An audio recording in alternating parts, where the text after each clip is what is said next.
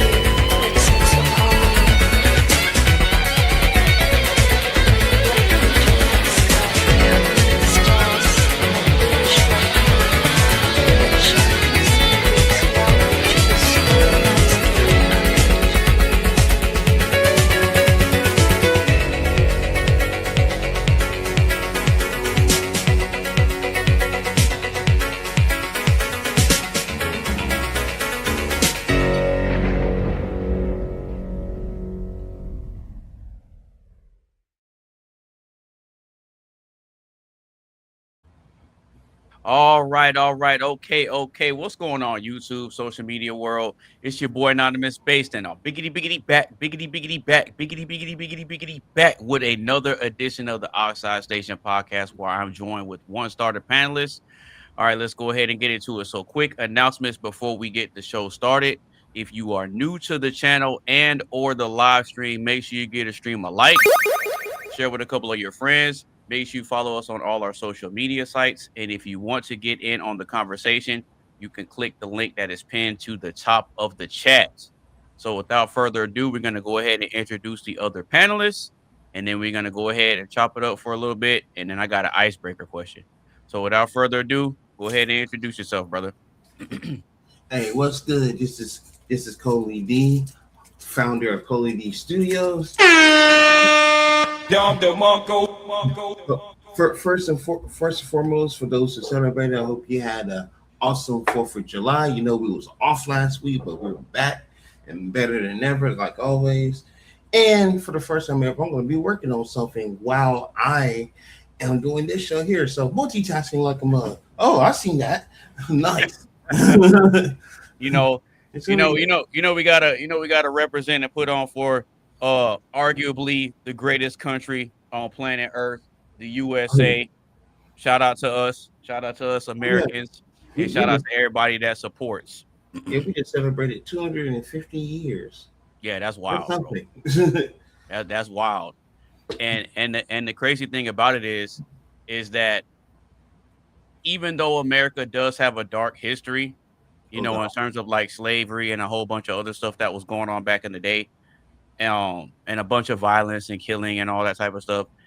Even though there's a bloody and dark history that's associated with the United States, um, I can say that we have made tons and tons of progress in terms of becoming arguably the greatest nation. Now, we're not perfect by any stretch of the No, imagination. not at all. Yeah, we're not perfect by any stretch of the imagination. Mm. But from an overall standpoint, based on how we have things set up and the types of opportunities and privileges that we have, that puts us above everybody else, in my opinion. Man, so yeah, I tell you, yeah. Despite what we're going through, I still think, despite what we're currently going through, that we're still Hmm. the greatest country on the face of this earth. Oh, absolutely, absolutely. And another thing too is like in this country, we're allowed to either support the leadership or speak out against the leadership, and that's one thing that I like in Oh terms yeah, of like our Constitution and our First Amendment right. Like we have so much freedom and opportunity that you can openly make jokes and mock the leader. You can make jokes either on the Republican side or you can make jokes on the Democrat side But the beauty of it is that you have the choice to align with whatever side fits your belief system. And I think that's a beautiful thing. I wouldn't want us to all be one way. You know what I mean? Exactly. I wouldn't want us to all be one way. Not only that, but I think in a general sense, we tend to thrive on our differences as well. Hmm. Got to, because I mean, because not we'd be boring as hell. That's what I'm Not even saying. lie. That's what I'm saying. Like I wouldn't want the country to be 100% Republican or 100% Democrat, because if that was the case, then there would be no free speech and there really wouldn't be any free thought either, Mm-mm. or freedom of expression in that sense. You get Not what at I'm all. saying? Not at all. Hey, But overall, shout out to us oh for yeah. being around for 250 years and having broke away from the United Kingdom and England to start our own thing, because how they are right now is how they were trying to have us be. Mm, that's a word. That's a word Yeah. right there. Now, but go ahead and say what you were going to say. But but yeah. Two things. One. Oh, he got a gavel. Yeah. I just bought it last week. I bought it last week or whatever. I thought we was gonna go on the air last week, but you know we had the week off. So yeah. So if you hear me, order in the damn court. God damn it. Also, Oh, is that why you got the gavel? no, that's one of the reasons. The other Oh, okay. the I got you. the, the other reason is this is a hint on what's to come for Coley D Studios. Mm. Me and my homie Chino. Shout out to Chino if you're watching. He came up with this idea for like what we're gonna do for our show or whatever. So I'm like, oh, all right. So I went here, got this. It wasn't expensive at all. Shit. So and we're gonna get some more stuff and go on from there. But what was I gonna say? Oh yeah, and I know we talked about it before we got on the air, but I know the viewers are probably gonna wonder why does it look like why does it look like Oxide Station Podcast After Dark over there in your neck of the woods?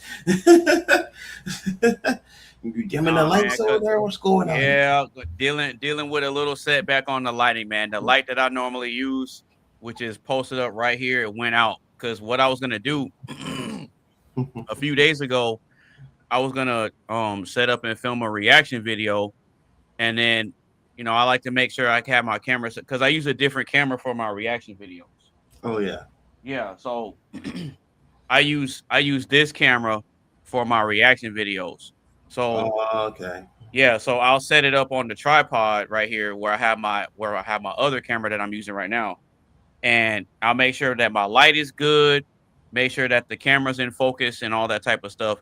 And then when I turned it was on for about a minute, and then it just flickered like a flash. Oh. And then I looked and I saw it was still flickering, so I turned it off right away.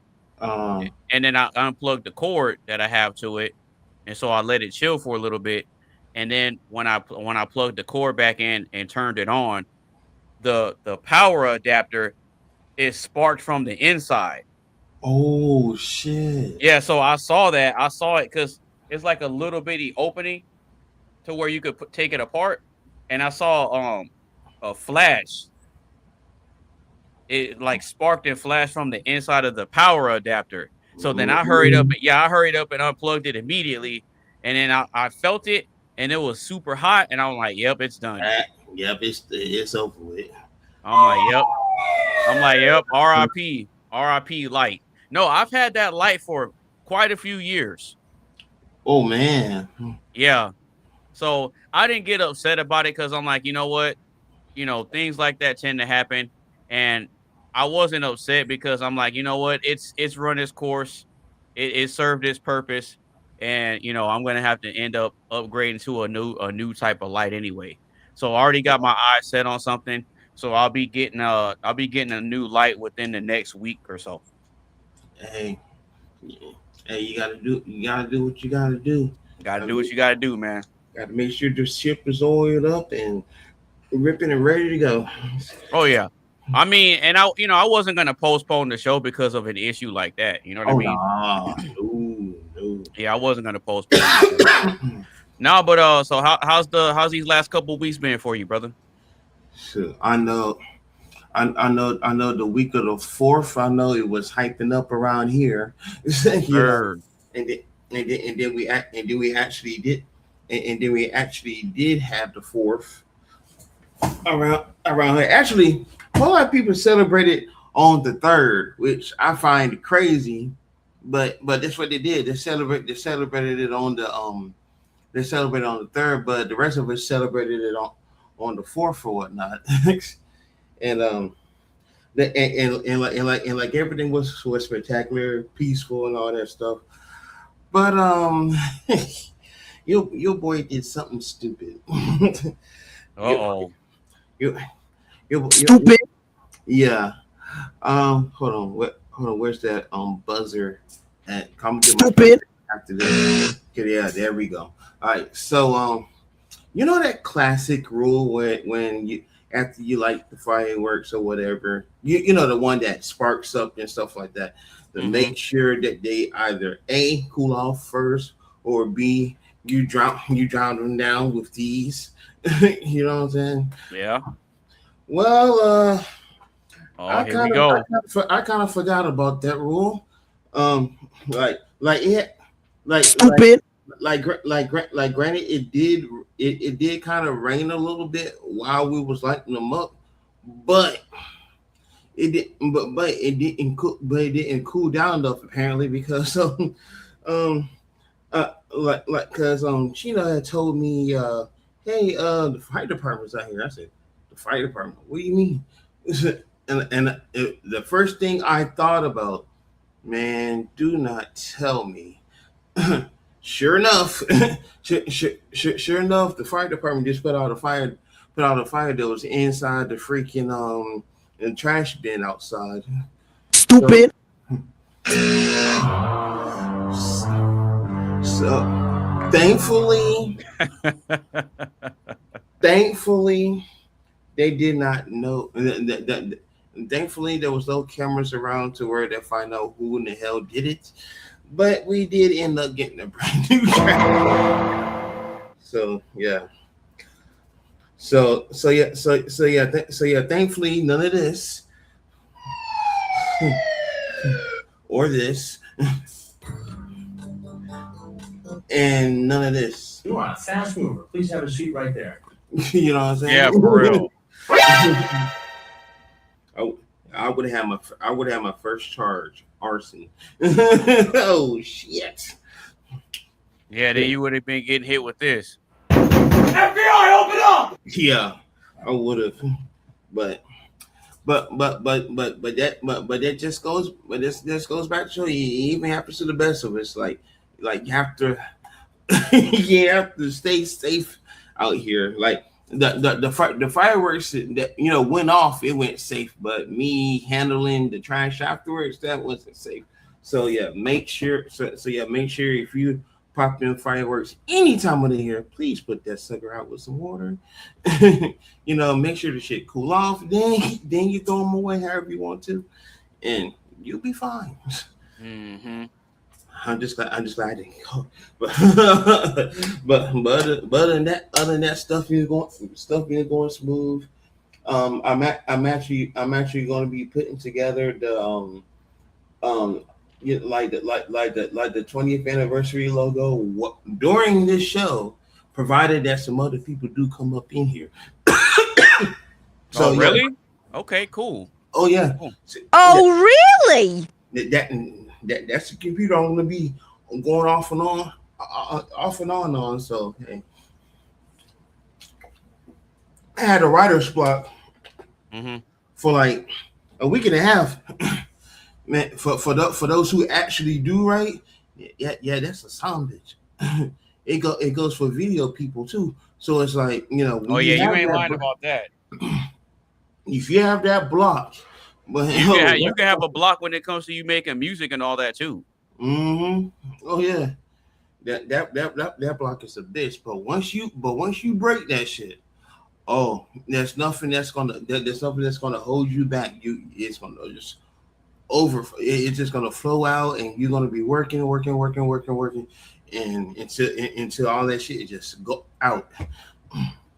You definitely ain't lying on that. Well, so as far as my last couple of weeks have been, it's been nothing short of productive, like super productive. So I was gonna do the show last Saturday, but then I started thinking about it on I think like the day before because I had worked on Friday on the 3rd, and so I was working out in the heat, and for some odd reason, last Friday on the 3rd, the heat. I don't know how it was, but it didn't feel like it was over 100 degrees, but it was. Oh man. And so it was just me and one other guy at the job site where we were working because I was in New Braunfels last week. And yeah. So you got to drive to get out there. But anyway, luckily, we got done with the job. We got out of there around 3:30, so I can hit the road and come back to San Antonio, drop the other guy off, and then come home. Well, long story short, the after effects of the 100-degree weather didn't set in until after I hit the road and start driving and head back to San Antonio. Oh. Yeah. The effects of it didn't start setting in until after the fact, which was good because at least we were done with the job. I can get this guy back to San Antonio and then I can go home. So normally on Tuesdays and Fridays, those are my leg days when it comes to the gym. And so what I like to do is I like to go to work first and then go to the gym, because if I go to the gym and work on my legs, then my legs aren't getting rest if I go to work, because then I'm going to be on my feet all day. Right. You see what I'm saying? So it's like it's putting too much strain on me. But anyway, so when I tell you that the effects of that heat started setting in when I got back to San Antonio, bro, my body started cramping up. Like not my body, but more so my legs started cramping up. Not only that, but then my head started hurting. Oh yeah, that's dehydration.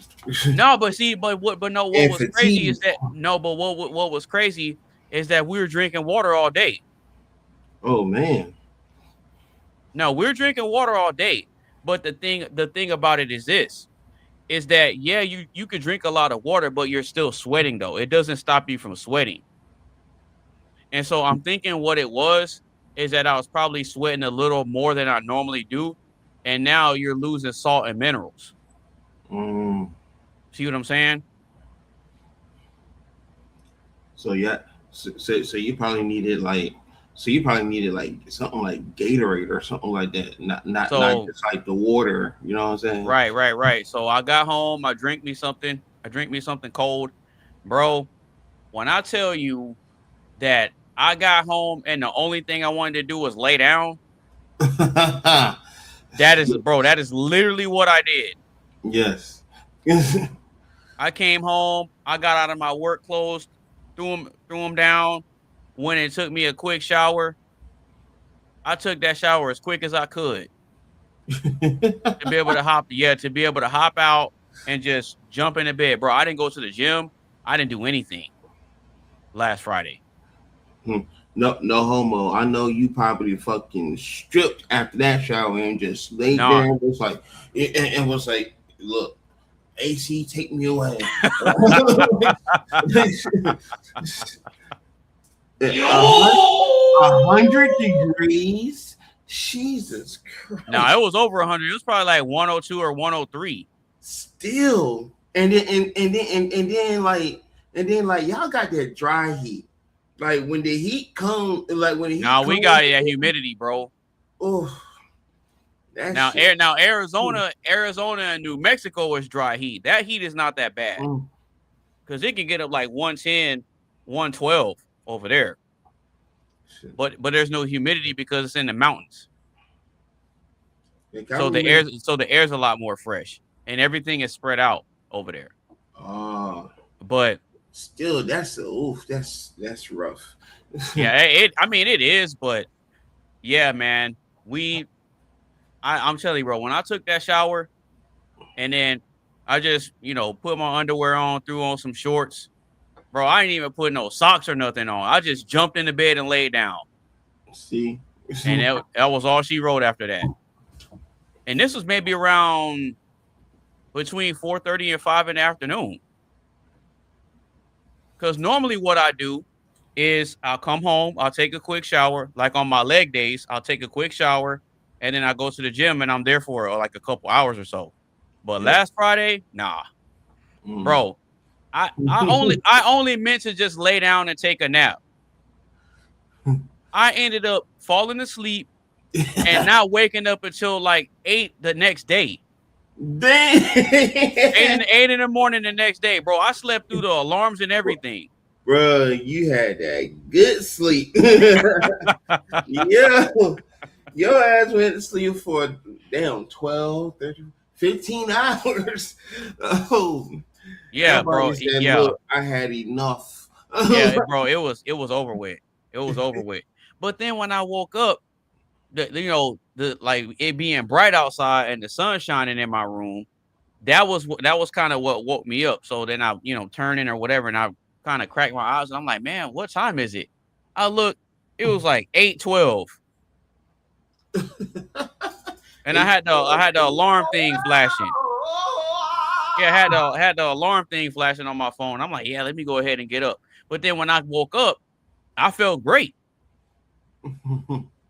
My head was still kind of hurting a little bit, but I could get up, moving around and everything. So I was good. But that was, so when I woke up, it was 4th of July. So I hung out with my mom, went and got something to eat and stuff like that. And then I thought about it. Like, you know what? It's a holiday. And more than likely, people are going to want to chill. Maybe people are going to be chilling with their families and stuff like that. And that's when I start reaching out to y'all and let y'all know, like, hey, you know what? I'm just going to push the show back to next week. Yeah. Can't go like even host needs a day off sometimes. Like I ain't gonna lie, I grilled for the first time. That was a success. You know what I'm saying? Like freaking I know I got it with we got Triz in the chat. Shout out to Triz. Hey, what up, Bo? But yeah, but yeah, I got up with Tizzle. He was like, he was like, oh, he was out with family, this, that, and the third. I mean, I let him know that the show was postponed, but I let all of y'all reach out and let all of y'all know. Yeah, but he was like, oh, I'm glad you let me know I was out of town. Blah blah blah. I was like, okay, yeah. So, and I'm pretty sure everyone else was like, oh no, I'm not gonna do this, yada yada whoop whoop whoop. So, hey. No, but it's crazy because I didn't have not one person reached out and said they weren't going to make it. I was the one that ended up reaching out and saying, hey, I'm just going to push the show back because I want to give people time and space to kind of chill a little bit, celebrate, and spend that Saturday however you want to. Yeah. Because it's a holiday. Yeah, I ain't gonna lie. My Uber driver app was hitting me left and right. That's a request for $20-something. So that's a request for $30-something. I looked at that thing like, nah, fuck you. I'm not about to get on that app today. Oh, so you didn't go out there and make no money? You just straight up killed? Not on the fourth. I didn't. No. Okay, I got you. I mean, hey, I ain't mad at you. I mean, if that was me, I would have did it. But at the same time, I get it.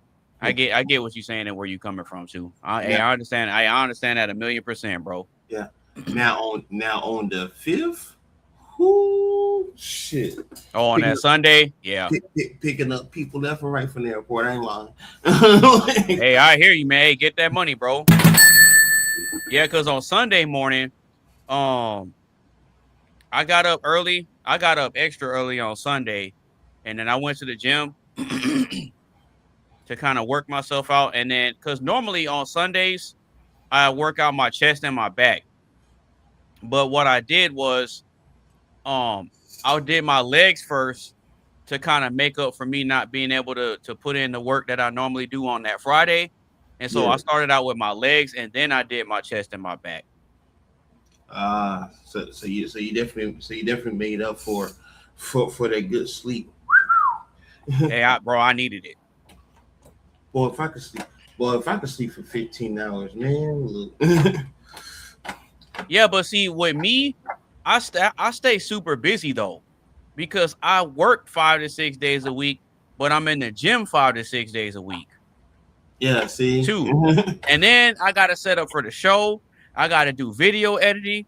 I got to reach out to people to try to see about getting more video shoots booked and all that type of stuff. So like I'm out. I'm out and about, making things happen and trying to get to it. Oh yeah, you usually spit. Hey, there ain't nothing wrong with being active though. Shoot, that's what I'm trying to get back at. You know what I'm saying? Mm-hmm. But so, right now I'm not where I need to be, so I call myself out of order. You know what I'm There saying? you go. That man said he holding himself accountable. Mm-hmm. Oh, that's what's up. But a little bit of an update. So now just this past week was super, super productive because I was working a lot and, stacking up because I got some things that I'm going to be working on getting lined up. Now, in the meantime, I'm going to be making some phone calls and stuff like that and following up with some different artists that I met whose contact information I got. And I'm going to be in the process of lining up some more video shoots and stuff like that over the course of this month. But the goal, because I got something that I'm gonna purchase and that I'm gonna invest in to help with my camera work. I'm not gonna say what it is, but just know I got my sight set on something, and so I'm giving myself a deadline of July 31st, 2026 to make it happen. To get this piece of equipment. Oh shit! Yep. So that's secret weapon coming up. Yep. So that's one of the updates.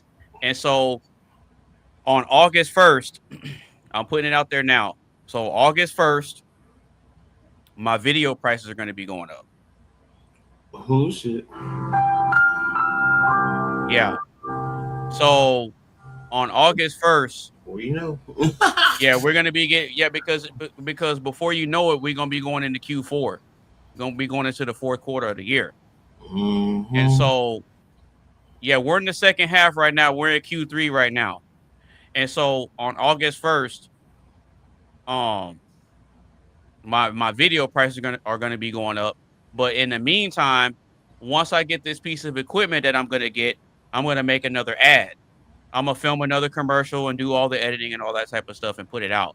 But see, this is the thing though. So the people that I was going to want to work with before the price goes up, I'm going to charge them the original price. Gotcha. You see what I'm saying? Because I was already wanting to work with them before all this other stuff. You see what I'm saying? So, right. Yeah. And so with that being said, I'm still working on getting my resources together so I can make that trip to come out there to North Carolina too. So I haven't forgot about that. Hey. And so once I come out there and link up with you, ain't Zach out there? Yeah, he's in South Carolina. Okay. I knew it was one of them. But anyway, yeah. I know that you got people and different artists out there that are going to want to get videos done. Mm-hmm. See what I'm saying? So what I'm thinking is I make that trip. I'll load up my computer and all that type of stuff. Like I'll load up all my stuff. And so, because I don't know how long it'll take me to drive out there, but I'll head out there. We can work, get some videos done, like get a bunch of stuff shot. And then once I come back to San Antonio, that's when I'm going to be working on getting all the stuff edited.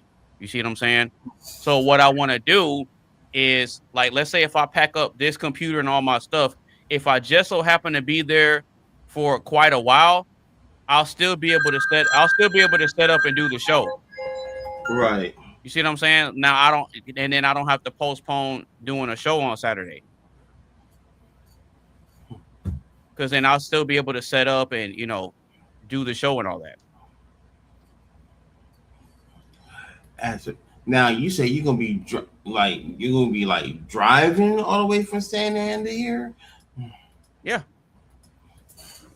I ain't gonna lie, I've done that before. And then we got Tizzle in the chat. Shout out to him. Yeah, he earlier he said he'll pull up in a little while. Oh yeah. I already hit him up earlier whatnot. But yeah, okay. I did that drive before. You're going to be you're going to be making some stops and all that. I'm going to tell you that right now. Oh, absolutely. I already know that. That's a given. Given. But the goal is to be able to make the trip and then get a lot of work done. Oh yeah. You see what I'm saying? So once I'm able to head out that way and then meet up with you, and then we can start, moving around, getting things done, linking up with different artists and stuff like that, and really, really making some things happen. I can really make good use of that time, and then I can head back. I got you. You see what I'm saying? And plus, I haven't really been to North Carolina like that anyway. And not only that, I know Scott and Zinga are over there. Mm-hmm. Matter of fact, aren't they in Raleigh? I think they said. I think so. See, because if so, we could both be making a trip over there. For me, that'll be like approximately 30 minutes. They ain't shit, but for you. So like we probably jump in the same vehicle and shit. You know what I'm saying? Give your vehicle a rest. You know what I mean? Oh yeah, I'm cool with that. Yeah, I'm definitely cool with that. I'm definitely absolutely 100% cool with that. But it's just it'll be nice to be able to go and check out North Carolina. Go link up with you, get some stuff shot, because I know you got some ideas and all that type of stuff too. And I know that there's gonna be local artists in that area, so I don't mind. Traveling a little bit and kind of, expanding more. Oh yeah, for sure. But yeah, at the very least, you're gonna be spending starter pack 19 hours and 3 minutes from your location to my location, approximately. That's really not that bad though. No, it isn't. Only you got to do really for real is have energy drinks, or preferably Celsius. I mean that's my preference because Okay. Which flavor? Because I get the Arctic vibe or the Cosmic vibe, and every now and then I might get the peach vibe. I alternate sometimes between the peach and the Arctic vibe. What the hell did that come from? I alternate between peach vibe and Arctic vibe or whatnot. But they recently when I say recently I mean like a month and a half ago, they released like a cherry cola flavored I've been had that one. Yeah, I was like, wait, what the hell? Yeah, that was pretty good. Yeah, but I know I'm pretty hip to those Celsius flavors because I drink those. Yeah, so those I would highly suggest you load up with those in case you feel like you're about to get ready to, swerve on the road or some shit. You know what I mean? But I'm pretty attentive when I'm on the road, bro. I don't be out there playing around when I'm driving. Oh no. I know, like every time I be looking like at the right. If I see a blue sign on, like sometimes I'll be like, oh, let this be a rest stop. You know what I'm saying? Let it be a rest stop. Please let it be a rest stop. Then sure enough, it do be that there'll be a lot of times though it'd be like, oh, this is a hospital coming up, or whatever. I said, fuck, I don't want to go to the hospital. I want to go to a rest stop and just chill for a second. I mean, those shits be saving my life. I ain't gonna lie. There was one time, I know you're not supposed to do this, but there's a couple of times where like on my way to Texas, that one time that I did drive all the way there, that I actually slept there. Like I slept for like a couple of hours or whatnot. I was good to go. Then at a rest stop. Yeah. I heard that you're not supposed to do that either, but I don't care. If I want to pull over and take me a little nap, I'd rather do it at a rest stop than just pull over on the side of the highway and do it. Exactly. You do that show on the highway, your ass getting the ticket. Well, not only that, I could get hit. Yep. That part.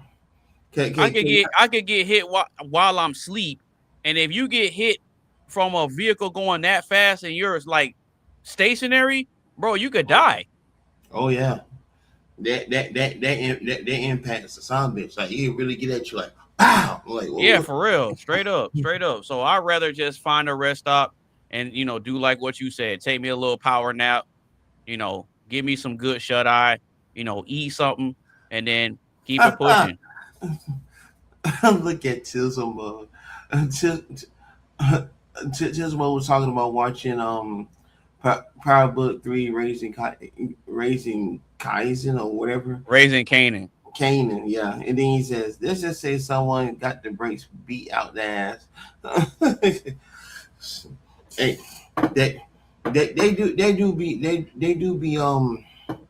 they do be raising the stakes in some of these shows. I ain't gonna say in the flex, but anyway, I guess we're here for him once he gets in here. Right. But anyway, travel's a bitch, and then on top of that, the way airlines is, I don't blame you about one bit taking going on the road and shit. You know what I'm saying? Well, I'm not gonna start doing like the flights and all that type of stuff until once I raise my prices up even more on the videos, and I'm doing like $1,500 videos. Oh yeah.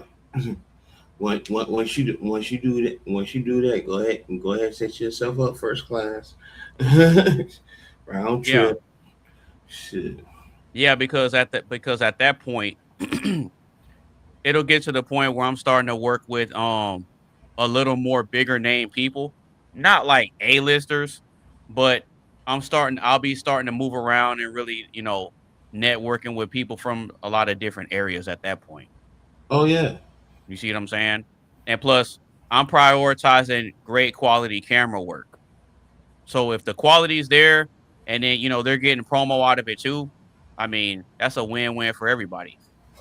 See, there you go. You see what I'm saying? But yeah, that's kind of a little bit of an update. I had a rough week last week, but this week was a whole lot better. I was able to get a whole lot more done, maintaining the gym routine and all that type of stuff. So, everything's been on the up and up. It's just I was planning on washing the car today because I was talking about it yesterday, and then it rained, and it's raining now. Well, no point of that. yeah. It's like so much for that plan. But before we get into the show, I actually have an icebreaker. I got an icebreaker question because the show is about being self-made, right? Oh yeah. So the icebreaker question is gonna be this right here. How important is mindset when it comes to building? What you think? Very. You don't even need to play that, Joe. I can tell you right off real. Very. Prime example. If I were you, I'd keep those eyes closed. Cause I'm gonna play Monster Reborn. You what? Now I'll bring back a monster. It's the same one I just sent to your graveyard. My blue eyes! Yeah, man, I knew you could do it. Now that was impressive. Oh shit, Tizzle. Everybody, welcome Tizzle to the stage. Yeah, pulling up with the snacky snacks. Oh my god, bro. Oh hell no, on, man. What the fuck, man? Get your ass on, boy. Get your goddamn ass on. Nah, what's going on, Tizzle? How you doing, bro? If he can hear us. Oh, and then we got Mark in the chat too. Bro, yeah, my mic was on mute. I don't know how the hell that happened, but yeah, how everybody doing? Stupid. Oh, we doing great, man. How about you, bro?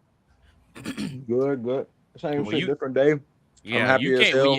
You came in at a good time because we going over an icebreaker real quick. So, how important is mindset when it comes to building? And Coley was giving his perspective. Yeah. He said prime example, and he was about to show us. And I was pointing at that thing right there, the computer. Like, I ain't gonna lie, that's the same with me too. Yeah, for real. Mindset. I swear to God, I don't care what anyone says. No matter what your gift is, no matter what your talent is very, very important. You know what I'm saying? And it also applies to real life situations too, because maybe you going through a little something like how you just explained, AB, like you just explained, like how your body just basically just went through a shutdown. 15 hours of sleep. You were, what day is this? You know, but I woke up, it was bright outside. No, if I were you, I'd keep those eyes closed, because I'm going to play Monster Reborn. You what? Now I'll bring back a monster. It's the same one I just sent to your graveyard. My blue eyes! Yeah, man, I knew you could do it. Now that was impressive. Oh, it's Triz. What up, Triz? Yes, sir. What's going on, Mr. Triz? How you doing today, brother? My 5 camera angle. Goddamn, like that. On God. This is first time popping up on the screen. And I fuck with it though. My boy, he mixing it up. You gotta stay versatile, bro. Hey, Yes, I sir. feel Yes, it. sir. I feel it. But yeah, but Hey, you're muted. You're muted. I was saying I'm on my laptop today. I got some stuff going on my computer. That's what's up, though. When don't you have stuff going on? That's the real question. When don't you have stuff going on? I know that's right. No, but we're going over the we're going over our icebreaker of how important is mindset when it comes to building. And Coley was giving his perspective. Go around the same time. But yeah, mindset is definitely very important. You got to have your mindset strong as hell. Like if you know you have something that you have to do today, or but no matter what it is, I don't care if it's getting your car washed or working on a video or working on beats for music and stuff like that. I don't care what it is. Like your mindset gotta be strong. I don't care how tired you are. I don't care how pissed off you may be. I don't care how not in the mood you may be. Like you have to like humble that down and actually push yourself to to get things done. Because if you don't get things done, you're gonna push it off to the next day, the next day, the next day, and then it's like, and then it's like you're never gonna get it done. And the shit just goes piling up, and that's one thing you don't want. Mm-hmm. But yeah, that's my answer when it comes to that. All right, cool. All right, Mr. Tizzle. Oh, he's just getting up. He was talking to someone. Yeah, it sounded like he might have been talking to his brother. All right, well, in the meantime, all right, Mr. Triz, how important is mindset when it comes to building? What you got, bro? I think that's where it starts, because you can always galvanize others around you if you have a vision. Yeah. And if you're really trying to build something that scales, you're not going to be able to do it all by yourself anyway. So the physical component is a very, very small portion of what it takes to actually build. Even if what you're building is literally building, let's say you're trying to start a construction business, right? There's only so much construction you can do on your own. On your own, yeah. You ain't lying. You need to have people around you that can, that you can use to distribute the labor. But you have to have the vision, right? That's why you have a lot of people who may have the technical know-how, but they have to be under someone else's program to actually excel. Like you can have somebody who knows how to, you know, build a house from the foundation up. But then they align themselves with a general contractor because there's other components, to the construction business. You're dealing with, actually networking and marketing. That's a big component of it. Not everybody can do that. Relationship building, managing people, managing personalities. Um, you know, these are things that even if you have the know-how, it can be mentally draining to do. So that's why the mindset is very important, as Coley D stated. You have to be self-motivated, because if you want to build, um, nobody is going to push you to build something for yourself. They're more likely to push you to, to join their team and work under them, as opposed Yeah, to you that's a building fact. something for Yeah. yourself. Yeah, that's a So fact. we see this all the time with artists, and you spoke of, wanting to do photo shoots and video shoots for, up and coming artists. Um, and we always see this on the internet. I think the latest would be Finesse Two Times, and his label Woes. Right? No. I saw that video where he fed his contract through Chat GPT, and Chat GPT broke down how he was in a 360 deal. Well, I mean, you know what? I'll at least give him credit for at least doing that. Really, really, he should have been speaking with legal counsel before even signing the contract. Oh yeah, that's a But fact. if all else fails, we can go to Chat GPT. But I don't want to get too long winded. We got Right. Tizzle Mo back. I'm sure he has something on the topic. All right. So, Mr. Tizzle, how important is mindset when it comes to building, bro? What you got? Hopefully I don't forget that quick because literally I don't know what the hell happened. And like I almost dropped my laptop. No, for real, I almost dropped my laptop and I had to carry that bit. And I got like too many cords here and shit connected, the mic and the camera and then the HDMI. But I think in reality, mindset is very important. Sometimes you got to make sacrifices to do the long-term goals. Sometimes you might not like them, but then you got to think about it in the long run. It's gonna help you out. You know what I'm saying? Like, like, like, like how can I try to not to get too deep into personal? But say like, okay, say it's something you gotta pay, right? And then say you don't got enough, you ain't got the job and shit. Well, if you got something to sell, you know what I'm saying? Like sometimes you gotta make that sacrifice for then until like, you're gonna get you a job and shit like that, but not that quick. You know what I'm saying? So like sometimes it be the smallest sacrifice you gotta think. You gotta be like, okay, should I do this? And it's gonna get me better in the long run, or should I do that? And it's like for only a short period of time. It's just something to really feel good about at now. Like Triz said, or I think he was talking about photography and videography and shit like that. Like, in order to have the right mindset, you got to kind of invest in some things too, to kind of master your craft.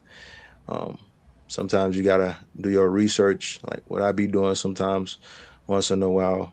I was just going to mention that too. No lie. I don't know if I showed Coley some of my edits. I probably didn't show you AB, but yeah, you did. I ain't gonna lie. Oh, I did. I mean, yeah. The Spider-Man edit, yeah, that one. But I didn't show you the other ones I did though. Man, you be forgetting too quick, bro. Stupid. You be forgetting, bro. No, I don't. I didn't send you no other ones I did, but I definitely sent you the Spider-Man one. I sent you the Spider-Man one, and then I hit you up for that Michael Jackson collab, Billie Jean. I sent you the 2 versions, but I got some cold shit. I've been taking, excuse me, out the burp, but yeah, I've been doing some cold shit. I've been taking pictures of on my camera with the blue screen suit. It looked fire as hell. I ain't even gonna hold you. Like I dinner feel like a kid again, just doing this shit with Adobe, and I'm just over here thinking outside the box. I'm like, cause with blue screen you could do anything, and then plus like I be telling motherfuckers they be hating on AI. I'm like, bro, the AI, the new CGI now. You just gotta like know what you're doing. Like me, I'm the type realistically. I don't give a fuck what nobody said about it. It's gonna take over either or. I kind of feel like Sam Raimi with it. Like he do practical mess with CGI. Like I kind of feel the same way. Like when I do my pictures, like it's half for me and it's half for AI. So the way I see it is like you getting the best of both worlds, if that makes sense. To a degree, yeah, I get what Yeah, you're saying. I get what you're saying 1,000,000%. yeah. All right, so I'll go ahead and give my perspective on it because this is still the icebreaker. So that way we can go ahead and keep the show rolling and actually get into the questions. Um, Mhm. how important is mindset when it comes to building? Okay, I'm gonna piggyback off of what Triz said earlier. Hmm. The mindset is where it starts, right? Because the mindset is what determines whether you take that first step or whether you justify not taking action. You see what I'm saying? That's a place. You don't take the first step until you're in the mindset and have the confidence that you know what, I may not have it all figured out right now, but I'm gonna get out here and try and see what happens. It happened when you tried to tie your shoe for the first time, and it happened when you tried to ride a bike with no training wheels for the first time. That's a fact. You're not You gonna didn't you succeed didn't all the time. you didn't know, but the point is that you didn't know what was gonna happen, but you had the mindset that you were gonna try until you figured it out. Oh yeah, always trying is better than not trying at all. It showed that you interested in it, and it shows that sometimes the slow process is the best process. Like it might That's take that, over time, that's a fact. So but so from a building perspective, you don't get to the building part until you have the mindset that you want to start to learn and develop skills first. You need skills in order to build, but you need the mindset to understand that it's going to take you time and energy and patience to get skills first. hey, so So what Triz said is 1,000,000% true. That's the basis of it. That's the foundation of it. None the of us are basis, like where I just moved to Oasis. right. So none of us are in the position that we're in just by happenstance. We had a mindset that we were going to invest in skills, get practice, put in a lot of hours into our craft, and then make the investments to get the things we need to further build and I'm further a, increase our skills. I'm gonna throw y'all off guard with this, Go or ahead. probably not. I don't even know. Y'all ever wonder that the shit y'all be doing sometimes? Y'all sometimes think to yourself like, "Damn, I wanted that my parents ever do the same thing I did," or nah. Sometimes, but Like, then I remind myself that we're in a completely different age as far as information and technology is concerned.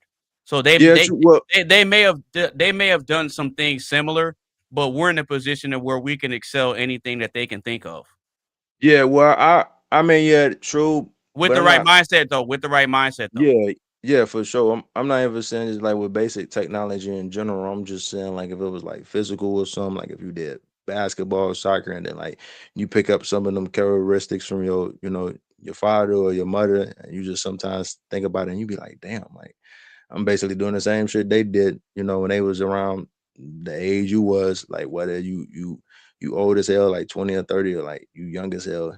Like Oh, I okay. don't know. I get what you're saying. Yeah. Sometimes I think of that, but then the one thing that I have in common with my parents is the music. Because my Oh mom, yeah. yeah, because my mom played sports, but she played sports like throughout school and stuff like that. But I didn't. I just play anytime I played sports, I'm Hey, just outside with my friends. I didn't play it hey, through school and stuff like that because I didn't care for it that much. hey, but ain't nothing wrong with that. But I mean, shit, you at least picked up some from one of your parents, right? Shit, your dad love music, Oh, you love music too. Hey, I could agree on that because to be honest with you, I got it from both. To be honest with you, like I probably got the music and shit and the movies from my OG, and I got shit the music and the rapping and the freestyling from my dad. To be fair, like when I was little and shit. I used to hear him freestyle. I'd be there in front of him and all that. This is literally in Chicago. You know, in Chicago, like bad as hell. This is like literally when I was like bad as fuck. Like literally, That was back when you were in the Chirac. yeah, literally. I only had like only bit a little bit of discipline because of the environment I was in. But once I got out of there, everything started becoming better when I'm at and stuff. I mean, well, obviously, like the world ain't better, but like the environment that I'm at and how I'm living is better to where I probably would have been at in Chicago. Like, you know. So yeah, see, this is a picture of my mom when she used oh, to that's cool as hell. Yeah, when she used to perform back in the day. Hold on. I got you. Hold on. It look like they on a cruise or something. I see somebody in the sail hat. But they on a cruise night, like in the band. I think that's like a stage. Oh, okay, yeah. This was in Germany. Oh hell yeah, that's cool as fuck. Dude, did she tell you what she was performing or no? Well, because she said what they used to do like cover songs and they had original stuff too. Because the band that my mom used to be part of was called the Strange Love Band back in the 80s. Mm-hmm. Hey, you know what? That's a clever band. Damn, Strange Love. That's the Strange Love Band. Yeah, that's the Strange Love Band. That's back in the 80s. Like my mom had records and everything back in the day. Yeah, hey, see, that's what I'm saying though. Shit. So, I mean, obviously, it seemed like you got her from both too. No lie, cause shit, you might not got the singing from her, but you still got some of the characteristics. You get what I'm saying? Like, that's a picture of my mom from back in the day. Oh man. Oh God, they give out different world era for real. I definitely see the looks now. Oh God. Put it side by side. See? Now you definitely your mama's son. Oh God, AB. Well, nah, because I gotta find a picture of my dad from back in the day. And when I show you a picture of my dad, you're gonna be like, okay, yeah, that's literally copy and paste. Because I literally look like a spitting image of both of my parents, bro. Now that's how it be though. No lie. Some people be saying that both with me too sometimes. No lie. Like some people be saying I look more like my dad more than my mom. And then like when they see my mom, me and her around, they be like, okay, you look more like your mom. Boy, I get the absolute reverse, bro. I don't know why I do, but I did. But I get that. That absolute reverse. You look like your mom more. I'm like, shit, everybody's doing that stuff. Like, I don't know. It's more so my pops, but hey. But see, not only is mindset the precursor to everything, like Triz said. I also think mindset is the precursor for how much work ethic you're gonna have. Yeah, you see what I'm saying? Because in a positive sense and a negative sense, you're building. We doing positive and negatives. Well, no, because think about this. Think about this. So your mindset determines your actions, right?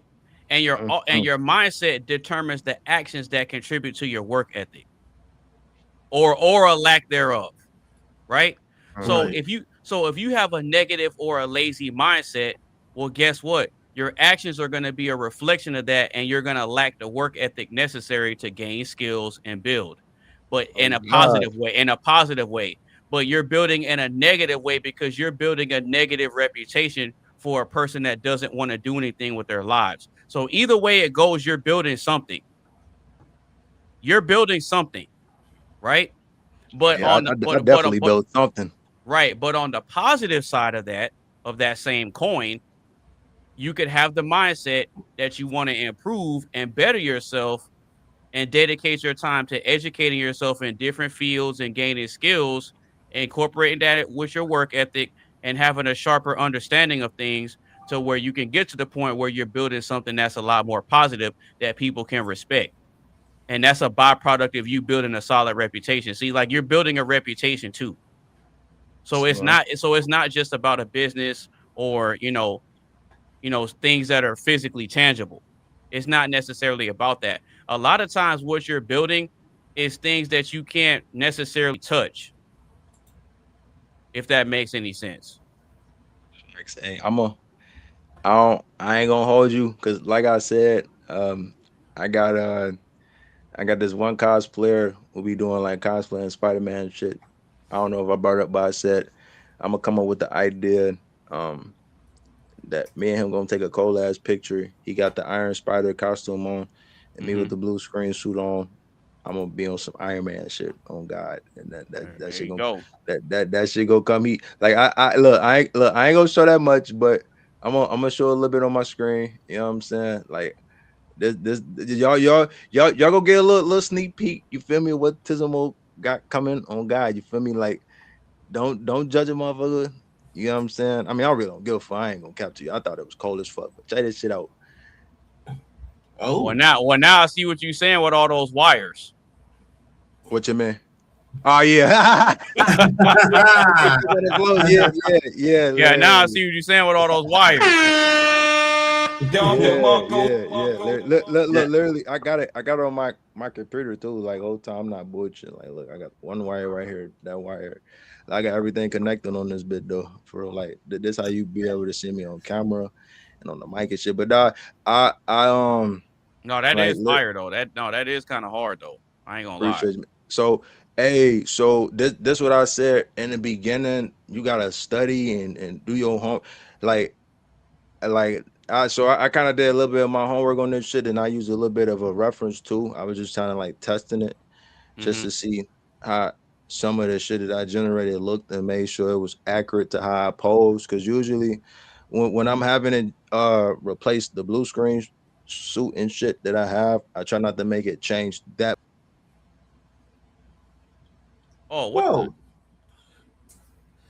Well, that was weird. Hold on. Live Yeah, TV, ladies and gentlemen. yeah. Live He'll pop back up. He'll pop back. Yeah, he'll pop back up. But The wire short circuited. yeah, for real. No, but in the meantime, until he comes back, does anybody else have anything else on that? Because I pretty much gave my perspective. Oh, nah. I'm pretty good on that. Okay, cool. All right, so we're gonna go ahead and move on and get to the first question. I'll bring Tizzle when he comes back. But yeah, so if you just now tuning into the live stream, or if you've been rocking with us the whole time, make sure you get a stream a like, share with a couple of your friends. Make sure you follow us on all our social media sites. And if you want to join in on the conversation, click the link that is pinned to the top of the chat. So we're gonna go ahead and get into the first question of the show. And the first question is this: Is anyone truly self-made? I'll say it one more time. Is anyone truly self-made?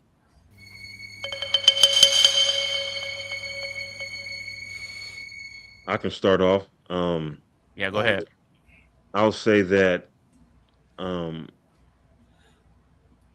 there are plenty of people that are actually self-made. No, we have to actually contextualize what does it mean to be self-made.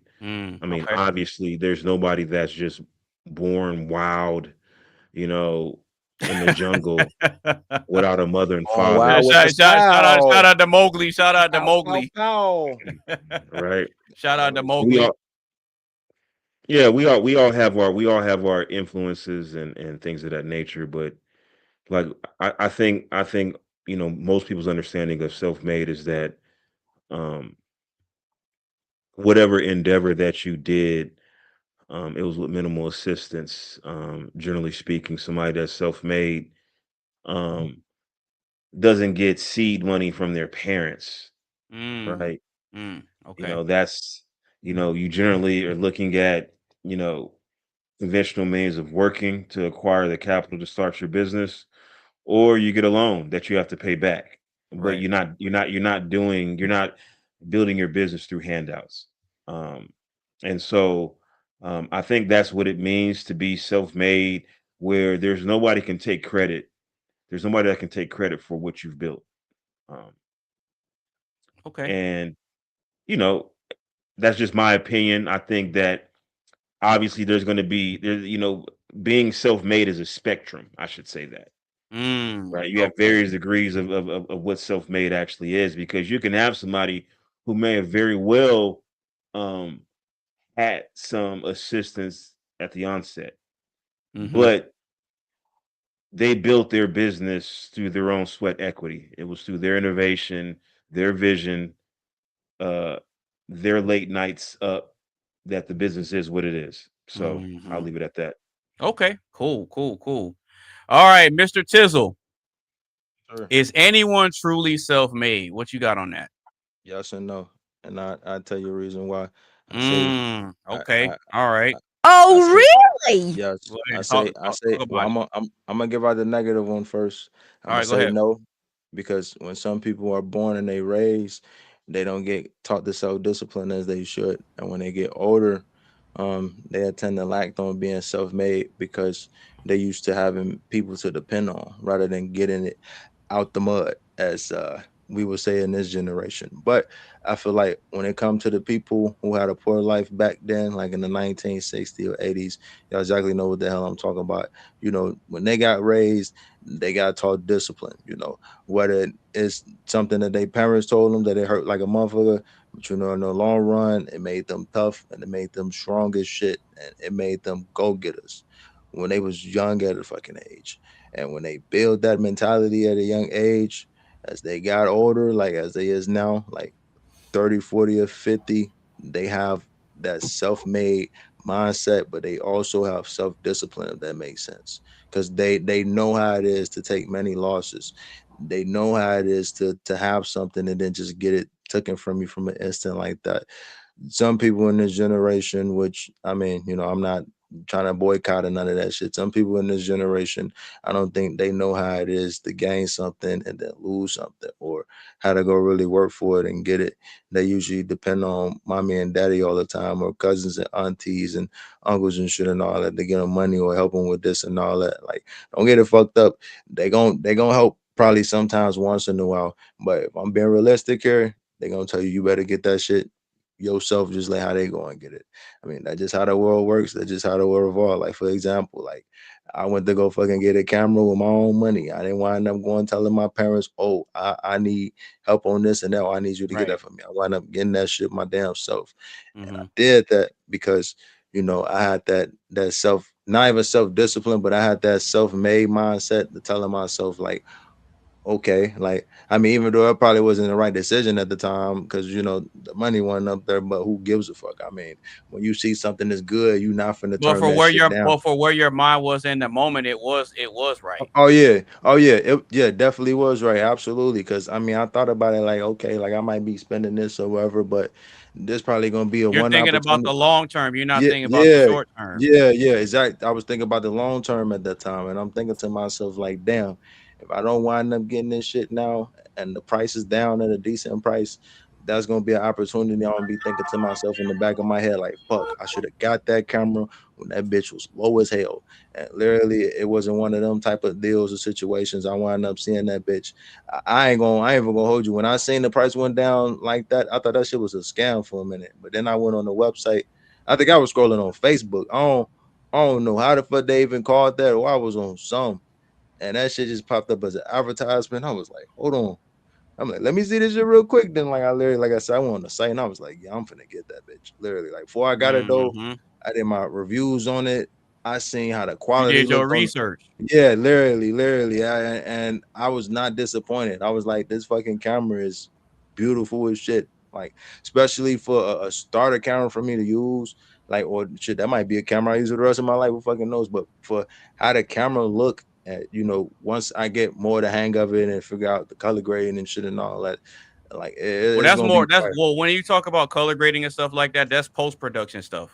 Yeah, I mean, not that I think You it don't got an necessarily, yeah, RG. you don't necessarily do that in the camera. I Yeah, mean, I'm pretty sure they have stuff like that now where you can do it like on the device, yeah, but I think they typically could. stuff like that is post production where you get like you sit down at your computer and do all I that. think it's RGB, which stand for what? Red, green, and blue, or no? Yeah, yeah. Yep. Okay. Well, yeah, you change those settings on the camera. Yeah, Yeah, okay, yeah. I kind of fit. Red would kind of be like if it's a sunny day, right? And the green would be like what? Around like your greens not and blues. Yeah, your greens and blues are cool colors, and your reds are warm color.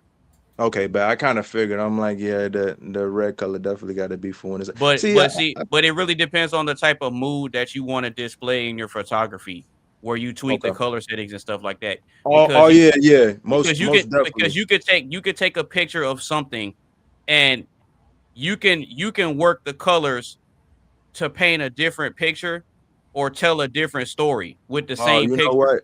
You know what? I get what you're saying on that. I typically like so that picture I showed y'all with the me and the War Machine suit and all that shit. Initially, when I took it on the photo, um, I did it because they give you these type of filters you could use in the photo instead of using RGB. I think one like sunset, indoor, one brighter, darker. I think I put it up to like brighter, and then I adjust the like brightness to around like 2, so that way like when I'm editing, I can kind of like let the Yeah, you exposure got like down a little you got bit. like Yeah. your brightness, your contrast, your saturation, your sharpness, all that type of stuff. Yep. Yeah.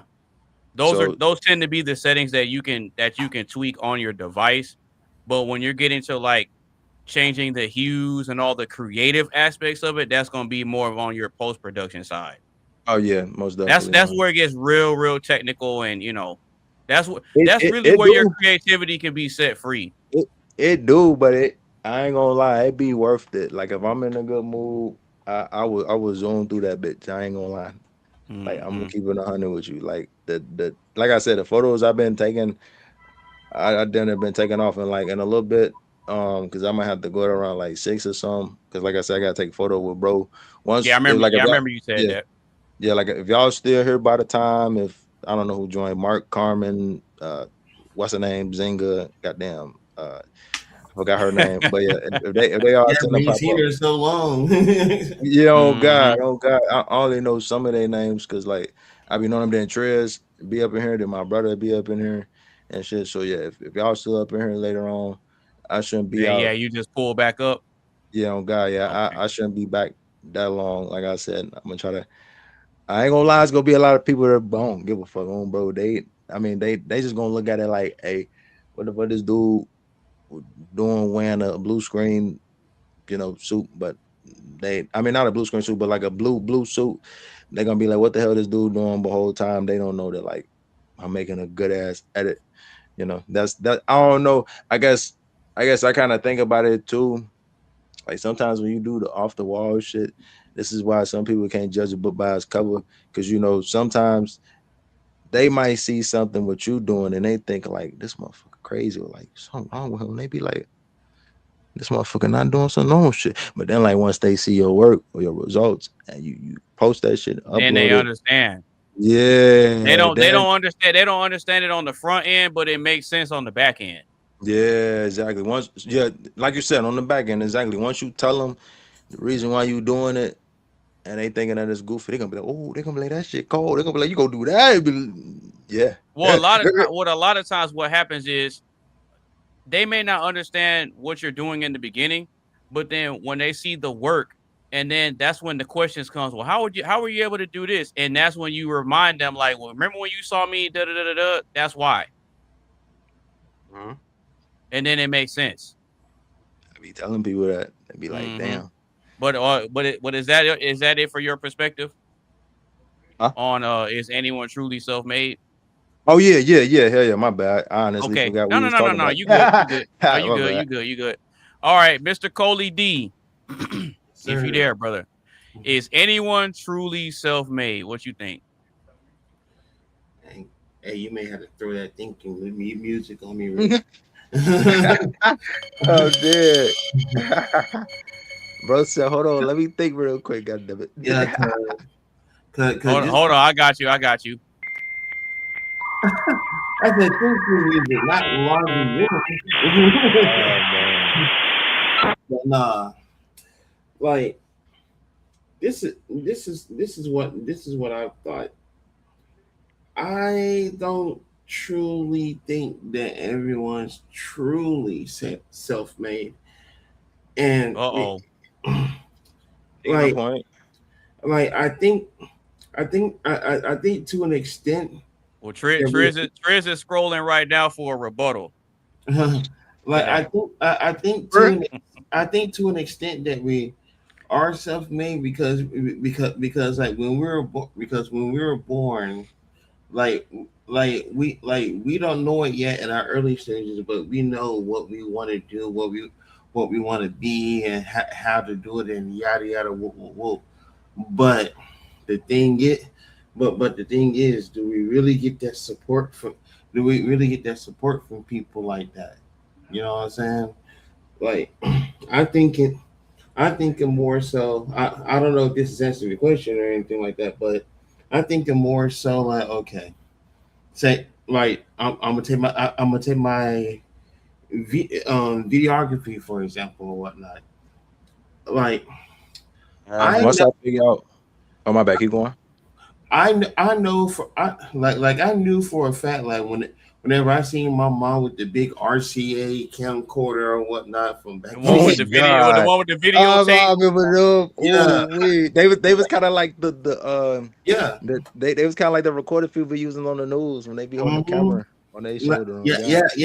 Like those things once I seen those types of shits or like shows like America's Funniest Home Videos that surprisingly still come on to this very day.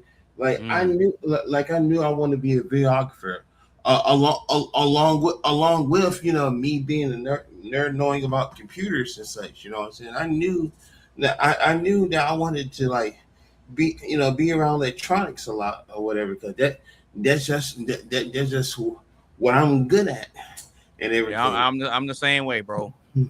But the same way. But the thing is, do you get support from the people that you really want to get your support from? You know what I'm saying? Like, and as I was thinking about that, as I heard the pair of them talk, I was like, you know what? The only support I really gotten from, really and truly, is from my mom. It's from my mom and people who are not related to me. You know what I'm saying? Like, yeah. Like, so to me, I think like, hey y'all, I'm gonna step away real quick. I'm gonna go to the restroom. No, you are good. But like to me, it's like if you're truly self-made, I think it's like you have to have your family really back you and be like, hey, and be like, hey, you can be able to do this, da da da. Matter of fact, let me help you get there, da da da da, yada yada yada. Like, I don't care if it's monetary, I don't care if it's like leading the directions to like go to the right school and all of that or whatever. But if everyone's basically out for themselves, but it takes non-blood or whatever to support you. I don't care if it's like a share or if it's like one-on-one conversations. Like, hey, you can do it and da da da da da. You know what I'm saying?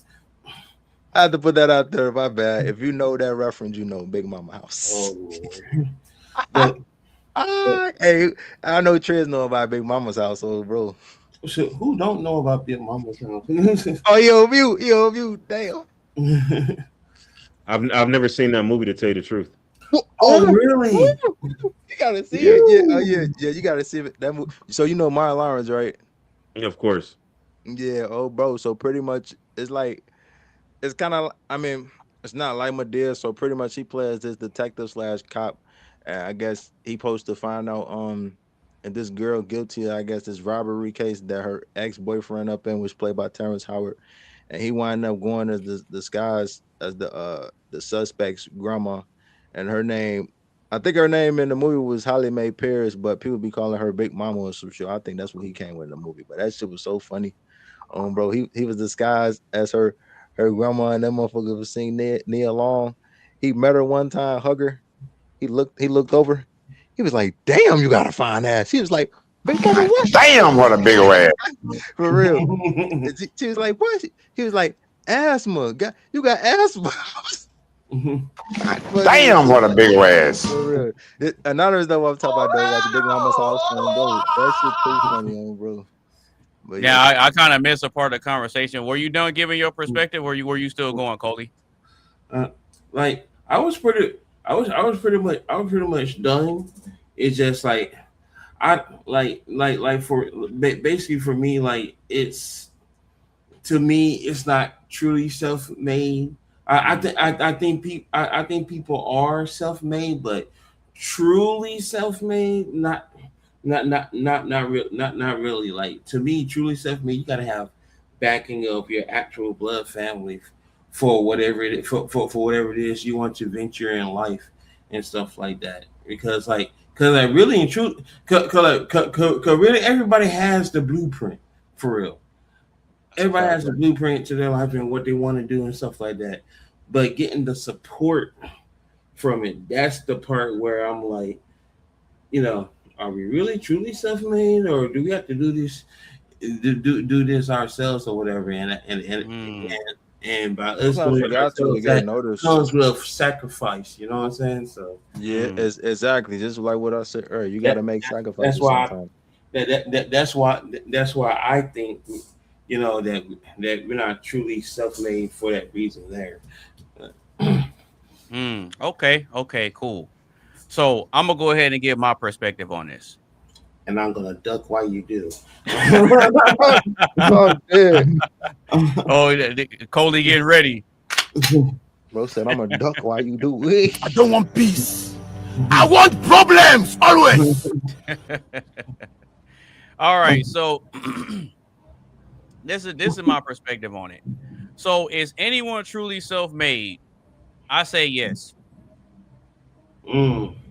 I'm saying yes. And the reason I'm saying it is because of this.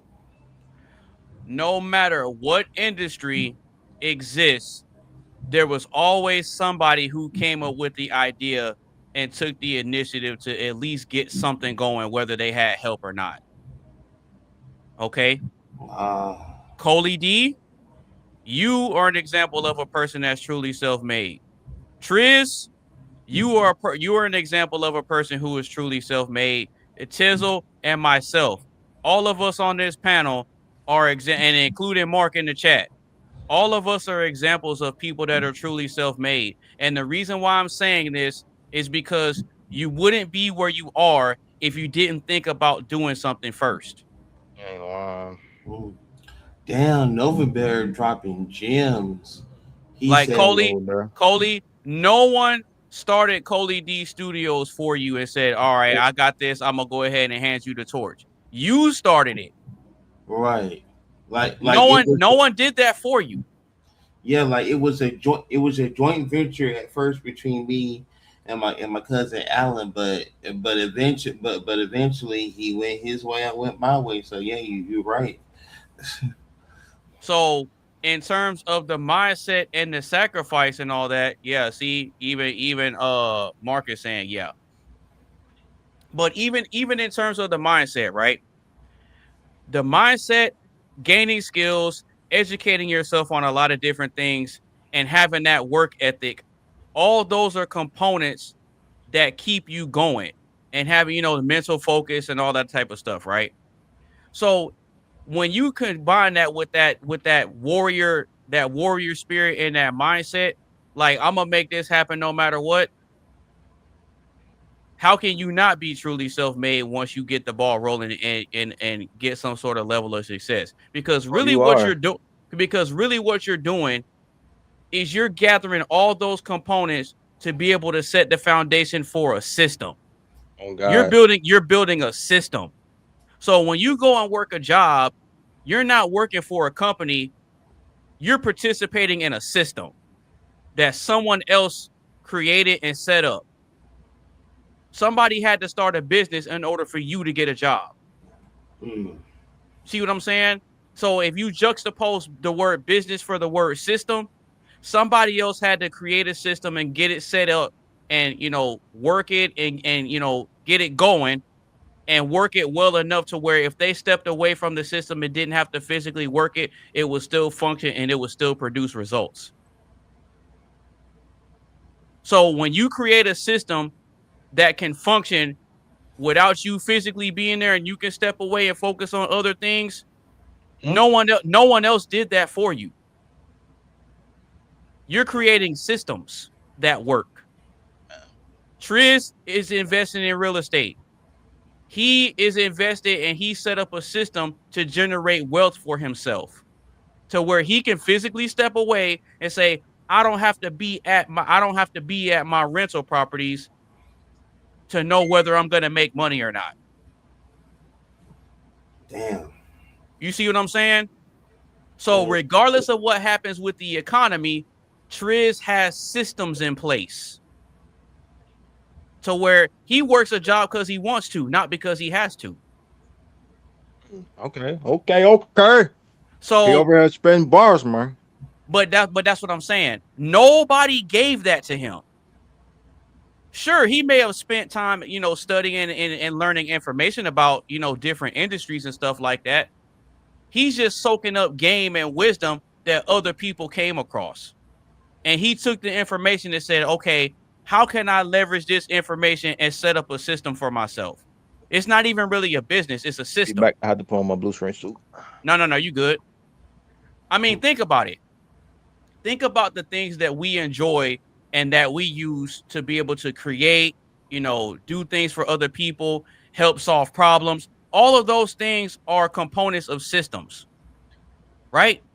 So even with all this stuff I have, this computer, this camera that I'm using, my lighting setup, which I have to replace, the microphone I got, my laptop that I do all my music stuff on in the background, all of those things contribute to a system of me producing quality content, solving problems, and creating results.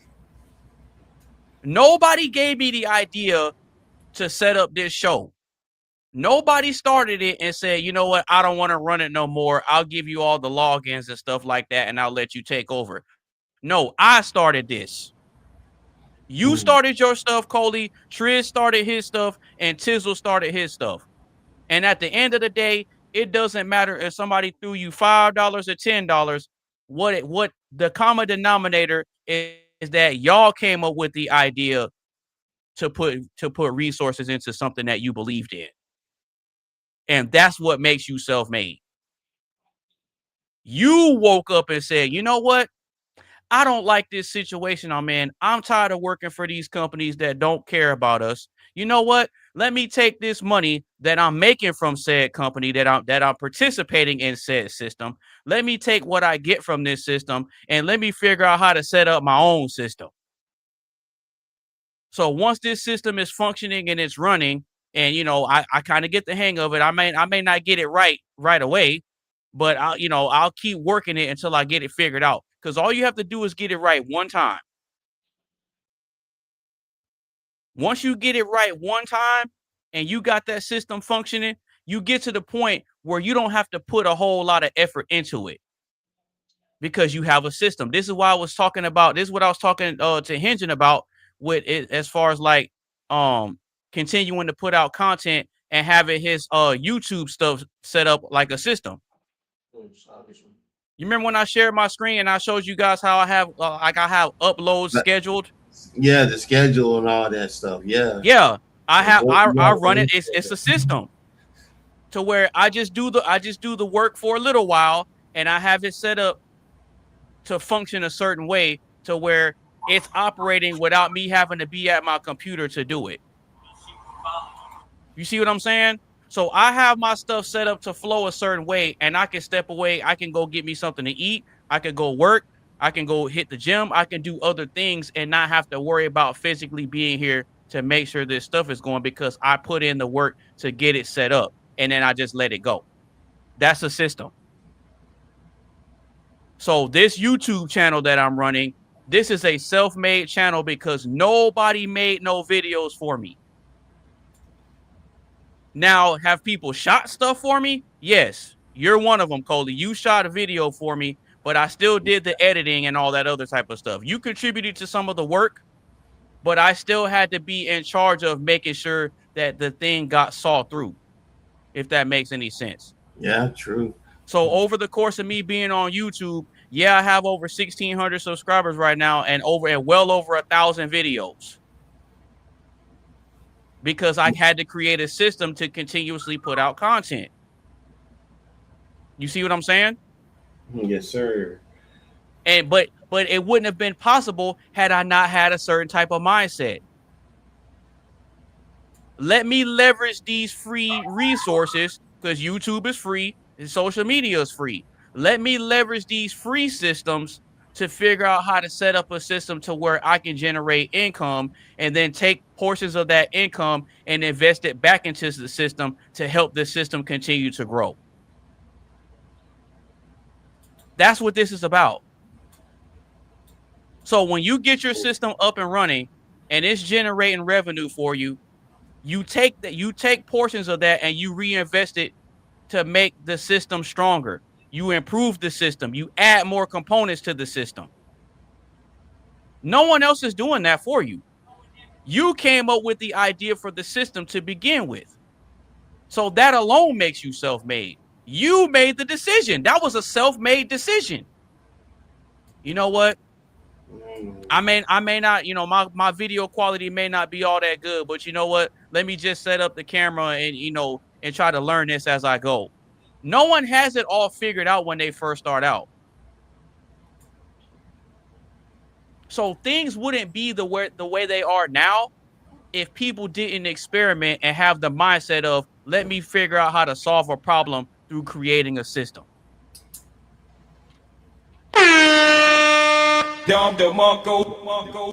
So from my perspective, and you know what, and I'm open to being wrong about that. Everything I said could be wrong, right? But from my perspective, any person that sets out to create a system for themselves, you're already moving like a self-made person. Because most people don't want to make the tough decisions to venture outside of what's comfortable. Entrepreneurship and going that self-made route is lonely and it's scary, and there's a lot of uncertainties that come with it because you don't know what's going to happen. And that scares most people. You know what? I might lose money, but what if my business doesn't take off? You know what? I might as well just stay over here and just, work my 8-hour shift and go home and I'm good. At least I know I got a paycheck at the end of the week. I'm good with that. Us on the panel, we're not just okay with that. And Mark, he's not just okay with that. He may work a job, but he has a side hustle too, where he's building a system to where he can provide results and solve problems. That to me that's a self-made person, because no one put a battery in his back and said, yeah, you're going to do this, you're going to do that, you're going to do this, you're going to do that. He may have learned things from people and gathered information from people that he's been around, but ultimately it was his choice to say, you know what, this is what I want to participate in. This is what I want to do. He came to the conclusion himself. No one came to the conclusion for him. Wait a minute. So that alone makes you that makes you a self-made person. What are we talking about? I'm still going off on my perspective, bro. My bad. No, you good. And so and watch this too. Let's say a person does get a loan, because Triz brought that up. Let's say a person does get a business loan, right? Well, in order for you to get a business loan from the bank has to be certain that they'll be able to get that money back. They have to be certain that they'll be able to make that money back, because all that stuff has to go through underwriters and all that other type of stuff, right? But the fact that you're even going to the bank with a proposal, the bank has to believe that the vision is going to come to fruition. They may be putting up some capital to help get it off the ground, but it's your idea though. You may need a little bit of help to get it, to get it going or whatever. But even if you borrow money from the bank, you're still self-made, because you're still setting up a system. You may not have a whole bunch of liquid capital to get it off the ground, but you're coming to them with the idea for a system. You're not asking for a handout. You're saying, hey, I got this idea to get this system set up. I just need a little bit of help. I need about 50 racks to help. But I think I might be able to make that work. Oh, okay, cool. Some people ask for $1 million. Some people ask for 250,000. Right? Yeah. Because you do need operating, you need income to operate. Mm-hmm. But if it's a solid enough type of system idea, and the bank or whoever that you're getting the money from can see the vision of it, and they can, they can kind of see it, getting up off the ground and running, they don't mind contributing to that. But even then, you're still self-made, because once you make that money back, you just give it back to them and you good. They didn't make that system. You did. You just got a little bit of help. You got a little bit of a push, but you still rode that bike by yourself and didn't fall with no training wheels. It's the same thing. You may get some help with them training wheels on that bike, but once you decide to take the training wheels off, you may not be able to get the bike going right away. You might need a little bit of a push. Hey, Dad, can you push me? Can you push me along? And they say, yeah, and your dad push you for a few steps, and then they let you go. And a lot of times you don't even realize that you're actually doing it until you look back or you hear your dad say, good job, son. And then you realize he stopped pushing you a long time ago. So at some point, when you have the mindset and the determination to keep going, regardless of whether or not you fail, that's a self-made person to me. And I'll end it right there, because I can still keep going, but I'll just go ahead and stop right there. Wow. I can go on. Look, I can go on with this for another hour and a half, 2 hours, bro, if I really want to, but I'm not gonna do that. But I'll end it right there and let everybody else give their final thoughts on that before we keep it pushing. Anybody else got anything on that? Y'all disagree? Like, y'all got any pushback? What are y'all thinking? Not gonna lie, I was listening that whole time, and I'm like, I never thought about it that way before, because like, as I partially mentioned earlier, like, like each and every one of us has the blueprint to each of our own destinies.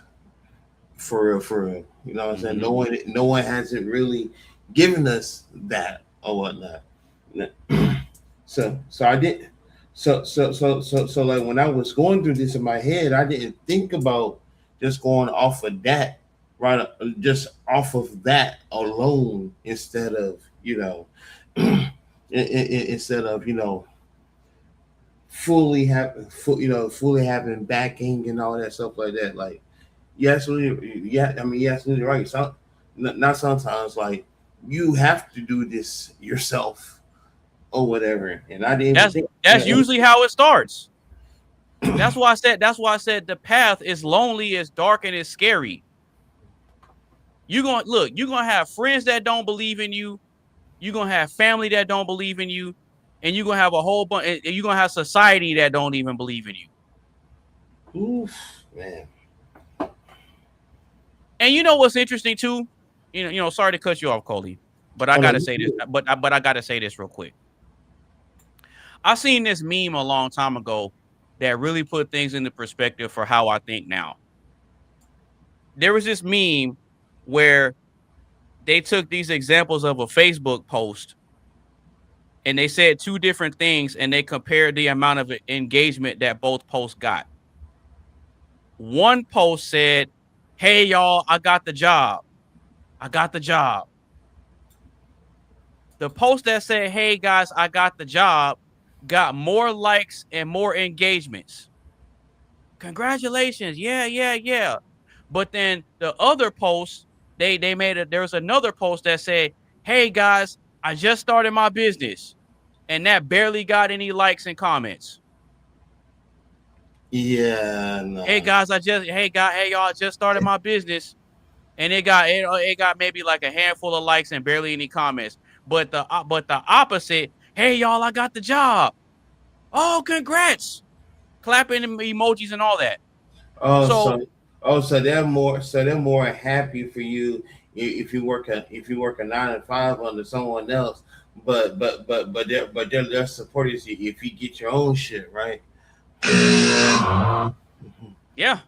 You get way less support from those around you when you set out to set up your own system versus just playing it safe and participating in a system that was already built.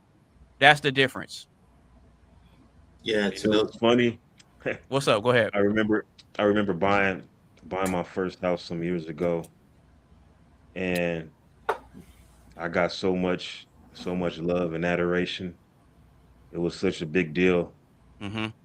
But then when I bought this property here in Seattle, multiple units, nobody gave a damn. See, there you go. And it's crazy when you think about it. You know, before I bought it, I was telling everybody, I was like, yo, like, this is what I'm gonna do, and I'm encouraging everybody else to do the same. And these are the reasons why. I actually laid out the reasons why. Mm-hmm. You know, fast forward to 2026. You know, you got a lot of people that are losing their homes. People who are lamenting over property taxes. They're lamenting over insurance, homeowners insurance increasing, and this is for the very reasons that I stated back in 2014, 2015 when I started looking at properties. I was like, look. You have to mitigate. You have to mitigate your expenses. What's up? What's up, Tizzle? That's how I think about life. Like what Triz said, when you down, they don't come around, but when you up, that's when they want to say what's up.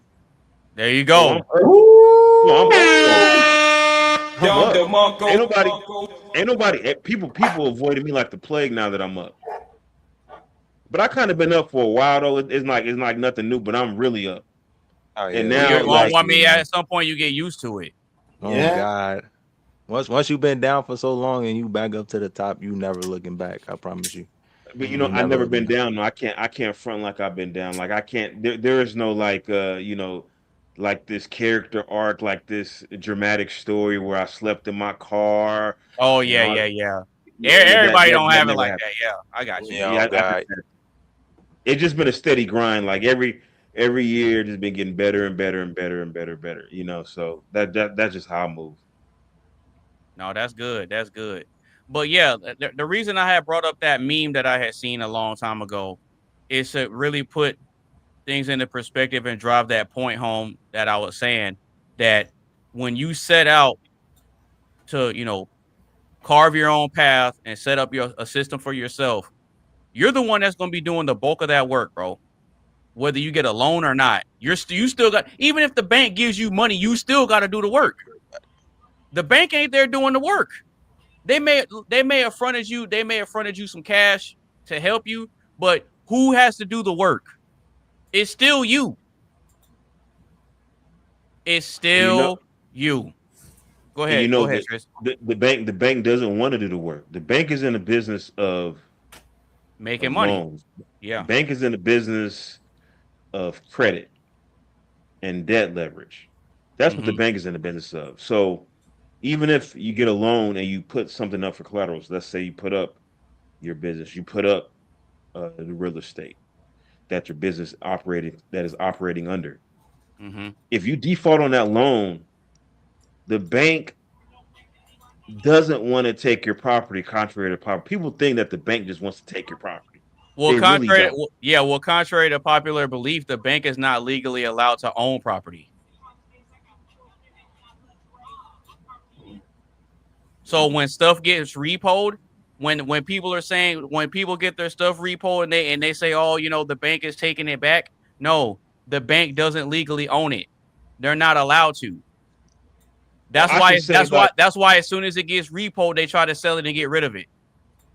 Well, that's why.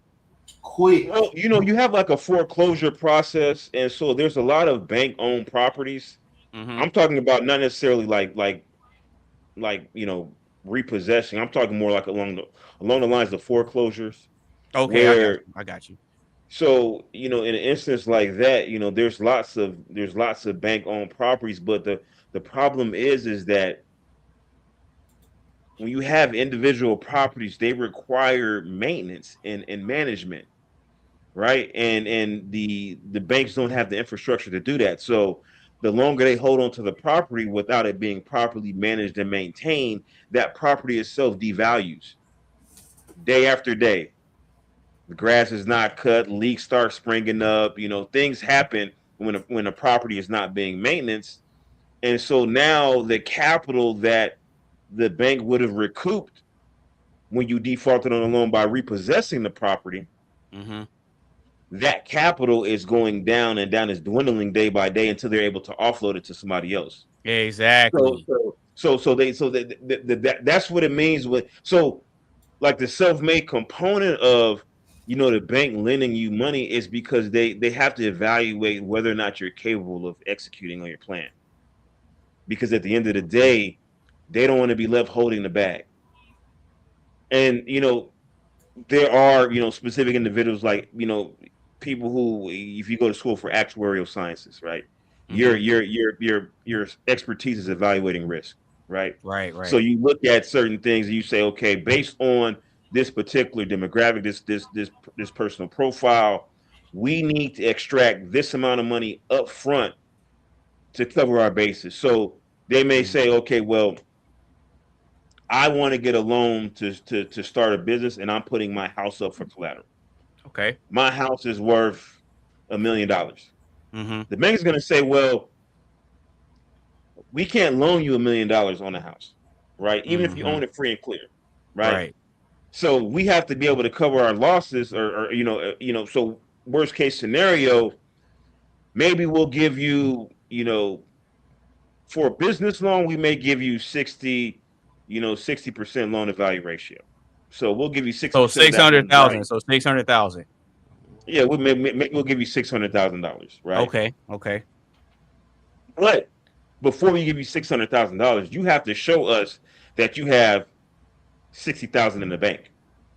So 10% of that 60 in the bank, right? So 10% of that 60.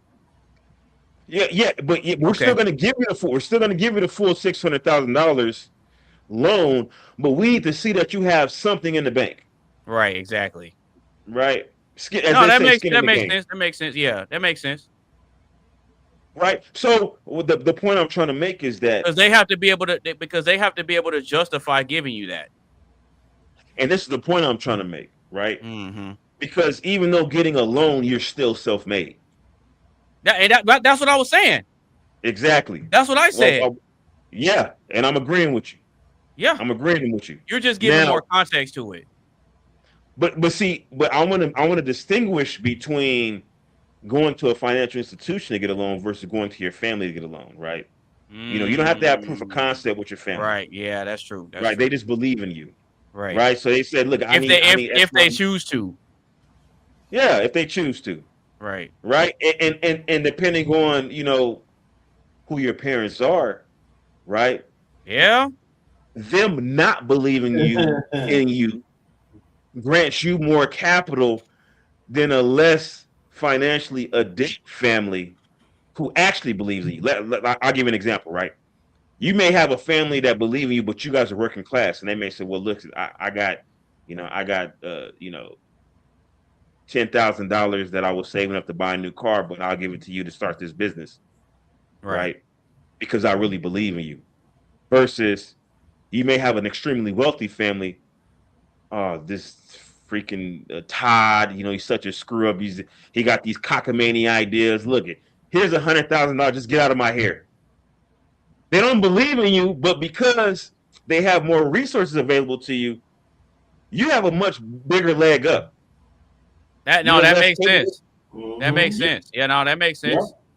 You're a less capable person, right? You don't have the wherewithal to really succeed in business, but because you have so much disposable capital, you can fail 100 times and then succeed on that 101st time. Whereas that other person, he got one chance.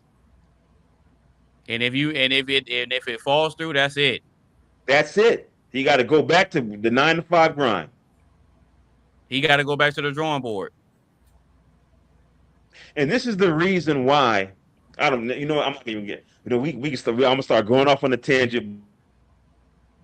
No, go ahead. You got plenty of time while your background downloads are going.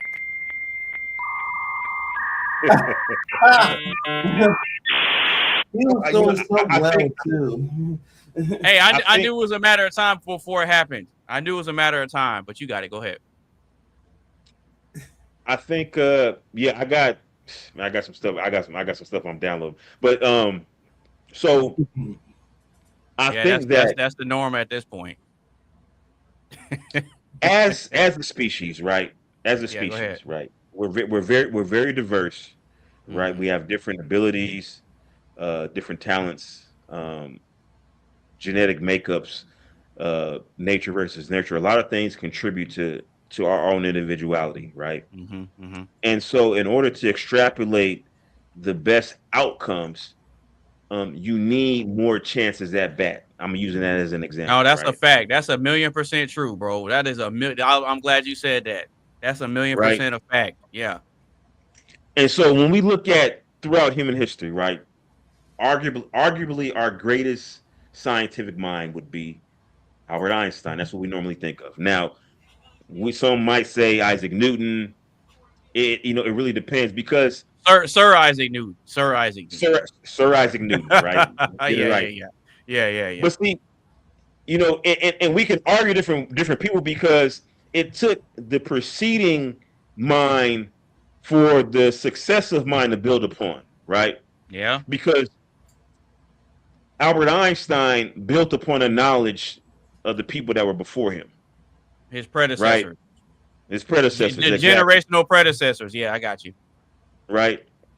And so when we think about it from that perspective, we don't have many true geniuses, right? When we look Okay. at the occurrence of genius, an actual genius that can actually apply genius, not Mhm. somebody that's just smart, but somebody that can actually apply that genius to further mankind, Mhm. right? And then we look at the occurrence in a specific population, right? We may say that Albert Einstein is 1 in a billion. We'll just throw that Okay. number out there, right? Right. Okay. We got 8 billion people on Earth right now, 7 billion people and seven and some change, right? So it's potentially 7 other geniuses on If we're Albert going off, yeah, Einstein's we're level. going off of that numerical logic. Yeah, I got you. But then we got to think about it, right?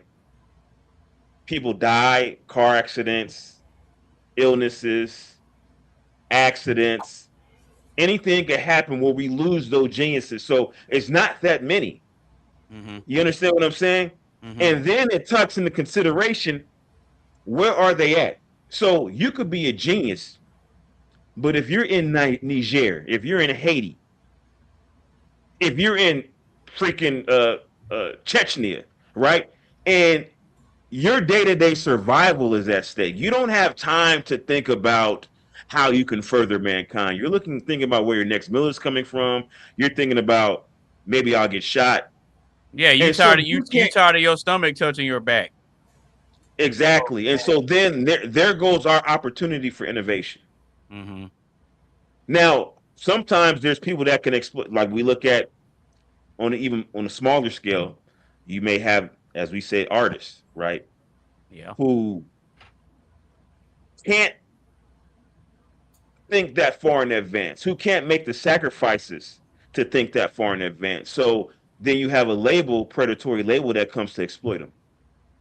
They're like, listen, I can give you $50,000 right now, Advance. right?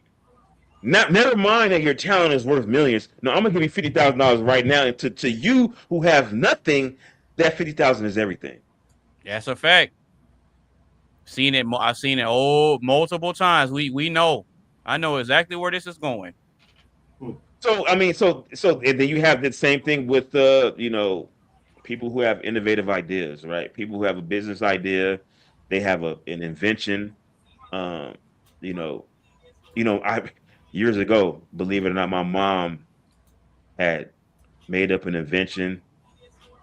It was like something dealing with kids. I can't remember, but I remember, we had talked about it. The whole family had talked about it. And then there was like this company that was like, if you have an invention, we got engineers, we'll draw it up and we'll do the contracts, whatever. They just stole her idea. They just stole it. Mm.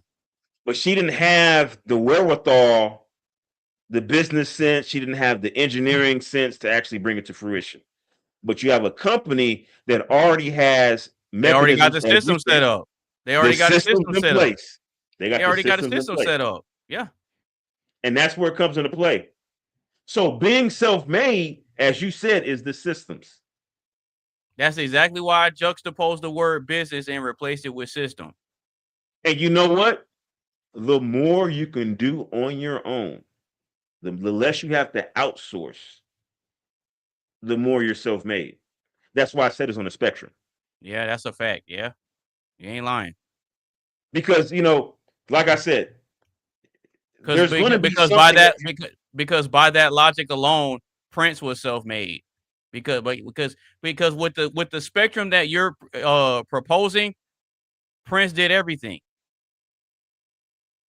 Yeah, he did. He wrote the music.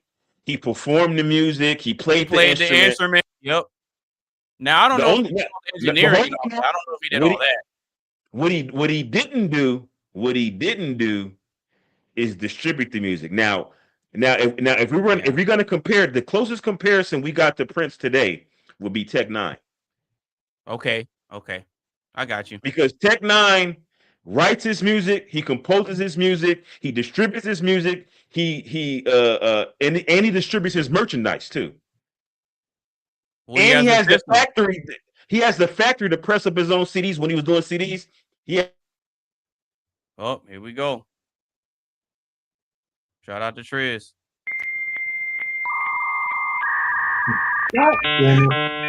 There's a mole laughing at me. No, but I was saying they basically did everything from top to bottom. You might have to make some adjustments to that system you got going on over there. Man, I got too much going on. That's the problem. I gotta tone it down. Yeah, he said he got to dial it back a little bit. No, but I get what you're saying 100% because it's basically you're putting in the work to set up a system. That's all it is. Well, no, you can go ahead and finish what you were saying, bro. That's what I was just saying. I was saying that Tech Nine is an example that does it. He does it from the ground up, top to bottom, merchandise, the actual pressing of the t-shirts, actually putting the what's it called, the screen print on the t-shirts. I mean, he does it all. That's truly self-made because he doesn't have the major label backing. He's only had distribution deals. Yeah. So, and even if you have a distribution deal, you're still self-made because you had to put the product together for it to get distributed in the first place. Well, and then also, and I think now he does his own distribution now. But previously there were gatekeepers. See, what happens is that, and this is why I said, we have to really kind of contextualize what it means to be self-made because there's a lot of gatekeepers. So if you think, let's just say I want to be a jeweler, right? Oh, man. I want to be a jeweler, right? So if I'm truly self-made, right, that means I'm going to Africa. You're sourcing the diamonds yourself. I'm digging up the diamonds. I mean, come on now, right? I'm going to India. You're renting the equipment to go dig. I'm going to India. No, I'm going to India. I'm going to Ghana getting gold. Right? Come on, like at some point we have to really contextualize what it means to be self-made. You understand what I'm saying? Mm-hmm. And so, yeah.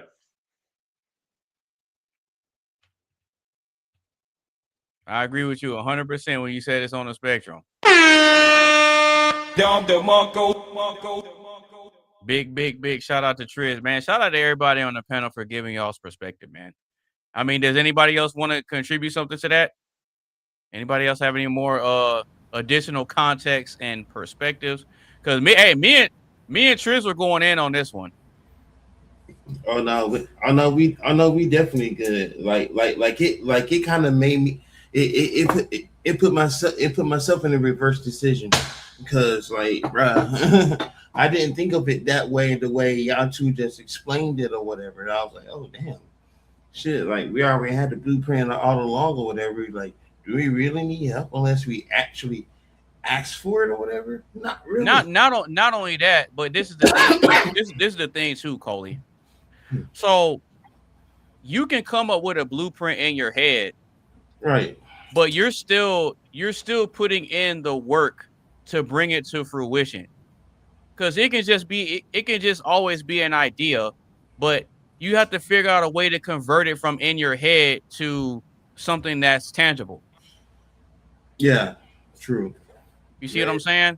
Real tangible, not dismantleable. Right. So all the stuff that you're able to come up with and create, those are examples of your own intellectual property. Because it's something that came from up here. That's true. No one else made that for you. It is a fact. But you also have to keep in the perspective that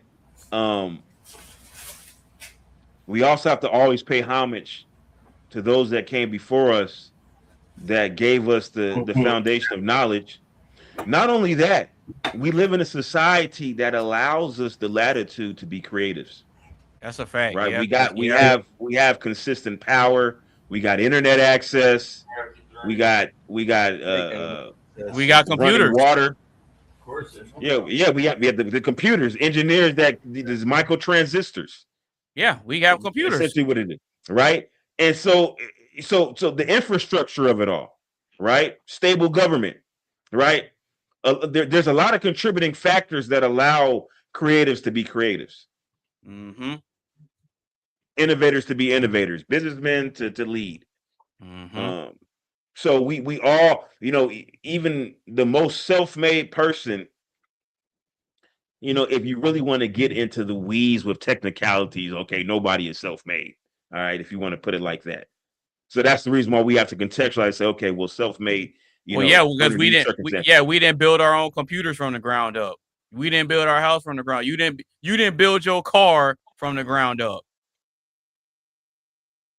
Exactly. You didn't go. You didn't hunt all your food and butcher it. You didn't do all that. You didn't plant all your own crops. Your mama breastfed you, so you not self-made. Right. Right. Yeah. Your mama changed your diaper, wiped your butt. Oh yeah, you not self-made. Yeah. That's funny. That's funny. Right back. Yeah, that's actually the doctor slapped you on your butt so you start crying and breathing when you was born. You owe everything to that doctor. Yeah, to make sure that you were alive and you didn't have no problems. You ain't self-made. I get 100% what you're saying, bro. I get it. You ain't self-made. Popeye's spicy chicken sandwiches fed you for years. No, I'll take it a step further. You ain't self-made. Look, Little Caesars was there for you when you needed something. Hey, I ain't gonna lie, man. When I was a kid, man, I used to love Little Caesars pizza, man. Little Caesar was there for you. when your money was low and your pockets was low, and you needed something hot and fresh, and it was always there for you. That Little Caesars was there for you when nobody else was. Little Caesars held me down. Listen, I remember when Little Caesars pizza was $5 for a big ass pizza. I remember them days. Man, big ass pizza. Wow. Hey, did you overhear that? You go in the store and just say, "Hey, can I get a hot and ready?" And they go right in the oven and be like, "All right, here you go. It's gonna be $5.40 something. $5 plus the tag, like $5.48. All right, appreciate it." They give you the napkins and everything. You walk right out, in and out, right out. Mm-hmm. And you don't even have to wait. No. That's the best part. No, but this is a lovely, interesting, and very informative conversation because Coley and Tizzle got to get some extra perspective. Yeah, Tizzle said he'll be back in a little while, but yeah. Coley got a bunch of additional perspective because I think and initially you were like, no. Yeah, at first I was like, nah, not at all. And then I listened and I was like, wait a minute. Shit. Maybe I really underestimate myself. You know what I'm saying? And you know, like I'm a humble type guy, like fuck. Oh shit. I didn't even realize Anova just said that. Like I'm a humble type guy. And like if I know that I'm underestimating myself, or like if I know I fucked up, I just like I hold myself accountable. It may be difficult sometimes, but I hold myself. Oh, we got to. Yeah. We got to. So yeah, absolutely. Yeah. Shout out to Chino back there. Yeah, I see Chino in the background. I know he's getting bits and pieces of the conversation. He hear what we chopping up, talking about. I heard him throwing in some ad libs when we was talking about Little Caesars. Yo, yeah. Yeah. Should they help everybody out? I don't care what anyone got to say about that. Yeah, for real. You ain't lying. No, but yeah, we're gonna go ahead and keep the conversation flowing because we're just a little over the 2 hour mark because I'm gonna work on not letting these shows go on like super long. So that's something I'm gonna be monitoring and making sure I pay attention to because I don't want to be having y'all up here all night. So we just a little over 2 hours. So if you just now tuning in to the live stream or if you've been rocking with us the whole show, make sure you get a stream a like. Share with a couple of your friends. Make sure you follow everybody on all their social media sites. And if you want to join in on the live action, feel free to click the link that is pinned to the top of the chat. So we're going to go ahead and get into the second question of the night. After that, we got one more, and then we're going to go ahead and get y'all up out of here. So the next question is this. Does success require luck or just preparation? I'll say it one more time. Does success require luck or just preparation?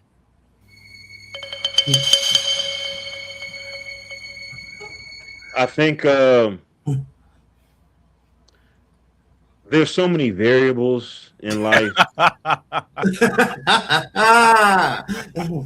think you need a bit of luck. Okay. I think you need a bit of luck. I think you do need a bit of luck because obviously preparation is key, right? And work ethic. Those are things that can't be compromised if you want to be successful. But being lucky definitely is, because the thing about it, right? So you have people, and I use real estate a lot because it's what I know. No, go ahead. Go ahead. You got it. You have people who entered into the realm of real estate investing, particularly fix and flips, right? Or even buy and hold investors, right? Right.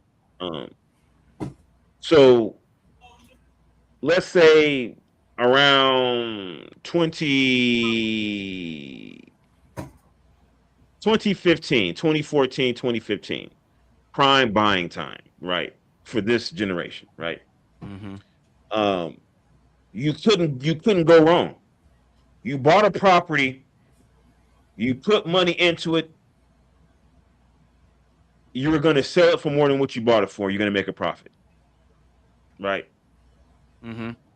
Even if you made mistakes, even if you overspent, even if you perform renovations that didn't add value, the property will still sell for significantly more than what you purchased it for. So whatever mistakes you made, your inability to perform would be covered up and concealed by inflation. Yeah. The inflation will eat it up. So people who were not good had opportunities to learn and become good, right? Because they had that buffer zone that protected them. Okay.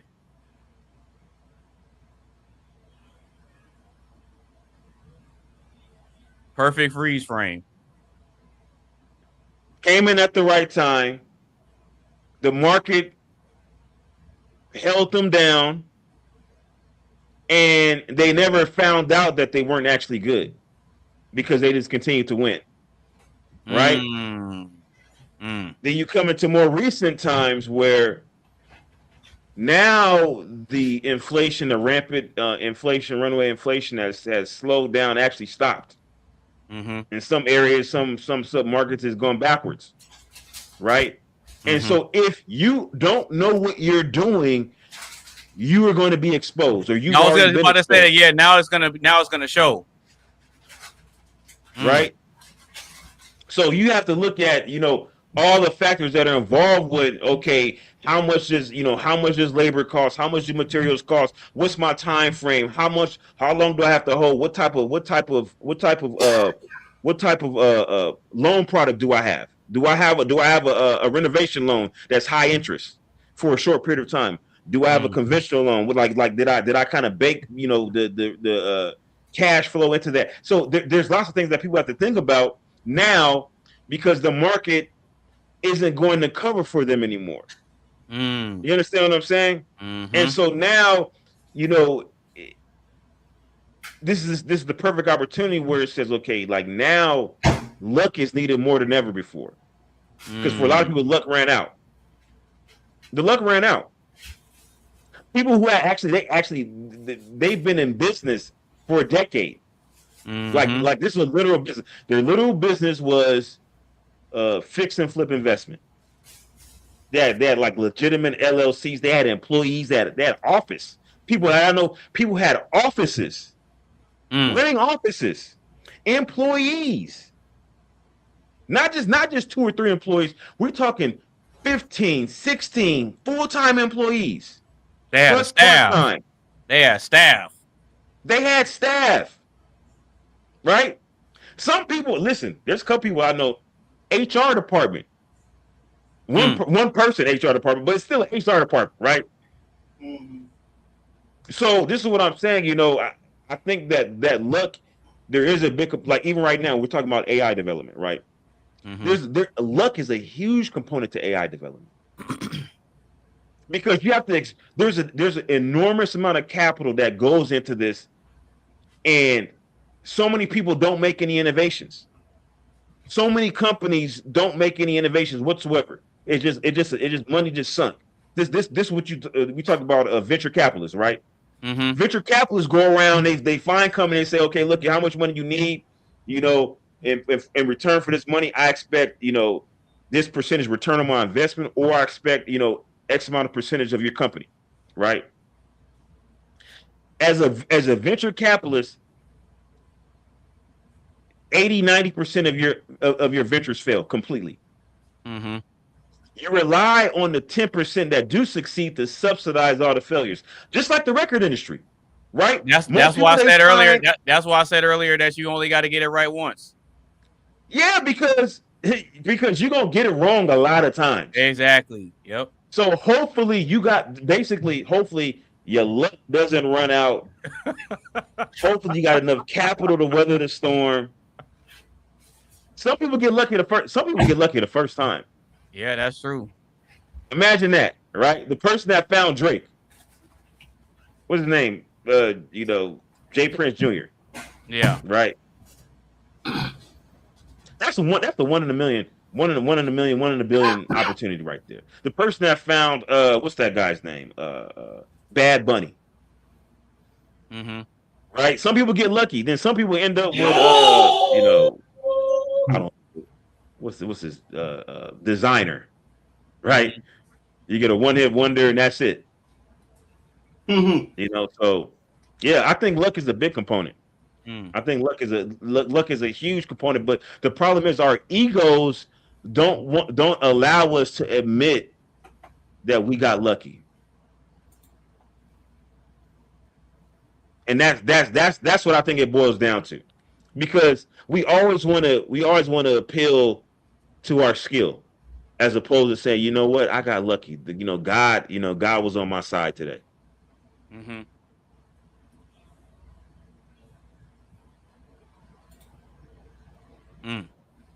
Shout out to Bonnie Tyler, by the way.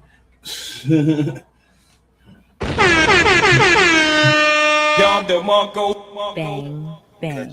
She definitely had a one-hit wonder.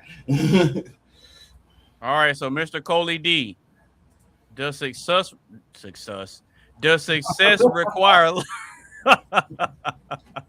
Got him. The success. Hold on. Stupid. All right. Does success require luck or just preparation? What you got?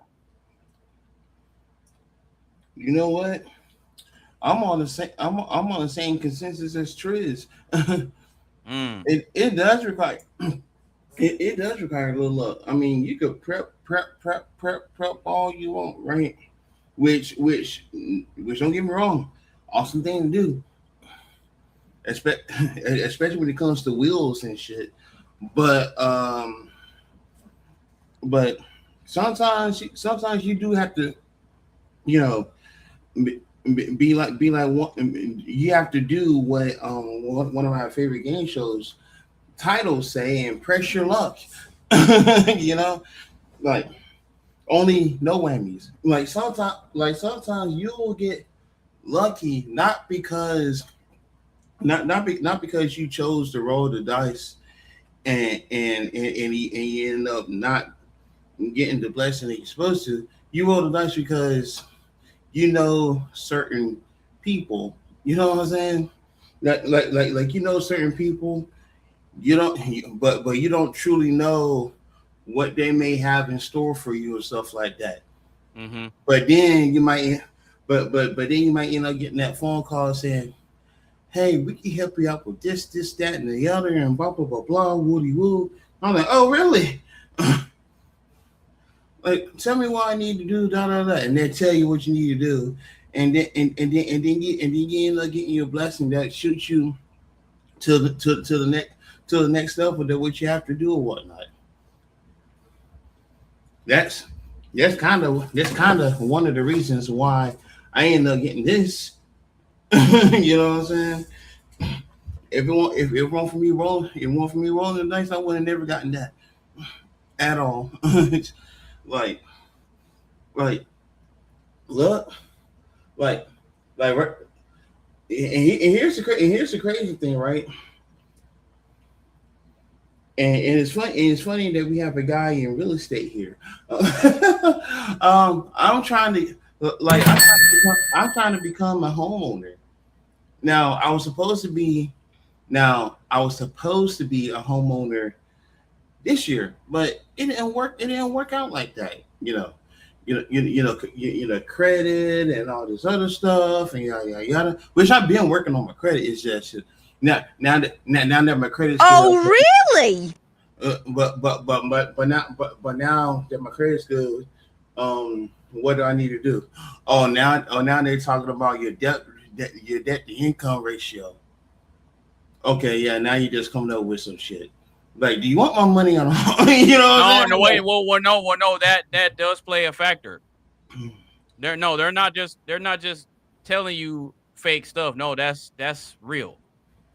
Yeah, but like you gotta think about it. Like your mindset. Good grief! I wish I had that score. He's almost at an 850. Shout out to that, man. That's phenomenal. I'm trying to tell you. And you can look at the history. I'm consistent. Yes, sir. I'm consistent. Yeah. I'm consistent. But like at the time when you think of them telling you that, it's like damn, man, like I'm doing this and I'm doing that and I'm paying this, I'm paying that. Like, what do I need to do? I guess I guess they're trying to tell you, hey, keep at it, blah blah blah blah, yada yada yada. You know, but you know, like, but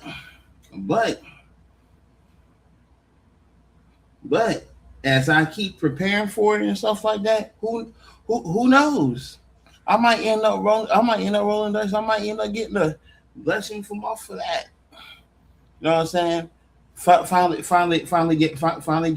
the house down looking for, so I could be able to use part of my house as a studio instead of renting out a building or whatnot. Because I mean, you could go to a brick and mortar. You can go to a brick and mortar and pay them rent all day or whatever, but it'll be more awesome to have a studio your own crib, and then people come to your shit, and then you charge them for what the brick and mortar will probably charge you per month. Your studio is tax deductible. I was just about to say that you could write that studio off too.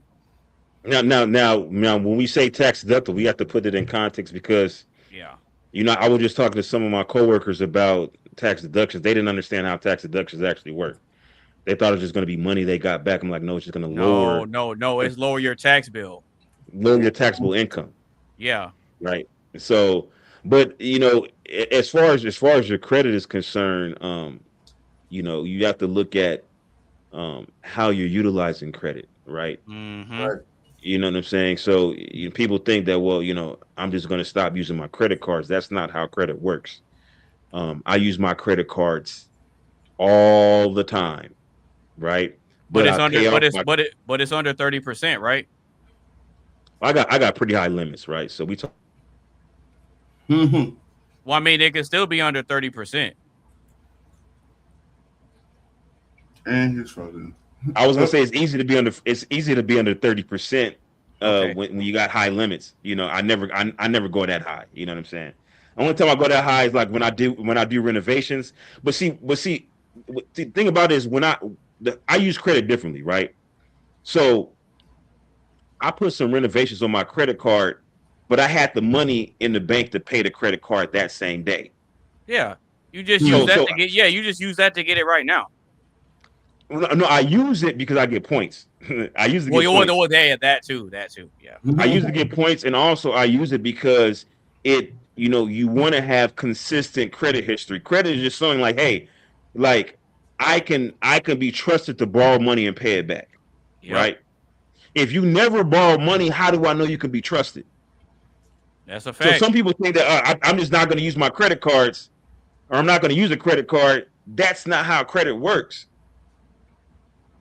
So you have to utilize the credit, be responsible with the credit, then your credit score goes up. That's how that works. That's all it is. And then as far as like the house is concerned, I know we're kind of getting off subject, but no, go ahead. Unless you plan on being in the same place for at least 7 years, don't do it. 7 years from the time of purchase, right? Now, that doesn't mean that there may be an opportunity. Hey, you can get, as we say, lucky. And then there may be an opportunity to sell it for a profit, right? Mm-hmm. That could happen. But in your mind, you got to be able to say, you know what? I'm going to be here at least 7 years because the market fluctuates. And what happens is people are not prepared for how the market fluctuates. And then something happens and they have to offload that property or access the capital, right? Mm-hmm. And so if you have to access the capital when the market's down, then you're in trouble. So that's why I'm saying, like, plan to be there at least 7 years, have your finances in order, so that way, if something happens, you don't have to sell. Right? You don't have to uproot. True. If I lost my job right now, I'm good. I'm good. Because I don't have a lifestyle that exceeds the amount of money that I have in reserves plus what I got coming in from rental property. And that's what happens. You got to think about these type of things because anything, and that's when shit happens. Shit happens when you least expect it. That's a fact. In 2015, I got a charge, right? A serious charge. I had to get a lawyer. The retainer for the lawyer was $10,000 cash. He didn't accept credit. Oh shit! $10,000 cash money. $385 an hour. That was in 2015. Damn. Not to mention I had to miss work going back and forth to the lawyer's office, going back and forth to court. So you got to be prepared for stuff like that. Like I'm telling you, I support anybody that wants to buy property, but what I'm saying is be smart about it, be methodical, be tactical about it, and weigh your options, right? Say, hey, you know what? Maybe I don't want a single family home. Think about a multifamily. I'm a big proponent of multifamily. Something that can offset your living expenses. So that's what I would think about if I were you. Think about a multifamily duplex, triplex, fourplex. If you can wing that, and then you can have a, dedicate an entire unit to studio. That's a fact. That's a fact. Yeah. That's a fact. So that way you can have a studio where you can have maybe you can set up a keypad entrance that you can actually change the code. You know, whenever you can say you can grant temporary codes and say, hey, I don't even got to be there. Somebody can book a slot. They pay the money. You see that the money has come in, and you give them a temporary code. They can access the studio. You have cameras set up in there. Cameras are cheap now. You can get cheap security cameras now. I got security cameras now. That's a very fact. cheap, right? I can log in. I'm at work. I can look and see what's going on with my property no matter where I'm at in the world. That's a fact. As long as you got an internet connection. Mm-hmm. Right? Yep, that's it. That's it. And each camera, like you can get cameras now, security cameras, right? You can get an outdoor camera for like $40. That's a fact. That's true. I've seen no problem. Yep, that's a fact. I didn't mean to get too much off subject. Oh no, you good, bro. I know you good. You good. All right, so Mr. Coley D, does success require luck or just preparation? What you think? I think my final answer is going to have to be locked in on it. It does require a little bit of luck, right? Because like I said, preparation. Oh yeah, you can do that. You can do that $100,000 all you want, but at the same time, it's gonna require a little luck to get like a jump start on whatever the goal is that you're trying to do, or whatever to get successful in that. Not only that thing, but any other goal that you're trying to achieve. You know what I'm saying? So, yeah, preparation is great, but we gotta have that little luck. You gotta pressure luck sometimes. So yeah. Okay. So I'll go ahead and give my perspective on this, so we can keep it pushing. And yeah, I think from my perspective, does success require luck or just preparation?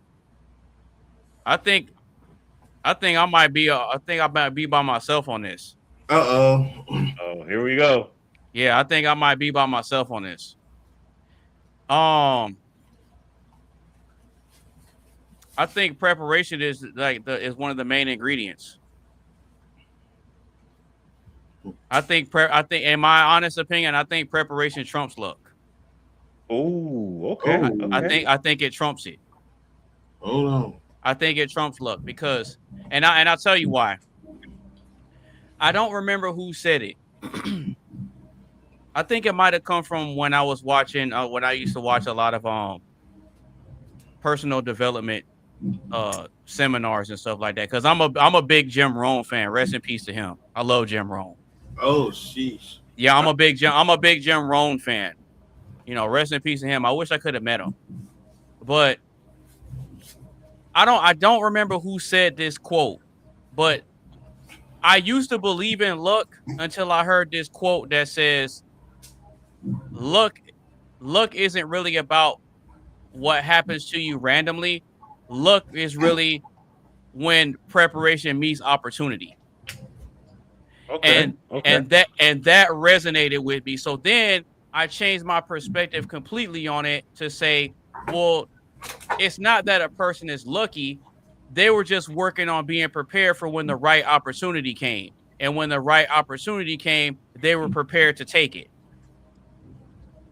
So then when I started looking at it from that lens, that placed more of the accountability on the individual. Instead of just writing it off and saying, oh, well, that person just got lucky. Does that make sense, or am I tripping? 100%. You know, and I think because if you think about this, even with the example that you gave, when the opportunity came for you to strike while the iron was hot, you were prepared to do so. That I don't think that had anything to do with like quote unquote luck. You were prepared for that moment. And when the opportunity came, you took it. Yeah. So people that don't understand that, they'll look at you and say, oh, well, he just blew up overnight. they want to downplay the work.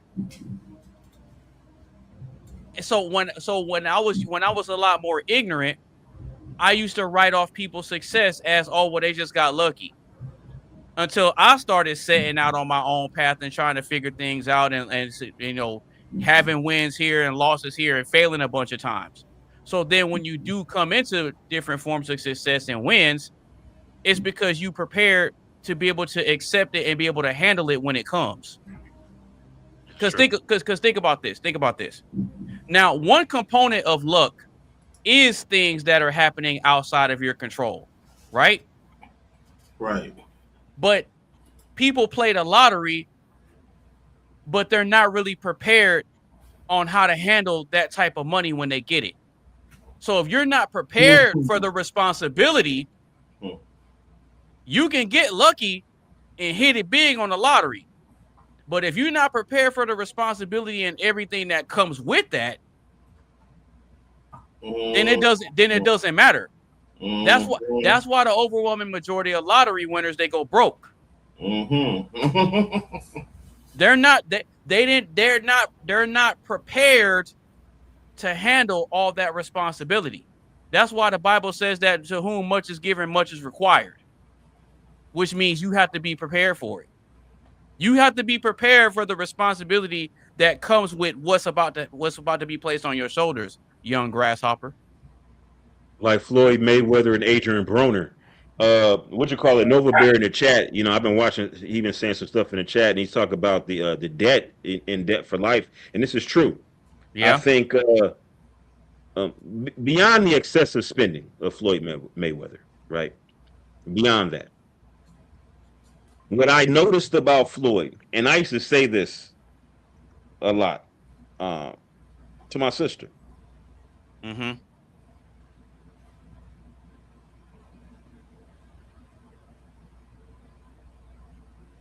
His answer's loading right now. Yeah, my cousin would send me stuff. My cousin send me stuff all the time, like on Instagram, right? Right. And you know, every once in a while he'll send me like a Floyd Mayweather post of him, you know, with money laid across the table, him on a private jet, you know, him showing off his cars, this type of stuff, right? Right. And what I noticed that the recurring theme with Floyd Mayweather was cash is king with him. Okay. But when you look at the truly wealthy people who've been wealthy for generations, like credit is power. Generations of wealth. What you find is that, you know, cash is not king. It's problematic because you're taxed twice. Yeah. You're taxed when you make the money, you're taxed when you spend it. But you're not taxed on credit. Exactly. You don't get taxed on credit itself, because credit isn't income. It's not income. Well, even more than that, I'm gonna tell you the issue. Yeah. Go ahead. What you do is you take your cash and you purchase assets. There you go. You use your assets as collateral. Why? Because the capital itself doesn't go down because the economy inflates. Like, for instance, you get like a stock portfolio, right? Yeah. You could take out loans based on your stock portfolio and never actually lose value, because let's say you have $4 million. And it's funny you say that because I found out about that recently. But go ahead. Oh yeah. So, but I mean, like you said, like you mentioned the Bible quote, "To much is given, much is required." To whom much is given, much is required. Which means, yeah. In other words, you have to be prepared for the responsibility of what is going to be placed in your stewardship. It's about stewardship. It's basically a scripture on stewardship. But it's also a big component of stewardship is, I say it all the time, you gotta swallow your pride. That's a fact. Know what you don't know, right? Floyd Mayweather should have been talking to. I'm talking about get a 4th, 5th, 6th opinion, right? If I'm rich and I got a sickness, right? I'm not going to one doctor. I'm going to about 5 of them. Yep, because you want to know for a fact. And then I'm comparing it with my own personal knowledge of the healthcare industry. I got refrigerator. Right, yep, that's a fact. I got you. Right, and so if I have money issues, or if I don't have, having a lot of money is an issue, right? So if I'm making a lot of money, I'm going to 5, 6 different experts, right? And I'm going to compare notes. I'm going to say here because let's think about it, right? I go to one, it's going to be easy for that person to rip me off. Facts. But I got 5, 6, 7 different accountants looking at everything, looking at the numbers. I got an accountant checking the other accountants, right? Yeah. And then on top of that, so now it's like, and then they're giving me advice. So said I would know that, okay, I can't just be spending cash like this. I got to take this money, buy assets, because what happens is that if I buy $4 million in Tesla stock, and I get a loan against that Tesla stock, right? I'm not going to be required to buy it back because the Tesla stock increases in value. So whatever I spent, right?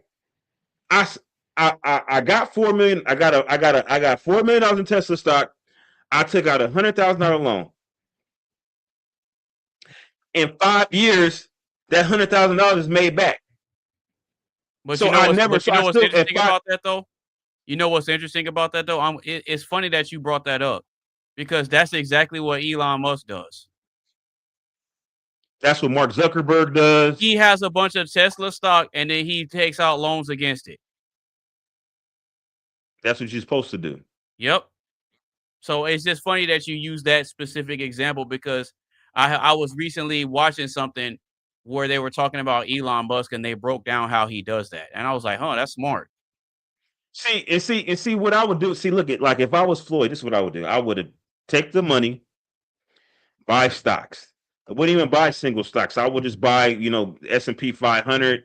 You're going into index funds and ETFs, right? And then I would get some dividend stock. So I would, like he got 100. Let's say he had a fight, he get paid $100 million, right? And that's a light day for Floyd, right? $100 million.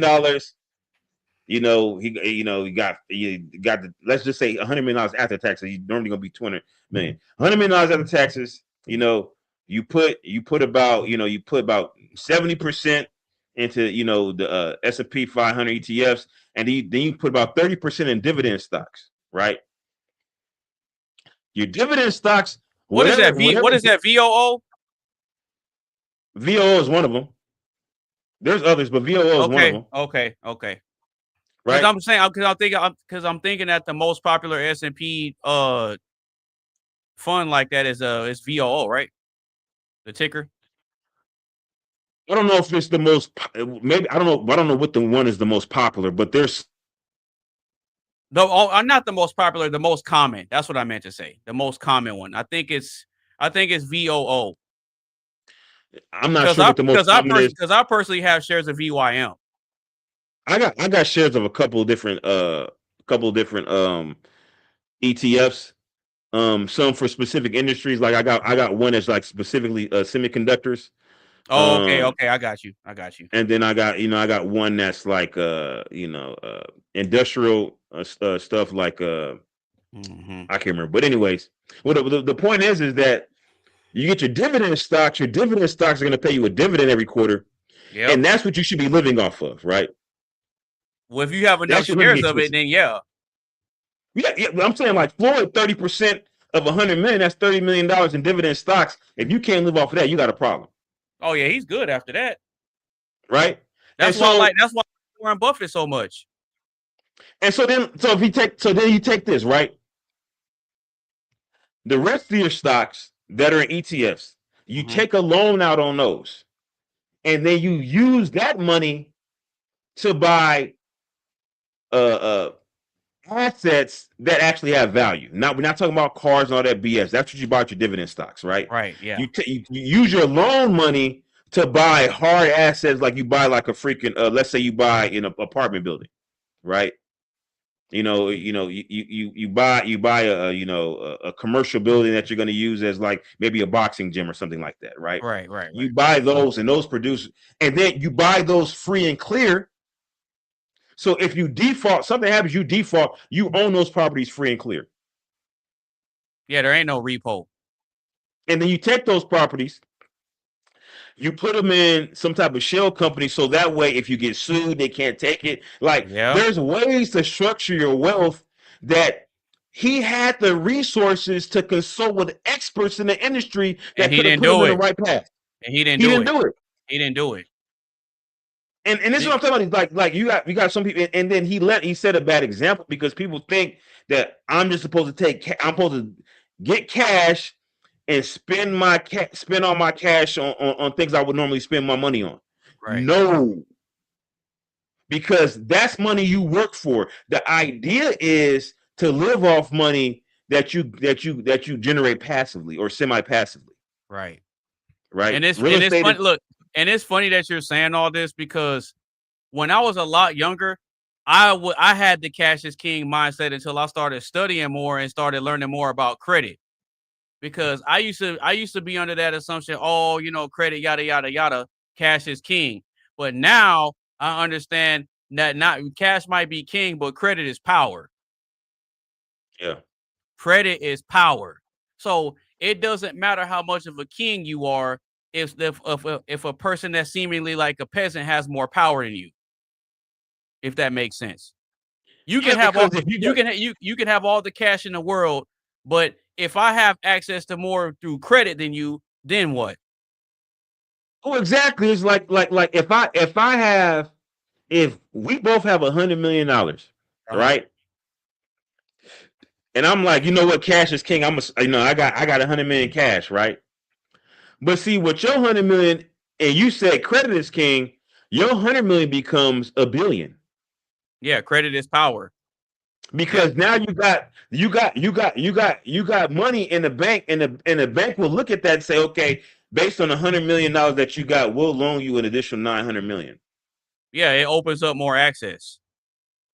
And so now, if you spend the money right, you got control now, right? Because let's say we buy a property. That's a fact.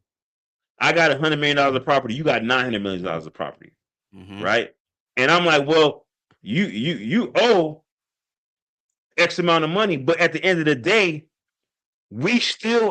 each one of us still has $100 million in capital. Yeah. Right. Yeah. So like you're not any poorer than me just because you got credit. Right. I'm not any richer than you because I don't got debt. Because if you bought properly, the $900 million worth of credit that you have is bringing you income that offsets the debt payment, the debt service you have on that 900 million. That's a fact. That's a fact. And that's what Floyd Mayweather should have been doing. Yep. Taking that, because I think they said he made like 800 million over his career. Cleared. Damn near $1 billion cash. I was gonna say it might have been more than that. No. I'm talking about just boxing. Not talking about his endorsements. Yeah. Pure boxing, 800 million. That's what I'm saying. It might have been more than that. No. I'm talking about cleared. That's after he paid off his expenses, paid his. Okay. Right. You talking about take home. You talking about net. Net after he paid all his staff, everybody. He cleared 800 million. That's wild. 800 and some change. Somebody did the calculation. They said he cleared like.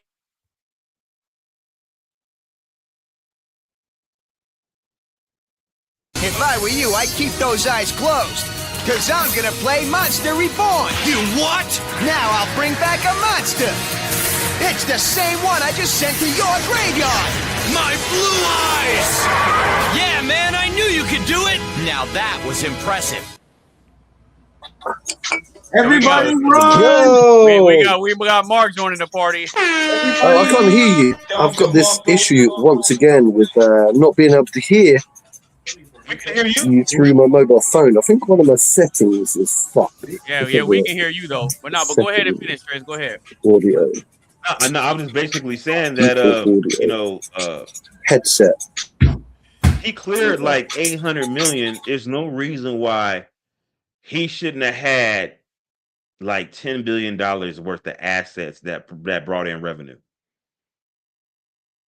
But you know what's interesting though? No, you're absolutely right. But you know what's interesting about this whole thing, Triz, is that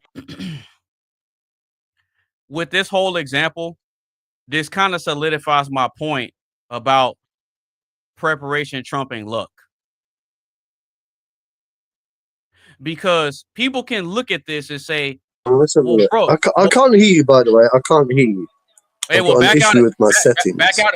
Okay, well, England back out and come won, back. and we're through to. Hey, you gotta back out and come back. You gotta back out and come back. Just drop him so that way he has to log back in. Yeah, yeah. Because he can't hear you.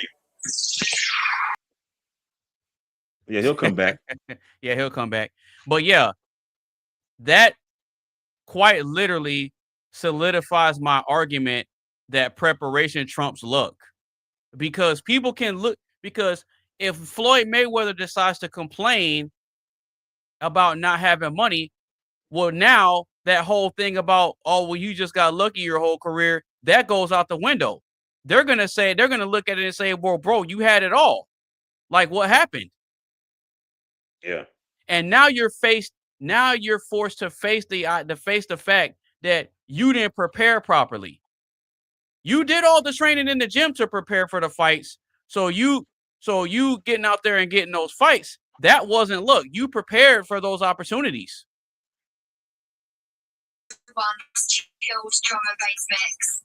Let's see if this works. I still can't hear you. I've got an issue with my mobile phone.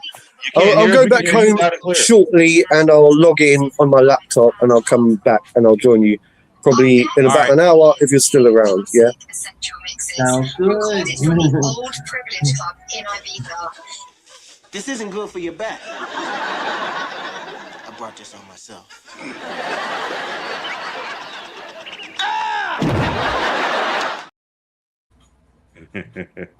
All right, so basically what I'm saying is this. He did all the preparation that was necessary to get in the ring when the opportunities presented themselves. He seized the opportunity, he emerged victorious. Okay? Now, with him not having the right type of people around him, he did not prepare properly to be able to manage what he worked for. Yeah. So even if you say, oh, well, Floyd Mayweather got lucky and this and this and that, let's just go with that for the sake of the argument. You still lacked preparation to be able to manage what you worked for effectively, and look at what happened. You fumbled the bag. Yeah. You fumbled the bag. And I get his brand, the money team. I get it. Right? But what you said earlier, he was setting a bad example, because especially with him being a black man, you're supposed to be taking what you work for and you're supposed to be showing people the way to be able to multiply and bring in things that are beyond and outside of cash. Cash is what gets you in the door, but credit is what opens more doors. And see, for a long time, I didn't understand that myself until I started studying and learning things from wealthy people. And the common denominator is that they all leverage credit and debt. In one form or another, you're leveraging credit and debt. Yeah, the cash is nice, but the debt and the credit is what gives you the power and the control. Does that make sense? But hold on, no. In all fairness, right? We're talking about Floyd Mayweather, not George Washington Carver. Okay. Listen, we've seen his interviews. Yeah. 50 Cent tried to make him read something out of a book. Listen, we know who we're dealing with. And shout out to Floyd, but come on, man. He's bless his heart. Bless his heart. Not to mention, this is a world-class pugilist. Right. Many decades in the ring, right? Okay. Now we know Floyd. Oh, shout out to Triz with the downloads. Shout out to the downloads. We know Floyd Mayweather for being very elusive in the ring. We know Floyd Mayweather for being excellent, along with James Lights Out Tony, for using the Philly shell, right? Mastered it. But he still took several headshots in his career. That's a fact. I specifically remember Sugar Shane Mosley almost putting him out. And because of that, that accumulates over the years. Not to mention what he does in sparring. So sparring, his early careers, as an amateur, in the Olympics, despite having the headgear, those headshots are cumulative. Mm-hmm. Right? That's a fact. So you have cumulative headshots, and we're already starting off at the remedial level.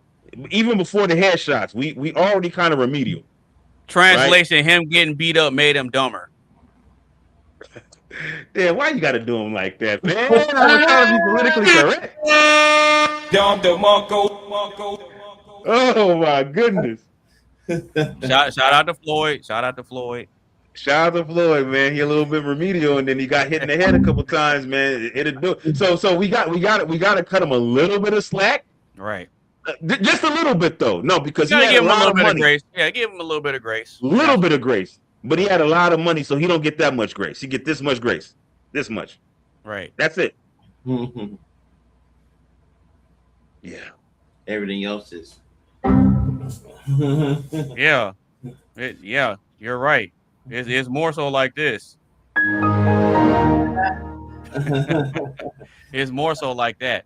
But I mean, to my argument, I mean, this is just proving that preparation trumps luck. Because let's say something does happen to you that's out of the ordinary, and it puts you in a position where you could be up. Well, if you're not properly prepared to carry on and be able to maintain that, you can lose it quicker than you got it by lack of preparation. You see what I'm saying? When it comes to success, you have to be prepared for it. Like even a self-made person, you're through the trials and tribulations and the ups and downs and the 2 steps forward, 5 steps back. All of that is preparation. You're not thinking about luck when you're going through those trials and you're going through those dark times when you're struggling. You're not thinking about luck. You're thinking about, okay, I need to make it through this night. I need to make it and be able to make sure I can get me something to eat. You're not hanging all your hopes on, well, I just hope if I just get lucky, everything is going to be all right. No, you're not thinking about luck when it comes to success. You're thinking about, okay, I got to make all these sacrifices. I got to do all this stuff. That's not based on luck. That's literal preparation for success. So I'm just trying to figure out how luck is really a component when the bulk of what it takes is preparation.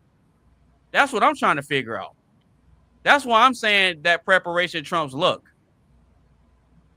Well, I'm saying that for a lot of the stellar examples, the exemplary individuals on the globe, let's say the Elon Musk, let's say the Jeff Bezos, these are people that I'm not denying their work ethic, right? Crazy sure they work put in ethic. a lot of work, crazy work ethic. A lot of work, a lot of effort, but right, they had some element of luck too to get to where they are, to get to those heights. The stars have to align. But what does that look like? I'm not sure. I'm not, because you see what I'm saying? Like, what does that look like? If I knew what that looked like, I'd be where they are. I'll probably. Really? How many kids? How many kids Elon Musk got? He got 14 kids. Yeah, like 13 or 14. Yeah, I think he got 14 kids. I would have probably about 60 kids. No lie. But I don't think that was by luck though. Like, okay, look at it. Okay, the reason I say I don't think it's luck is because you don't become successful by accident. No. Listen, I'm not saying that. Like, you don't luck your way into success, bro. I'm not saying that. I'm saying that in addition to their work ethic, that's the foundation, the work ethic. But then they had that that moment of luck. That their idea hit, or whatever the case may be. They Okay. there's other components that to get to that level. Mm-hmm. Right? Because anybody can be successful if you. Oh, shout out to the Triz network internet connection. Triz broadband wireless. If you because I'm wireless right now. So if you have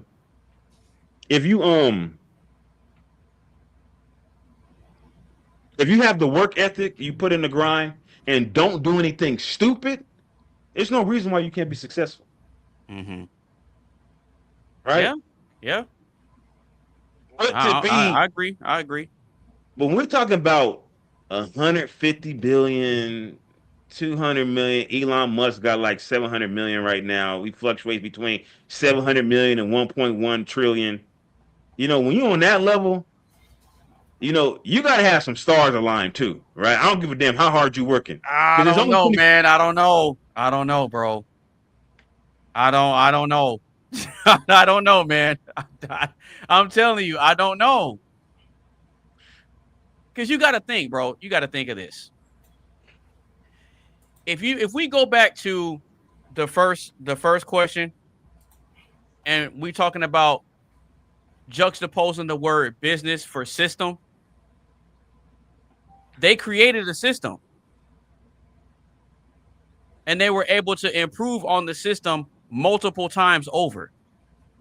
So if they're able to improve on the system that they created multiple times over, and continue to reinvest into the system and explore other avenues of being able to provide services through that system, where's the luck come in? You see what I'm saying? Like, where does the luck come into that? Well, we got to look at the history of Elon Musk. The lineage that he comes from. His father explicitly stated that Elon Musk doesn't know what it's like to ride in a vehicle other than a Rolls Royce since he was a child. That's what his father said in an interview. I saw the interview. I watched it. I watched the whole interview. Okay, no, I'm not going to argue that. I'm not going to argue that. He said I'll have to check that out. He said that I forgot at a certain point he was right. He used to. They always been wealthy, right? So he said at a certain point he transitioned from Mercedes Benzes to Rolls Royces. Okay. And that's what Elon Musk knows. Elon Musk knows the Rolls Royce life. Okay. Right? And so, as I stated earlier, right, you got two people, all things equal, but grow up under different households. One household has the financial bandwidth for the individual to fail multiple times before they become successful. That's Elon Musk. Okay. Donald Trump. Fair. That's fair. Donald Trump had the financial bandwidth. George W. Bush had the financial bandwidth. These are people that came from wealthy backgrounds, right? Yeah, that's true. That's true. Even Obama, let's take Obama for example, right? He's not to the level of a George Bush or to the level of an Elon Musk upbringing. Oh, you talking about Barry? You talking about Barry Soetoro?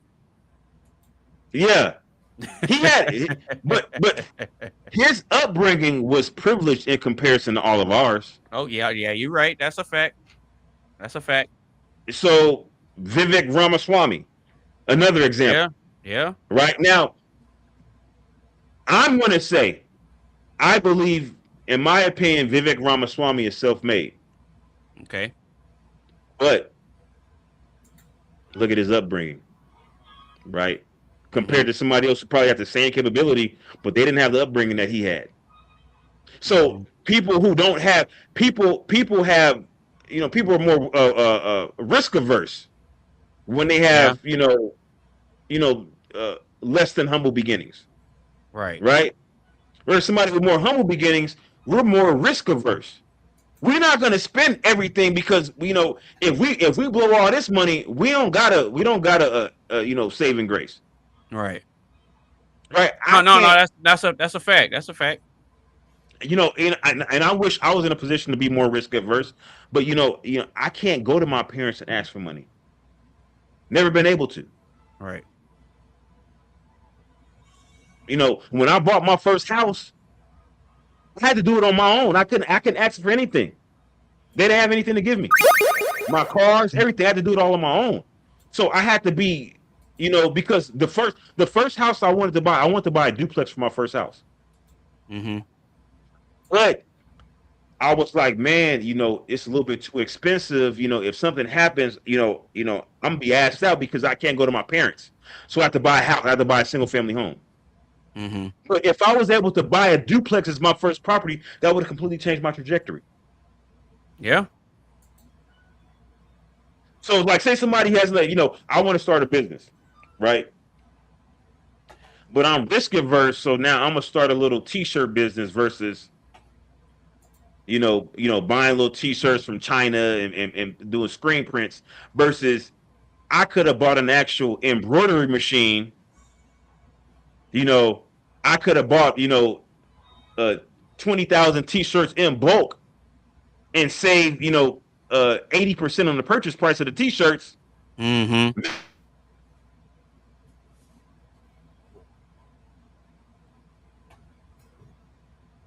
Oh, yeah, I saw that. It puts you on a completely different trajectory depending on how you start. That's my point I'm trying to make. So yeah, so that's what I mean when I say look, that doesn't mean that.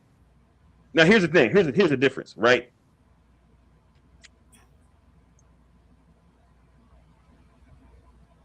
Hard work can operate independent from luck. Yeah. But luck can't operate independent from hard work. There you go. That's making but that statement makes my argument stronger. That makes my position stronger. That preparation trumps luck. Yeah, no. Yeah, I agree. I'm not doubting that preparation trumps luck. I'm just saying that luck does play a part. But at what point though? Because and the reason I say this is because the luck is irrelevant if you're not prepared. If there's no preparation done, then that luck means nothing. Yeah. You see what I'm saying? So it's like at what point?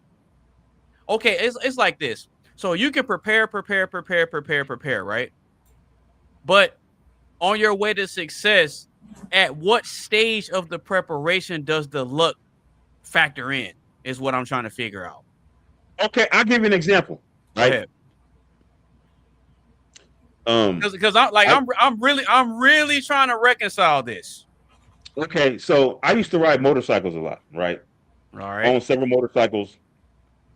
I was a real deal rider, right? And at one point I had a Hayabusa, right? I had the limiter taken off. I had, you know, that's a Suzuki, right? Suzuki Hayabusa. Okay, cool. Yeah. Suzuki 1300. At the you know, headers, complete exhaust, everything taken off, no limiters. Had a airbag suspension to raise and lower it. You know, I had it. I still got pictures, man. My bike was the shit, right? And that so boy was out there doing and moving. I see you. And when I would ride, even my other bikes, you know, all my bikes, when I would ride my bike, especially when I got the Hayabusa, every single day I rode that bike, I would top it out. So we're talking about over 200 miles an hour in Houston on I-45, on 610, on 59, on 10. You could really do that on 10, because 10 is straight, like literally straight. Beltway 8, 610, and 610 is bumpy. Like I would literally get airborne going on 610. So crazy, bro. I was in my 20s, right? Reckless, right? You know, some days I would ride without a helmet. I would have my helmet hooked on my bike. Stupid. I had the helmet, it just wasn't on my head, bro, at the time, right? Listen, this was luck, because Everybody, all my friends that I've ever rode with have gotten accidents. I am the only one that didn't get an accident. And I drove way more reckless than a lot of them. There's only a couple of my friends that acted a fool more than I did. Only a couple. But I was a fool on a bike. Never got an accident. This was luck. Now I got something. Now I had a friend, kind of a coworker friend. Okay. He got his bike after me, right? Well, actually, I had several bikes before he got his first bike, right? So eventually he got his bike, right? Now I had a Hayabusa. Going crazy. He bought a Ninja 250. Oh, that's Kawasaki. A Ninja 250. He was at a stoplight. He had only had his bike for like 3 weeks. He was at a stoplight, got hit from behind. Took him out for like 6 months. At a stoplight, he got hit from behind. And here I am acting a fool. Nothing never happened to me. So then people would look at that and say that that's bad luck. What about me though? That's good luck. Yeah, but neither one of those scenarios have anything to do with success or preparation. No, but I get what you're saying though. I get what you're saying though. No, here's where the luck and preparation, right? Okay, go ahead. Because by all accounts, I should be dead the way I was riding. Number one. Number two, I wasn't even wearing a helmet. There was no preparation involved. That was pure luck. I used to ride my motorcycles with sometimes I had on flip-flops. I would wear Jordans with fucking basketball shorts, no helmet, with some sunglasses. Listen, I'm gonna tell you, one time I was riding my motorcycle. I never forgot. I remember my outfit. I had on some Nike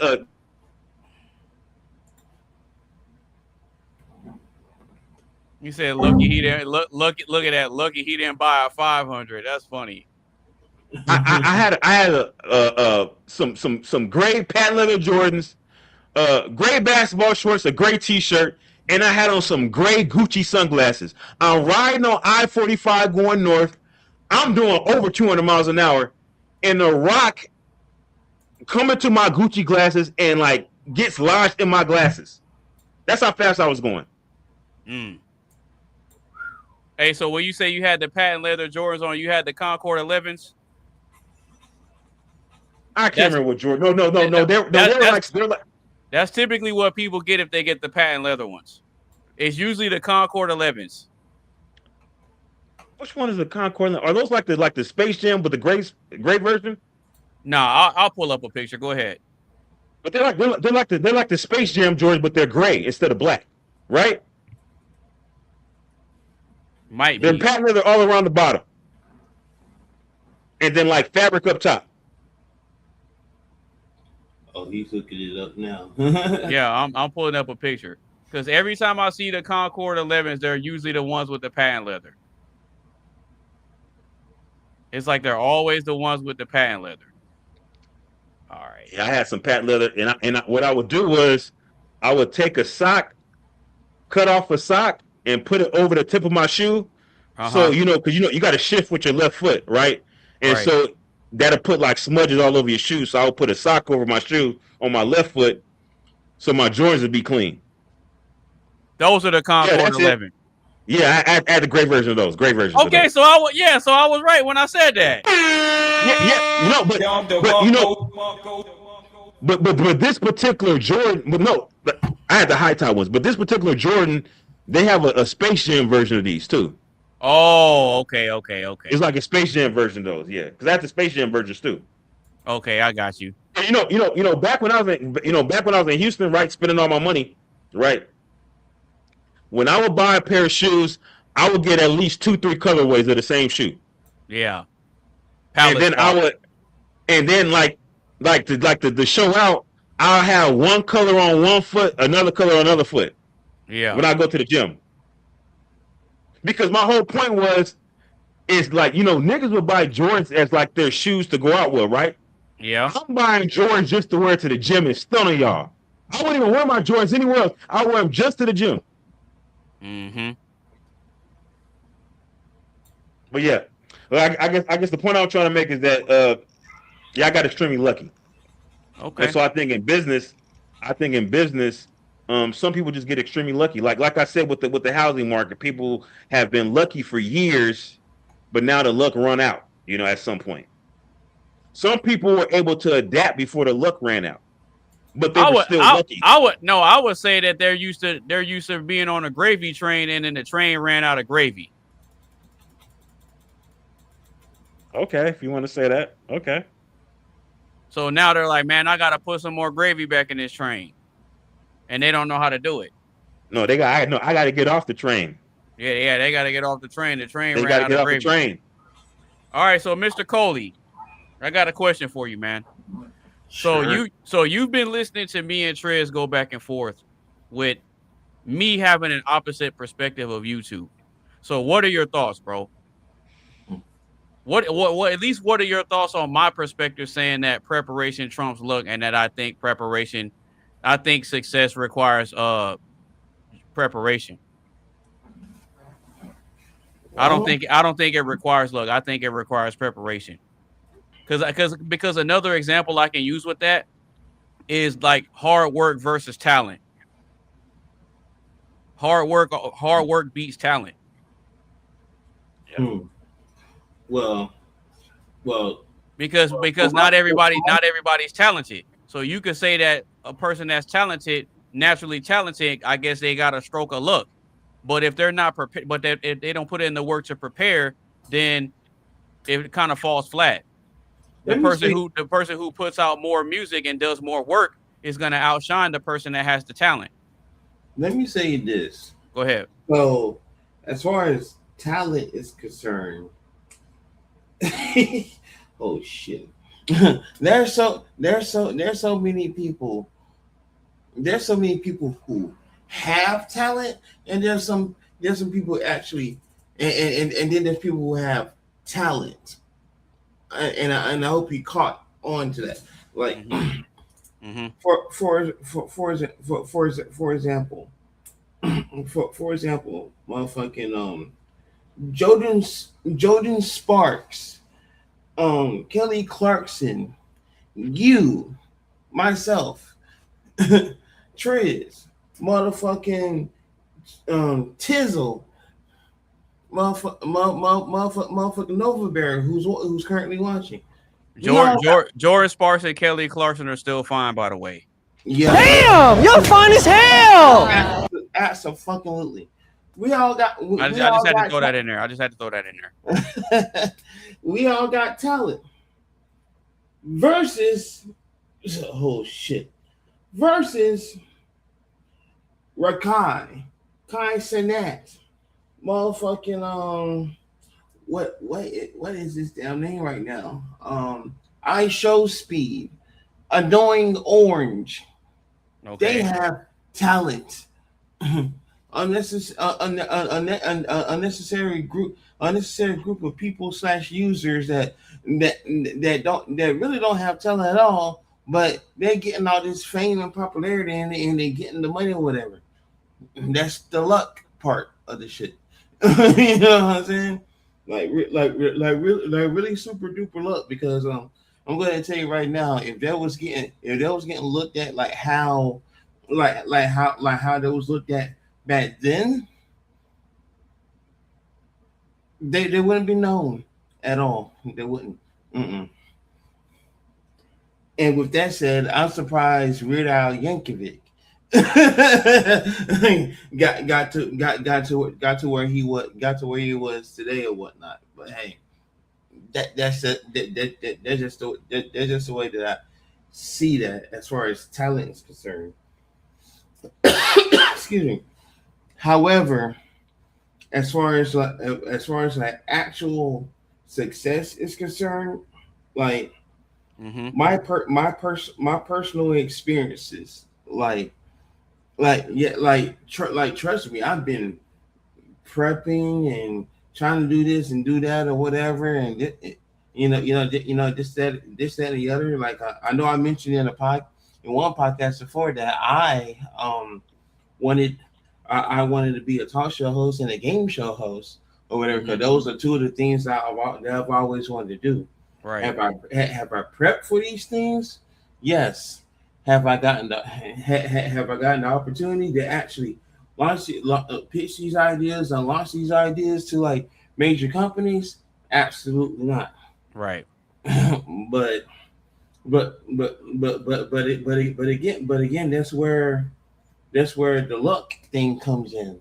Not necessarily depending on it, but at the same time, like, you know, like these 20 years of me doing original content or whatever.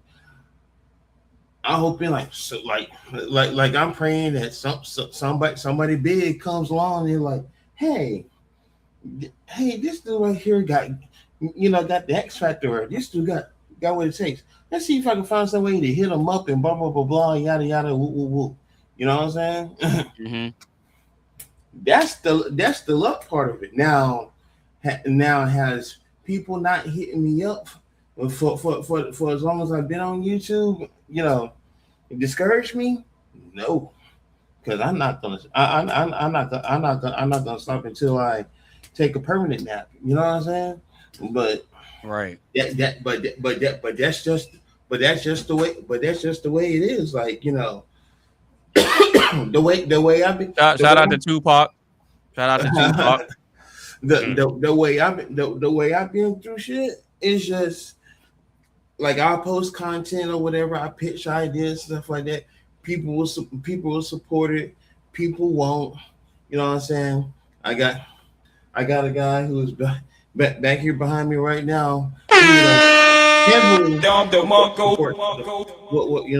the frick I do? You know what I'm saying? Like I say, he's part of the reason why I got this gavel right here. You know what I'm saying? Because big shout out to Chino. Yeah, big shout out to the homie Chino. Building up the show, you know what I'm saying? So, right, shout out to Chino, man. Shout out to him.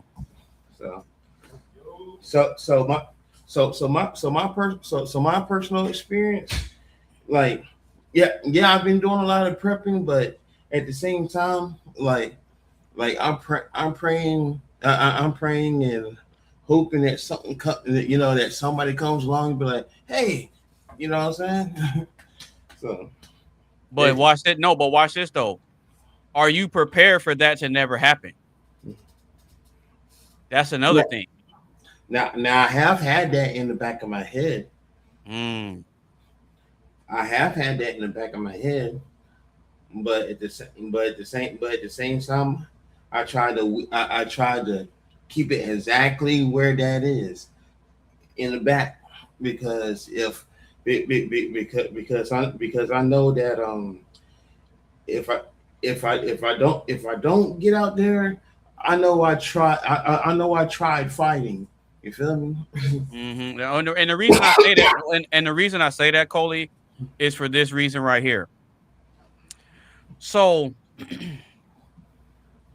it doesn't matter how much preparation you do for something. Part of being a self-made person is understanding that people aren't just going to give you an opportunity. Right. Does that make sense? So absolutely. If you change your mindset of how you approach it, like I had to do, instead of waiting for people to give me opportunities, I prepare myself, but then I go and try to present opportunities to someone else. Right. So if I present an opportunity, I still get what I want. I'm not waiting on somebody to come and offer me something. I go out and make the offer.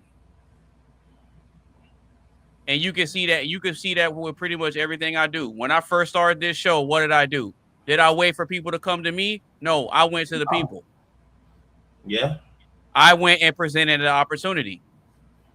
Even when I pinned the link to the top of the chat, I'm extending an opportunity. Now, now whether people take it or not, that's on them. But see, I'm controlling the frame by presenting the opportunity. So even with your own logic, based on your own experience, you've done a lot of preparation, but then an opportunity presented itself to you, and that's why you're here. Well, Was that what? No, now was that luck?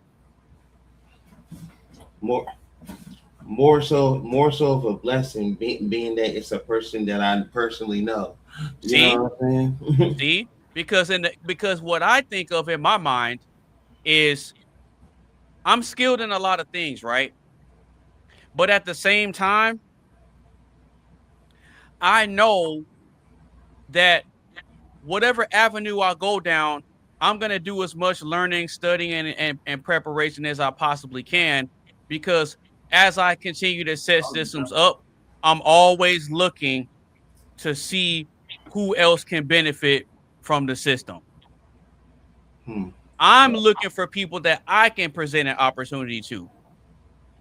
And the people that I'm presenting the opportunity to just so happen to be waiting for one or looking for one. See how that works? Huh. Yeah. You see how that works? Yeah, I see it now. And even in Triz's case, Triz doesn't need us for anything, right? Obviously. But he's done a lot of personal preparation in his life with all his ventures, and he saw an opportunity and stumbled across us having a conversation, and he clicked the link and said, "You know what? Let me hop up here and say my piece." But the opportunity was there. I just let the opportunity be what it is. If people stumble across it and want to give their perspective, I give them the opportunity to do so. And because the opportunity was presented there, and he chose to take it. So now that he comes up here on a regular basis, he's prepared to share whatever's on his mind. Yeah. Whatever game you want to give to the people, he has the opportunity to do it.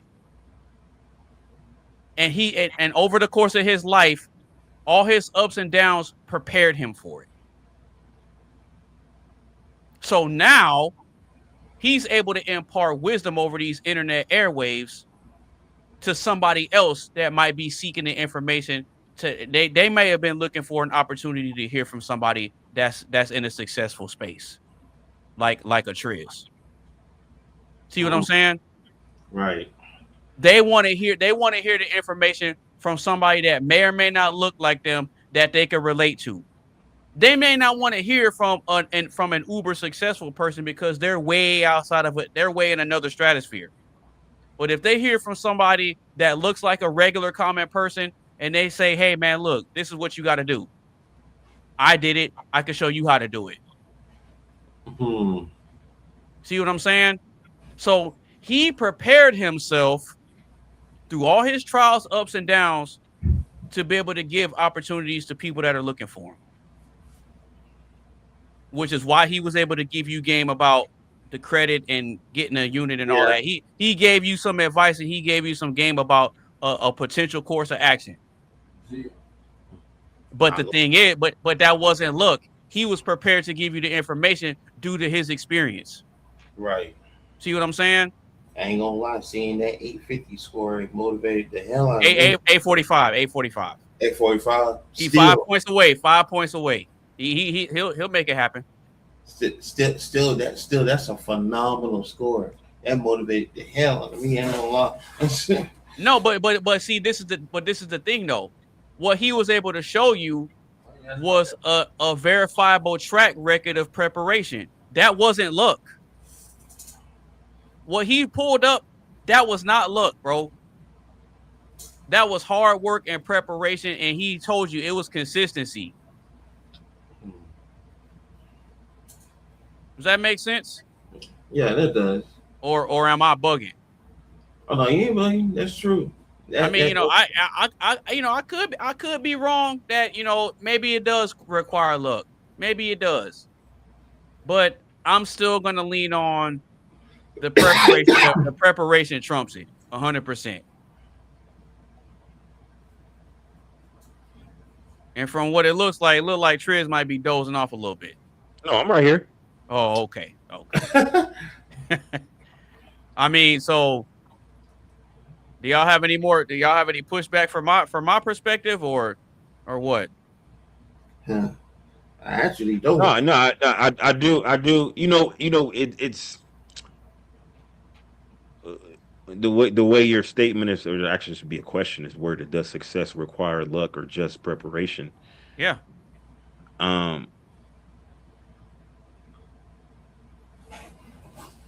When it's worded that way, you can be successful with just preparation. Well, because it gets you to think. But some people's, I guess the point is like if we say somebody like, for instance, let's say Jeff Bezos, right? Who's obviously had some luck, right? But he would be successful regardless. And I think most people that are successful and that you can point to them having luck, I think most of them would be successful anyway. I don't want success. I don't want the luck to negate their hard work and effort. But I do like to include the fact. Let's say, for instance, let's take for instance, Ronnie Coleman. Oh yeah. Shout out to him. World famous bodybuilder, right? He even admitted he had elite genetics. So you had other people who took performance enhancing drugs just like him. They worked out harder than he did. But it doesn't matter when you have genetics. Like some people, doesn't matter what they do, they just don't have the physiques to be bodybuilders. They genetically. That's true. We're talking about at the highest level. I mean, they'll still look better with the right diet and exercise. They'll look better than 99% of the population. Well, especially if you look, if you're looking at a Ronnie Coleman or a Jay Cutler, then like pretty much anybody. Kevin LeVron was never won the Olympia, but even he had elite genetics. Yeah. Right. So just to get on that stage, to get on the Olympia stage, these are like the creme de la creme of the human population. Period. Right. Because you got people that from all over the world. Like you got people in freaking Turkey, Russia, that's dreaming of going to the Olympia, and they're killing themselves in the gym. Yeah, that's a fact. Like literally. And but if either you got there's like a Russian guy right now, but they're preparing and looking for an opportunity though. And that's where the kind of the luck can come into play. But I think now it's different though. Right. I think now it's different because people now got a different character arc. They're like, you know what? I can just get in shape and then be an influencer and make way more than these Mr. Olympia would ever make. Right. So like, what's that guy named? Larry Wills. He's never entered Olympia. No, he hasn't. He's just a social media influencer. Now he's won some powerlifting contests, but he's never entered the strongman contest and won the strong. He's not big enough for the strongman contest, to be perfectly honest. Right. But bodybuilding wise, like if you look if you look at Larry Wills, right? Huge, elite physique, right? But if you put him next to a true bodybuilder, he's gonna. You see the difference is apparent. You see it right away, like the way the way his muscles attach to the joints, his proportions. He's definitely he could never be an actual true bodybuilder and be and compete at the highest level. Yeah, because he doesn't train his legs enough.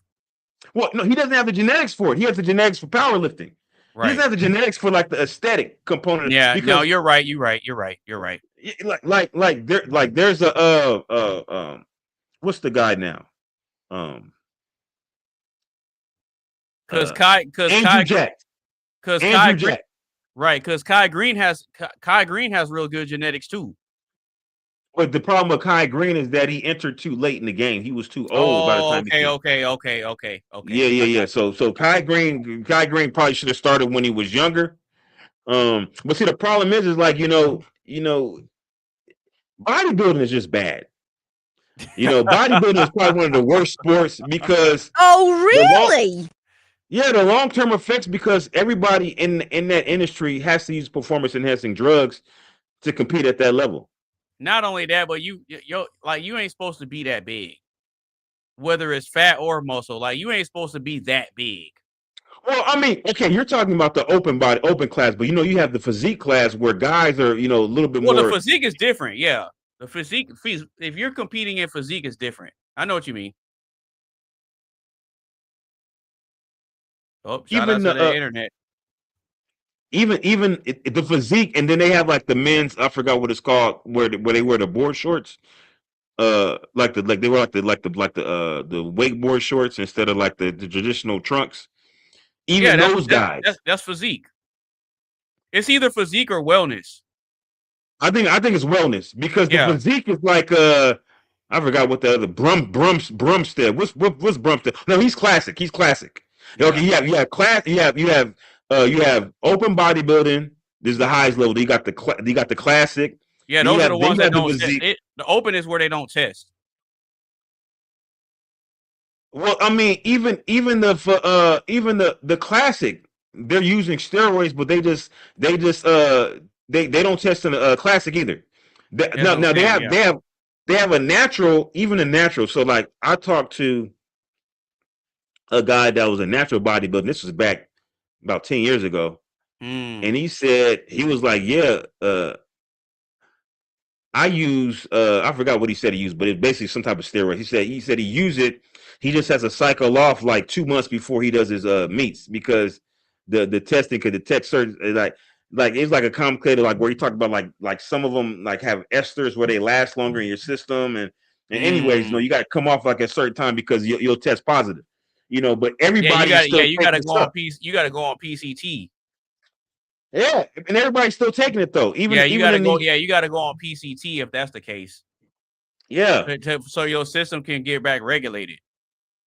Yeah, and there's one guy. He's a professional bodybuilder. I used to see him at my gym in Houston. He's a professional bodybuilder now. But like I remember seeing him before he became a professional bodybuilder.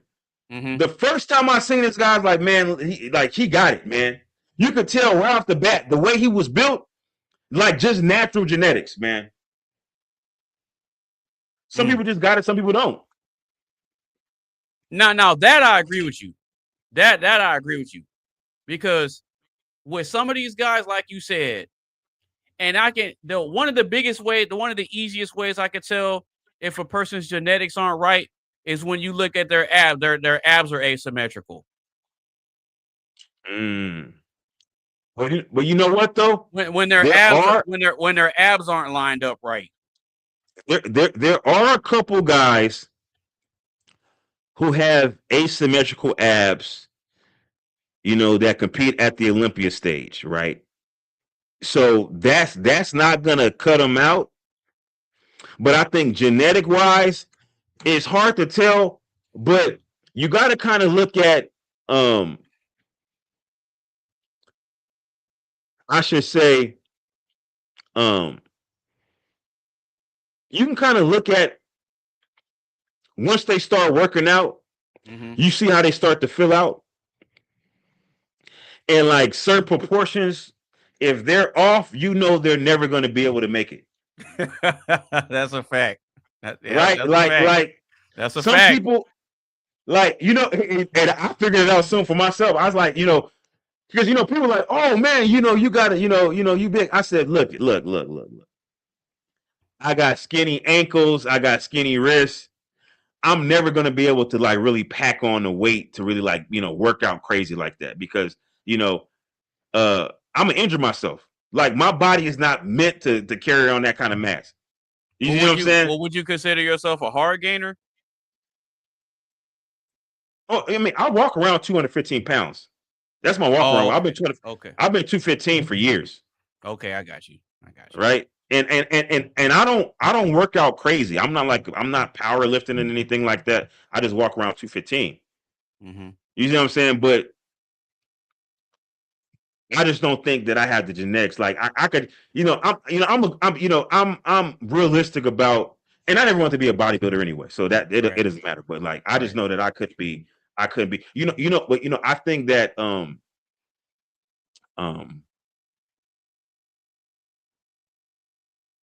remember I went to boxing. I tried boxing for a little bit when I was in Houston, just for a little bit. Mm-hmm. And I had never took any training before. And then the guy I was training with, and he was like a champion. He had like belts and everything like that. Some Mexican guy, older Mexican guy. He was older by this time. I don't even remember his name. But he was like, man, he told me like, you were a natural. You should have started when you was young. You could have been a champion. You could just tell just by how I was, because like I'm not a fighter, I'm not a boxer, right? But like when I started doing the box training, like I just picked up on that shit like that. Like he could tell me something and I could just pick up on it. It just like it all like some like that was something that made sense to me, right? But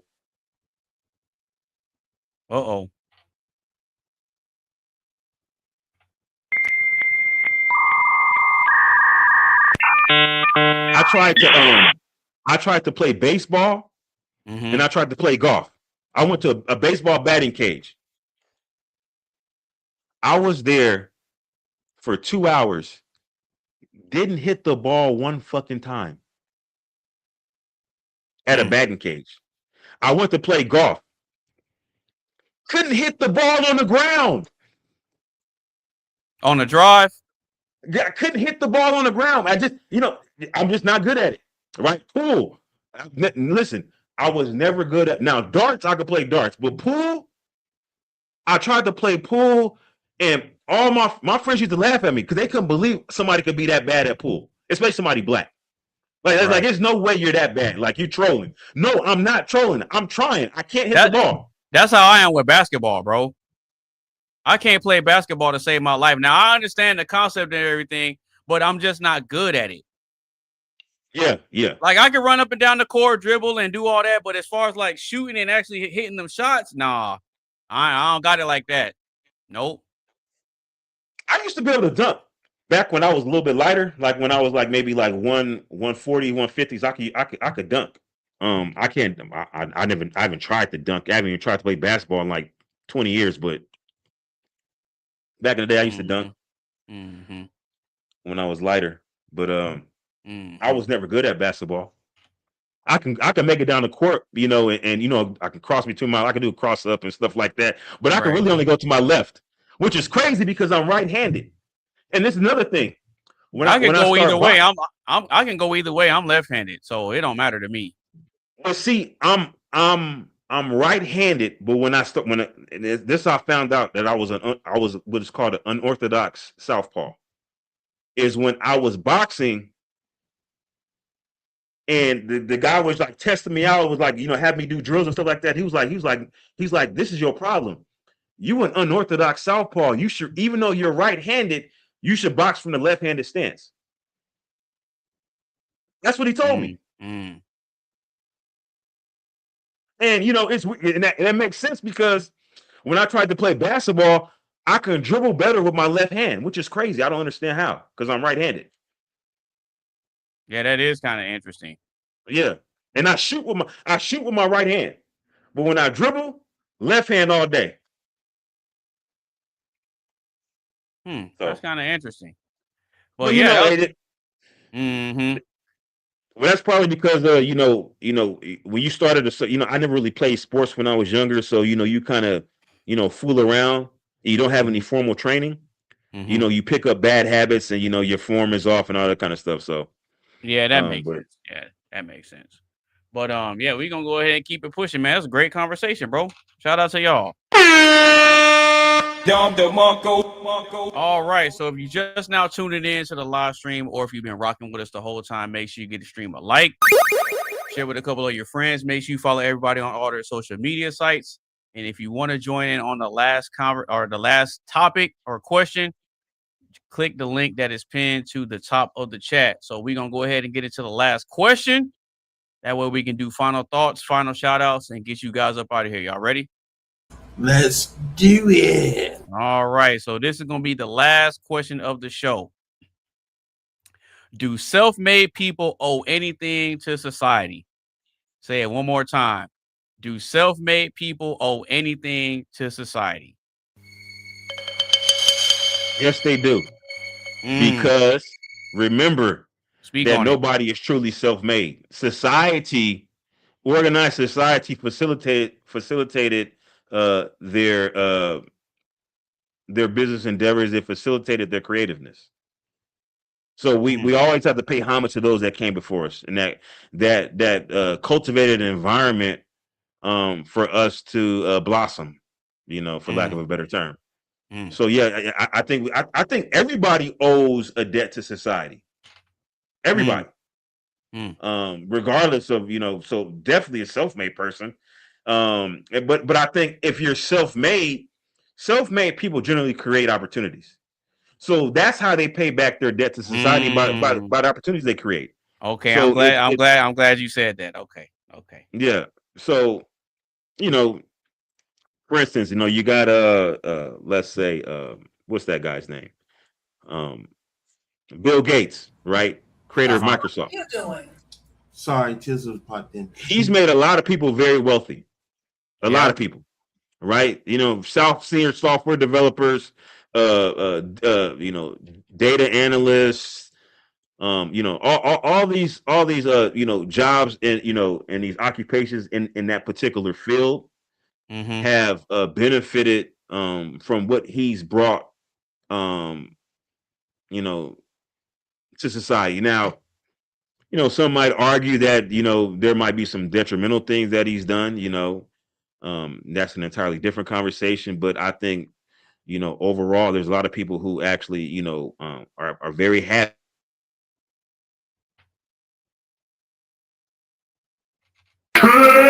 Combo. Shout out to the Wi-Fi.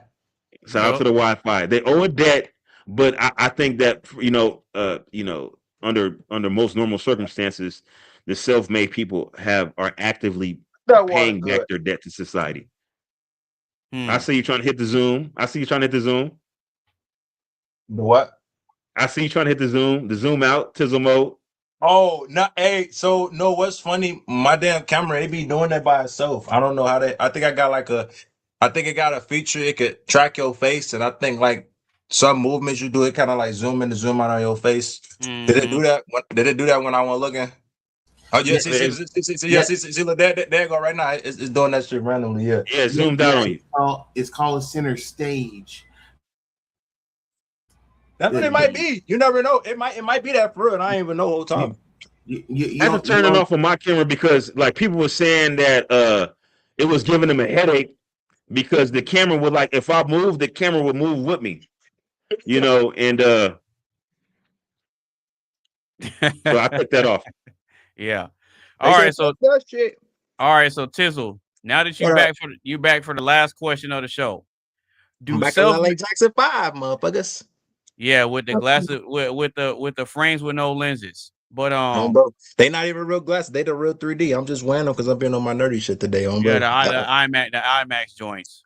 Bro, cause hey, what the hell do you say for a stage property? Put your 3D glasses on, bitch, because I'm coming straight at you. Bro. Yeah. All right, so do self-made people owe anything to society? What you got on that? I'm gonna keep it 100. Well, actually, no, I'm gonna keep it a bean, no bread. Shout out to Mark, bro. I honestly, it really depends on if they want to or not. I feel like if a person, if they self-discipline themselves, and then nobody really give them shit, and they kind of like started from the ground up, as people say, that's really up to them to choose if they want to, give back to the people or not. Because I don't know. I kind of think about it as like the rich people, like, how many of them they actually giving back to their people, where they giving back money, it's only a few of them, So the way I see it is like, they can owe people if they want, but then it's always that conscious, I believe some people have, it was like, okay, like if I get back to my people, will they get back to me, if that makes sense? Sometimes it don't happen like that. You know, sometimes, like for example, it could happen to, like I said, not even the rich people, the famous people. You know, motherfuckers act different when you up. And like I said, in the beginning, you know, when you down, they don't come around, but when you up, they say what's up. You know, that's how it usually is. You know, motherfuckers don't never want you at your lowest, but they always want you at your highest, and that's when it's like motherfuckers want favors and this and all that. And you know, you be peeping that shit from a long distance, and you be thinking to yourself, like, it'll probably say something, it'll probably be something that you would say, AB, like you would think about it, you'd be like, hold on. You'd be like, you weren't saying this shit when I was down, but now since I'm doing my shit and I'm getting the attention that you not getting, now you want me to get you favors and shit, and you want me to hook you up with this and all that. That's not how that shit works. And you know what's funny? And you know what's funny? You're absolutely right. I mean, that's because as you were saying that, a Lil Yachty song was playing in my head. What Lil Yachty song? It's a if you go back and listen to his mixtape, The Lost Files, it's only like a few songs, but Okay. he has a track called When I Get On, and the track on the hook, like throughout the song, is called When I Get On, and so on the hook he's saying, when I get on, please don't reach for your phone. Oh yeah, that I feel that. I feel that. That mean, in other words, when he was getting into the verses, he was like, "Yeah, when I get on, please don't reach for your phone. When I'm counting checks, please don't send me no text." Bro, hey, hold on. His ass was spit on, bro. He kind of was. I ain't never heard that, but he spitting on, bro. He not lying. Swear to God. Yeah, like that's why they say money talks, but that should be sad though, because the real ones though, if I'm being honest with you, the real ones, especially if they hustling with you too, or they doing the same shit you doing, them the only ones that I can see you probably could give it back to. But that's only if you put your trust in them. Like if you know they've been through the storm with you and shit, and you talked about them about personal shit, or you know you hooked them up with some favors, and then they wind up hooking you up with the same. It's like, you know, gaining each other trust. And I feel like you should get back to the people who you know, not really the society, if that makes sense. Because I mean, but even still with that, I mean, you got to worry about if you give it to this motherfucker, then they gon'. Which I'm not saying everybody, but you know, some people, they run their mouth. You give somebody some shit, they'll instantly be thinking like, "Oh, okay, this motherfucker hooked me up with this. They could get up with that too." And you gotta let their ass know. You gotta set boundaries. Like, no, this ain't that. I only did that shit, you know, for you or other couple people because I fuck with y'all. You know, whether that was 5th grade or, you know, y'all known each other since I don't fucking know, like family members from back then. Like you was a kid, you met your friend mom, and your friend met, you know, your mom and your dad, and y'all kind of built that close bond. Whereas like, you know, your friend going up to your OG house and your dad house, and your fucking friend, you know, your parents considered them as like they son, and like vice versa. That makes sense. You get what I'm saying? That's the only time I'm saying that you doing that shit for motherfuckers. But otherwise than that though, motherfuckers be snakes, fakes, and that bullshit you can't go past and hesitate on, bro. That's just how it is. Yep, you are not you lying. using that right now? He pulled that motherfucker up. He said, I'm not playing. Yep. Oh God. Okay, let me Yep. see. Lifestyles intro. Okay, back. But wait.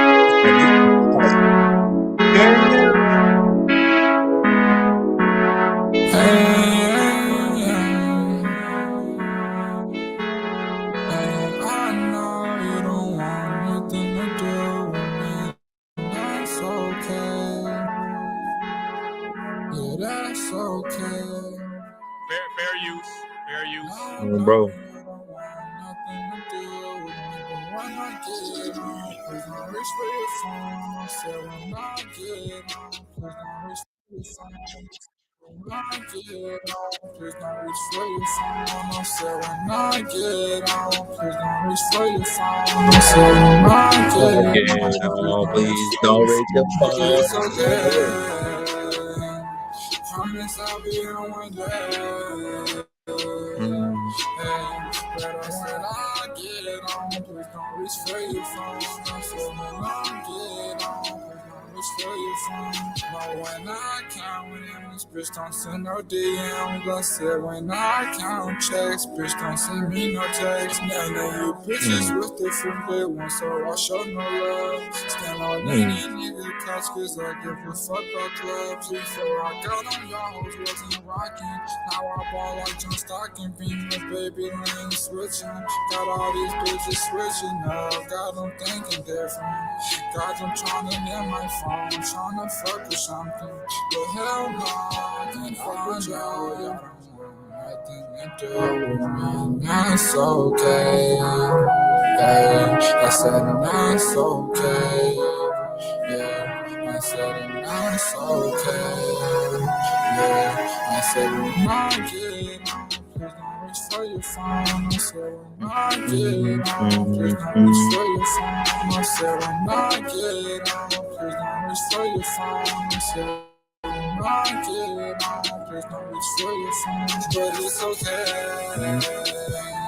Promise I'll be on one day. Hey. When I get on, please don't reach for your phone. So when I get on, please don't reach for your phone.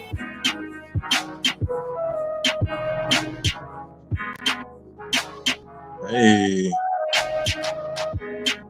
When I get on, please don't reach for the phone. Talking about need somebody to loan. I look at you lightly, me the fuck alone. Yeah, but that's pretty much it. I mean, it's a short track, but yeah. No, I ain't gonna lie.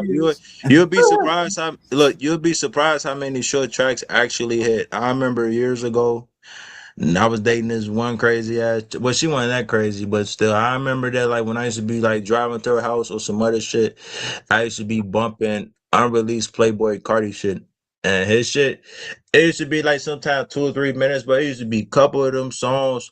I listened to them bitches back to back to back, and I'm sitting there thinking like to myself, like, damn, why the fuck you ain't release this shit? Because I'm like, this shit tough. You know what I'm saying? Mm-hmm.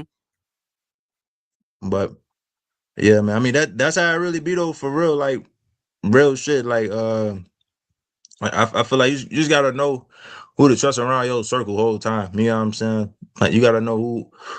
Like I feel like it start off with trust first. Without trust, is well the way I see it. Maybe I just think about it like this: without trust, there's no respect, and it's like vice versa. Without respect, there's no trust. You know what I'm saying? Mm-hmm. Damn, you know what? I should get a tattoo of that shit. Kind of think about it, you might just gave me a good ass idea. That's a good ass quote though. Like I ain't never see this what I be telling motherfuckers though. They be thinking like you ever had that moment like, which I know I'll be the only one. You could be like in your room when you be somewhere and then like just fucking random. You come up with this fucking idea out of your head and that shit just pop out of nowhere. And then you be thinking about that shit quick as hell. And you be thinking like, let me say that shit on my phone or let me put it on what I want to put it on. That way you don't lose it.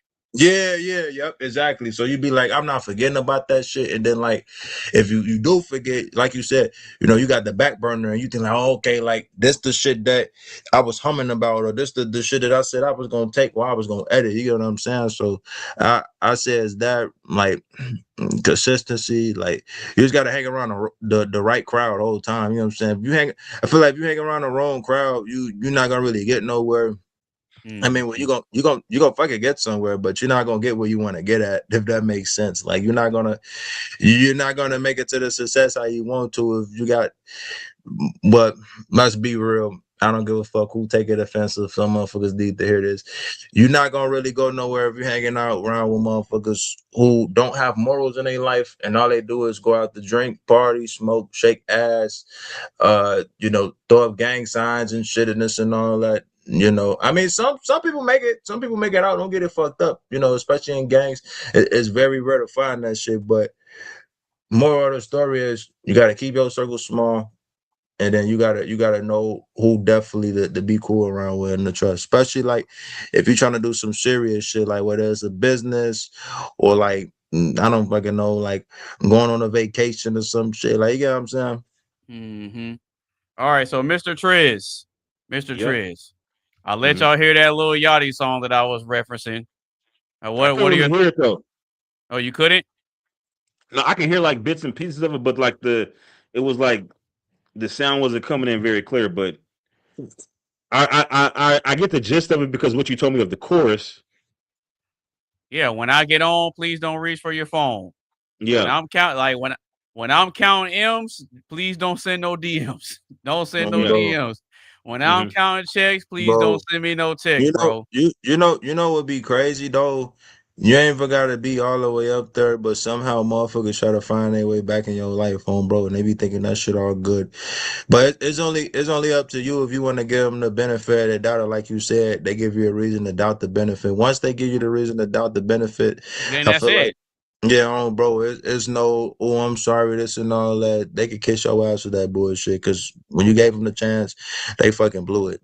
They pissed it away. All right, so Mr. Tizzle, so I let y'all hear the song. What are your thoughts on the track, bro? To be real with you, I didn't even know he came with that song and he had on a release track. You have to send me the link to that. But before I even listen to that, I gotta That's what I'm saying. to That's what I'm saying. I actually be listening to some of these new generation artists because a lot of people like to hate on Lil Yachty, especially when he first came out. Whoa. But I'm like, you know what? Let me give it a chance. Well, let me give him a chance, and I rock with Yachty tough, bro. You gotta think about it. And then he's a Virgo too. Yeah, I was trying to say you gotta think about it too. Not every artist gonna have a selling hit. That's just how it is, you know. Every rapper gonna have at least a fucking flop. I don't give a fuck. Well, yeah, those tracks were unreleased. That's why it's called the Lost Files EP. Yeah, that's all I'm saying. It's unreleased, but you know, but you gotta think about too. Like I said, how many songs get more attention and more views? Do it be really the shit that's released, or it be the unreleased shit? It tends to be like what really solidifies a person's core fan base would tend to be like the lesser known tracks or the unreleased stuff. Because you have tracks that get released a long time ago, but they blow up later. Those are called sleeper hits. Yeah, that's what happened. That's what happened with Lizzo. Damn, yeah, motherfucker. No, but that's what happened with Lizzo. That Truth Hurts track that she blew up off of, that she put that track out in 2015.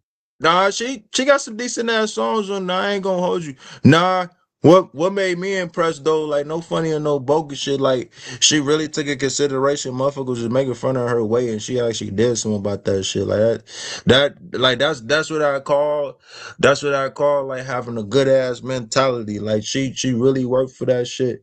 Well, yeah, because the type of men that she will want don't want no obese chick.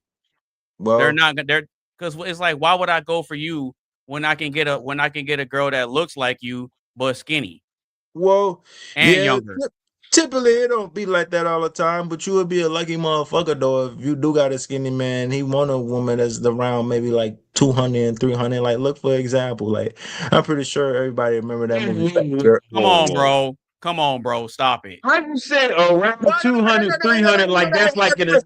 That's like, let me tell you something. No. I'm being dead ass. Like it's rare. I'm being so serious. It's rare. Cause look, you gotta think about it. If the roles was reversed, no, I'm being dead ass. I'm being fucking dead ass. I only know this because my dad be putting me on with some movies and my OG put me on with some movies. Now, this is one movie with fucking goddamn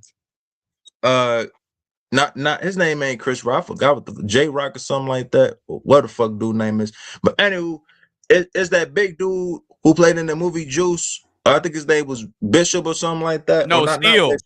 Yeah, Steel. So it was the dude who played Steel. Bernie Mac was up in the movie, and there was another motherfucker. I got his name. But anyway, the main character was like a player and shit. And the dude who played as Steel, you know, he like the big dude and all that. That's what I said, like, yeah, that's what I'm saying. Like the roles reversed. Like in that movie, you know, it was hard as fuck for him to find a girl until he actually found the girl who was like fucking with him, because you know some girls like some big man, you know, because they can hug him or fucking lay on him like a teddy bear. You know, sometimes it's some man out there. Yeah, but if you got charm, charisma, and some kind of game, it don't matter if you fat.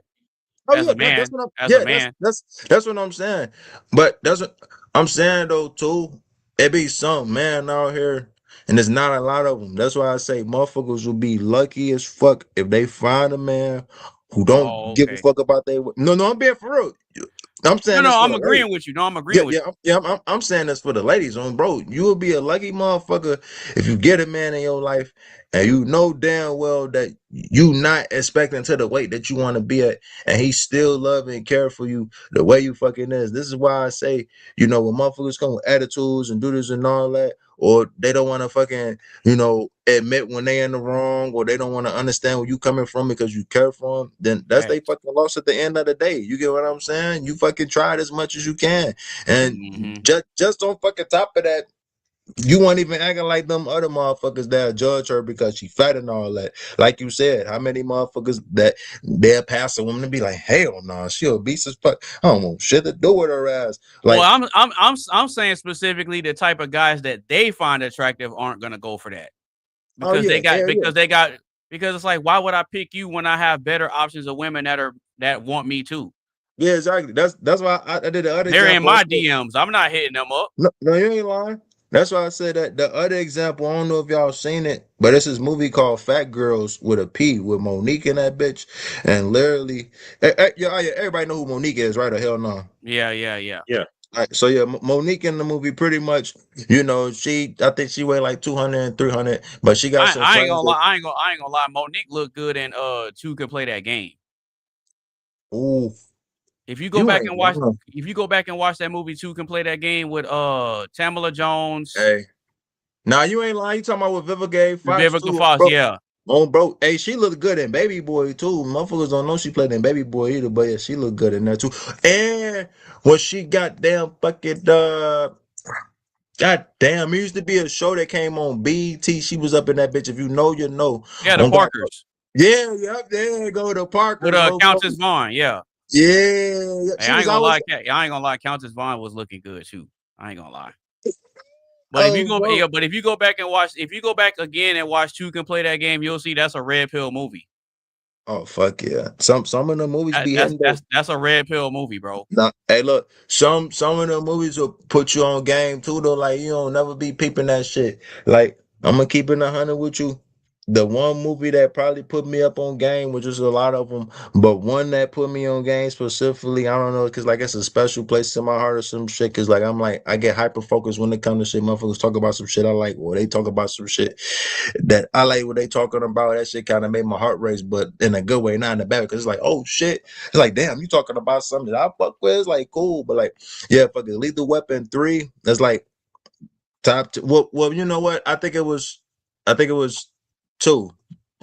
Oh yeah, it had to be 3 because fucking goddamn Martin Riggs had met the female cop there, and he wound up getting interested in her and shit, and they wind up bonding over each other's scars and shit, and they fucking chopped it up, talking about like how the fuck they get their wounds and they stabs and all that shit. But it wasn't even just that though that really like got me into it, and I tell motherfuckers like this the type of shit I fuck with. I liked it though at the whole time because sometimes that's how shit usually start. Not all the time if you're trying to get to know motherfucker, but like if y'all really invest in each other and y'all talking like not even gotta be the same shit, y'all just talking about normal shit, y'all vibing.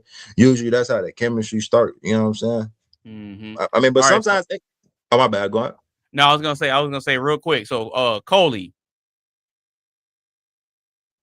Mr. Coley D. You think Coley multitasking? Yeah, now he is. All right, so I'll let y'all hear the Lil Yachty track. I'm pretty sure you were able to hear it too. Oh yeah, I heard it. That's why I was like, fair use. Yeah. All right, so what are your thoughts on the track after hearing it? Because I know y'all didn't know that track existed. Nah, I definitely did. I ain't gonna lie. Keep it a bang with you, know, Brett. Only song I stopped hearing from Lil Yachty, and it's been a minute. It's been a minute. It was that Cold Like Minnesota song with the Migos and goddamn Young Thug. Yeah, that's on that Lil Boat mixtape. I still have that. Oh God. Yeah, because the video was fire. But go ahead, Coley. But where they shot the video at the hockey stadium. And Yachty was rapping. He was riding on the Zamboni. bro, his ass definitely ride on this body. Oh, bro. Go back and watch the Minnesota video. They shot that No, I video know, at a I know. hockey stadium. No, I know what really put me on with the song though is really they fucking played that bitch on commercial, but instead of him saying Minnesota, he was like, "It's cold like Sprite soda," and I was like, "What the fuck?" I'm like, "Hold on." Oh yeah, I remember that. Yeah. But go ahead, Coley.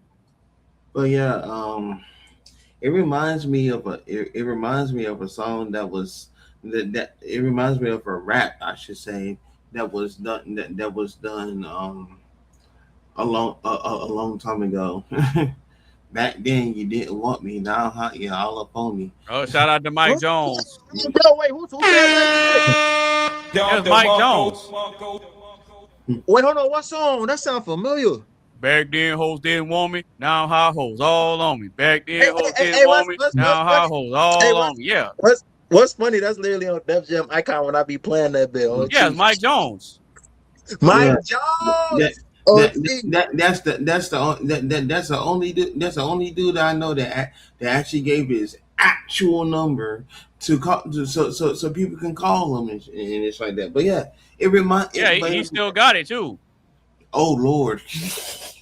Hey, I ain't gonna lie, I definitely call his ass. Be like 8004. Look, you talk about shit. But go ahead. But now real shit.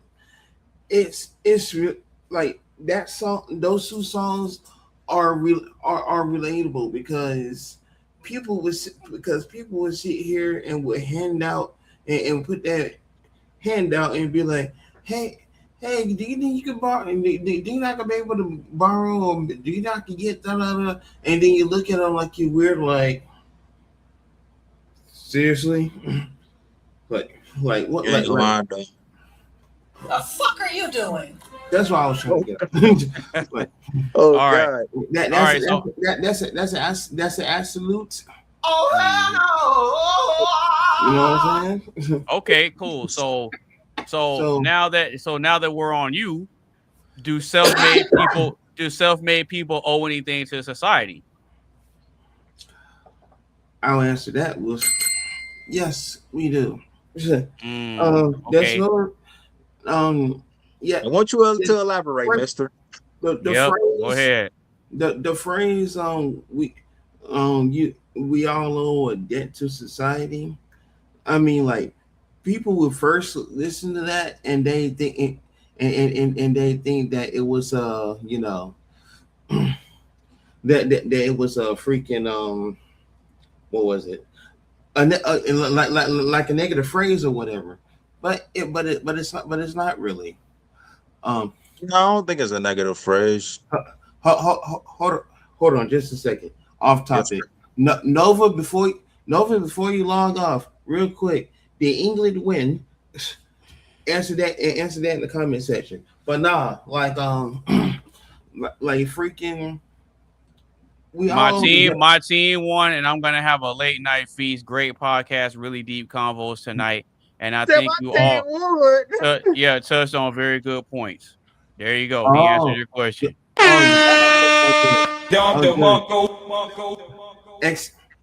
Excellent. I'm gonna try to go somewhere later on this week and give me some fish and chips in honor of that. There you go.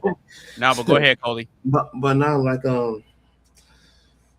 my thing is, and I think I've been saying it all night, and I hope I don't sound like a freaking broken record, but like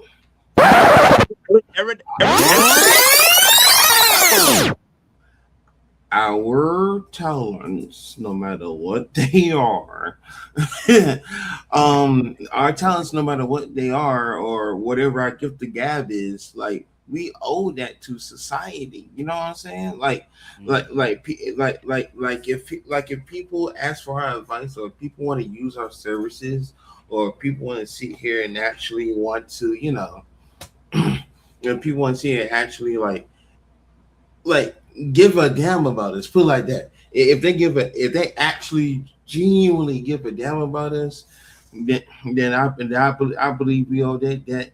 I believe we owe that to, hey, let's do this for them, this, that, and the third. Or if they ask us, hey, how do you do this, or how do you do that? Da da da da da da. If they're asking us to, hey, let's teach them how to do this. You know what I'm saying? I would feel, me personally, I feel honored.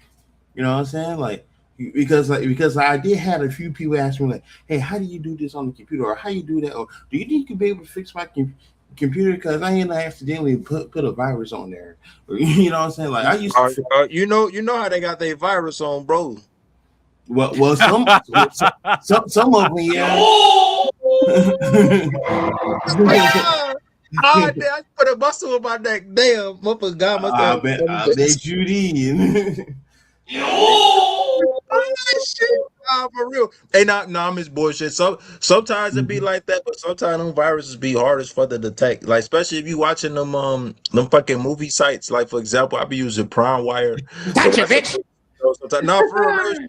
Literally, and I could be fucking trying to watch a movie on the show, and there's always a fucking pop-up ad that pop up on the screen, and it be like, gotcha, bitch.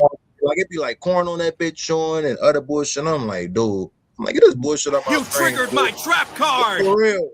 I'm like, that's why on this computer I got AVG, and on that computer Spectrum has a. Like, are you talking about that virus protection shit? Yeah, and did this computer like I installed like the Spectrum on antivirus thing on there, powered by FPROT. You know what I'm saying? Like, fuck yeah. My computer, like my computers are protected. So that way, if I happen to run into, really? That way, if I happen to run into a problem like that, oh no, can't go here, or on this one, it will show like a little shark fin saying, hey, you can't, hey, you better not go there. Go, and then redirect me to somewhere else that's virus free and shit. So. Well, see, I got a computer downstairs. That's my computer I use for going raw on these websites. No protection.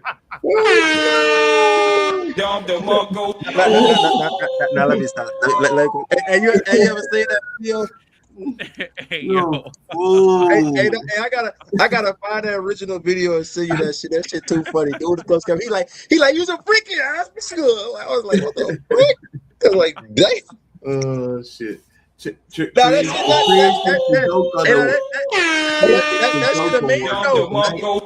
That shit really. Let me find that bit real quick. That shit really a meme though. I was like, hell no. Somebody give Triz the joke of the night award. That was funny as fuck. Yeah, for real. Going wrong with the computer downstairs. Oh shit. He said for going wrong on these websites. There you go. Shit. Hey, she gotta have somebody diving in. You know what I'm saying? Look, and then next thing you know, you're gonna hear this. FBI, open up! Look, he said, sir, we gotta arrest you. You been beating the pussy up too much, bro. You gotta crucify that hoe. Hey, look, that's why his internet be lagging from all them downloads too. No.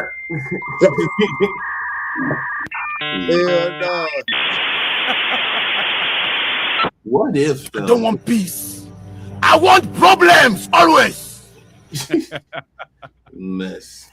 All right, so Coley, are you done giving your perspective, or you still got more, bro?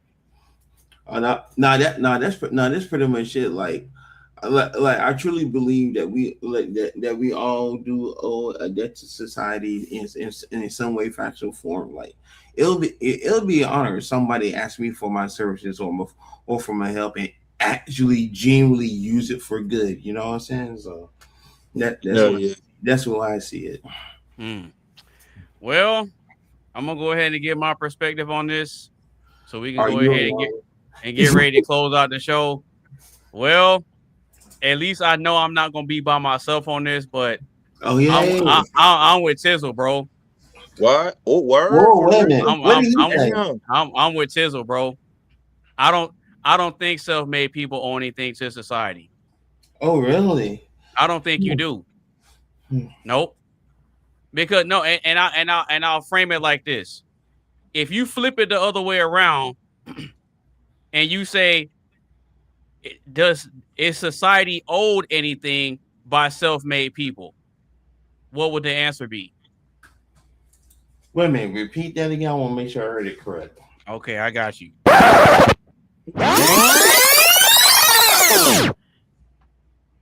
If you flip it the other way around and it says, as a society, or is society owed anything by self-made people, what would the answer be? Oh, I hate you. I hate you. I hate you. No, hey, what? Hey, you should get that. Hey, you should get that one soundboard. You're like, ooh, got his ass. If he has some sound effects on there that's like Gotcha, bitch. See? No, he need to get that one and say, ooh, got his ass, though. Too. That shit funny. That shit convenient. It hurt. It hurt. When you flip it around, Let it go, bro. It's okay. No. When you flip it around that way, the answer would be no. But you know what? Hey, I was just thinking about that too. Like, you know what else a good example about that too? I know y'all know Adrian Broner, right? Yeah. He just played a good example. He said when I was up there, he said motherfuckers was fucking with me. He was popping bottles, drinking all that shit. He said now though, since I'm not at my top no more, ain't nobody fucking with me no more.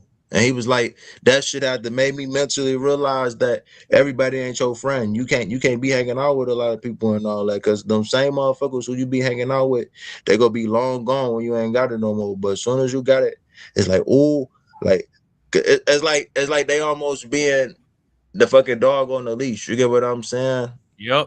And so, like I'm saying, I don't believe that self-made people owe anything to society. If they do, it's because it's out of the kindness of their heart, and it's because they want to, not because they don't owe society anything. Because if y'all are saying that they owe something to society, that's the same thing as saying society is entitled to something from self-made people. Damn. Is society entitled to anything from a self-made person? No. I wouldn't think so, unless I'm tripping. But no, I wouldn't think so, 100%. Now, to Triz's point, what Triz said is very, very valid. Self-made people are already benefiting society through the systems that they create. If you build a system and you providing jobs and all that type of stuff, you're already contributing to society through what you're building and what you're creating. You're putting people on and taking the workload and stress off the government, trying to feed people and house people through housing and food stamps. Now playing. You see what I'm saying?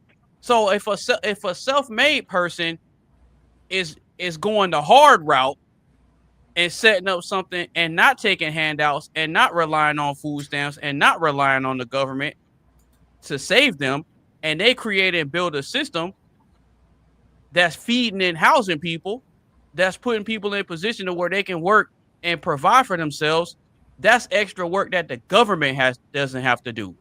Yeah, that's why and I'll take it a step further. Self-made people don't owe anything to society. You want to know how I know? Because entrepreneurs and business owners get the highest amount of tax benefits from the government because of it. Damn, that do sound about right. On God, they get the highest amount of benefits and tax breaks because of what they're already doing for society. So do self-made people then owe society? No, they don't. No, they don't. They're not. Like you said, that's if they choose to, and that's the kind of the government is the one breaking off the self-made person. On phone now, great. So to Triz's point, Triz is absolutely correct when he says that they're already doing for society through the opportunities that they create and give. He's 1,000,000% right. 1,000,000%. And right, and that's because they choose to, not because they owe it to society. They're creating a system that benefits others, and as a result, the person who created this system gets the highest amount of benefit on the financial side, but society gets the highest amount of benefit from the service and goods side. So it's a mutualistic relationship that works in tandem, and as a result, the government honors and respects that through the benefits that the entrepreneur and the self-made person gets. But do they owe anything to society? Absolutely not. Absolutely not. Hey, so just to be nice on my nice side, like I said, I Just ain't think gonna say about that it. much. Just imagine. I'll give you a perfect example of this, of somebody that I agree with, and he says the same thing. If you go back, and I want to say it was an episode of TRL, Total Request Live. There was an episode of TRL. Coley knows that show, and I heard of that, but I never seen Triz it. knows that show. Triz What knows that program show. they used to come on? MTV. TRL used to come on MTV. It stands for Total Request Live. It starred Carson Daly. Yeah. When do y'all send me the link to that? I have to check that out. But there was an episode of TRL where Wu-Tang was on there. Damn. Okay. Yeah, Wu-Tang was on there. Because I want to say Method Man was there, and ODB was there. But HOD man OT. Yeah. So I want to say TRL is like the MTV version of Rap City, The Basement, or 106 in Park. Mm-hmm. That's the white MTV version of 106 in Park. But of course, 106 in Park was where they did the countdown playing music videos and all that. But anyway, there was an episode where the person, I forgot, I don't remember if it was Carson Daly or somebody else, and they asked ODB that now that he's rich and everything, does he owe anything? Like, is he gonna do anything for the hood? And he straight up said no. Shit. And when he said it, he was dead serious. He was like, nope. You gonna do anything and give anything back to the hood? He looked them dead in the face and said, nope. And then everybody started laughing because they were expecting him to give the politically correct answer and say, oh yeah, we're gonna give back to the community, we're gonna do this and this and that. He straight up said, nah. And everybody started laughing because they not only were they not expecting that answer, but they knew he wasn't joking. Hell no. Why would you? Now you know what? Now that you put it that way, yeah. Because I remember an interview that damn who the fuck was it? Who's the star of the Upshaws? The star of what?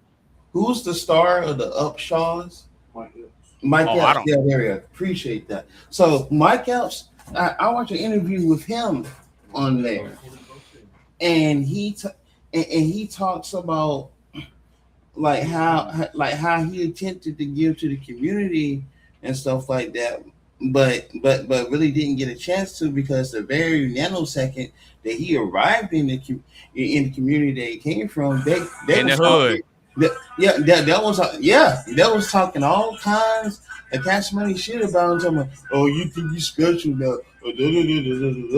Oh, yeah, exactly. But that's why they say be your own people though, bro. Because even if you put them on, they still go talk shit about you, on bro. That's why motherfuckers be having that self-conscious in their head sometimes. They be like, okay, if I do this, how I know if they gonna not talk shit about me, how I know they gonna not fuck around backdoor you or do some other fuck shit, you get what I'm saying? Or they could try to fucking somehow try to tarnish your name and they try to take your role, if that makes sense. Because some motherfuckers, they'll be doing that too. And that really hurt Mike because he really wanted to, give back, help his community out because they've been under some struggle, but their response was like, okay, you know what? Yeah, not only that, but there's plenty of instances where some of these people would do interviews or something like that, or they'll be out and about and the paparazzi taking pictures, and then you'll always have people that be following these celebrities, and then they'll straight up ask, what you gonna, you gonna donate to the hood? Like, what you gonna do to the hood? Like, why don't you come back to the hood no more? Why the fuck would you come back to the hood? Well, because think about it. How many times have we heard of instances, and this ain't even just black people, but how many instances have you heard of people that got put on, they built themselves up, and then next thing you know, you got these long lost family members that you never heard of that come out the Oh woodwork my and be like, God. "Oh man, hey, what up, cousin? You remember me? No. I used to help babysit you when you was 2 years old, man. Bro, Yeah, how like you that. been? How you been, cousin?" Hey, And it was like like, that "Man, I one don't know man. you." Like that one meme, motherfucker made a face like this. They was like, what you just said. They was like, when you get that cousin and that uncle, and they be like, I remember carry your ass as a little baby boy. Your ass had the pacifier in your hand, little nigga. They was, what?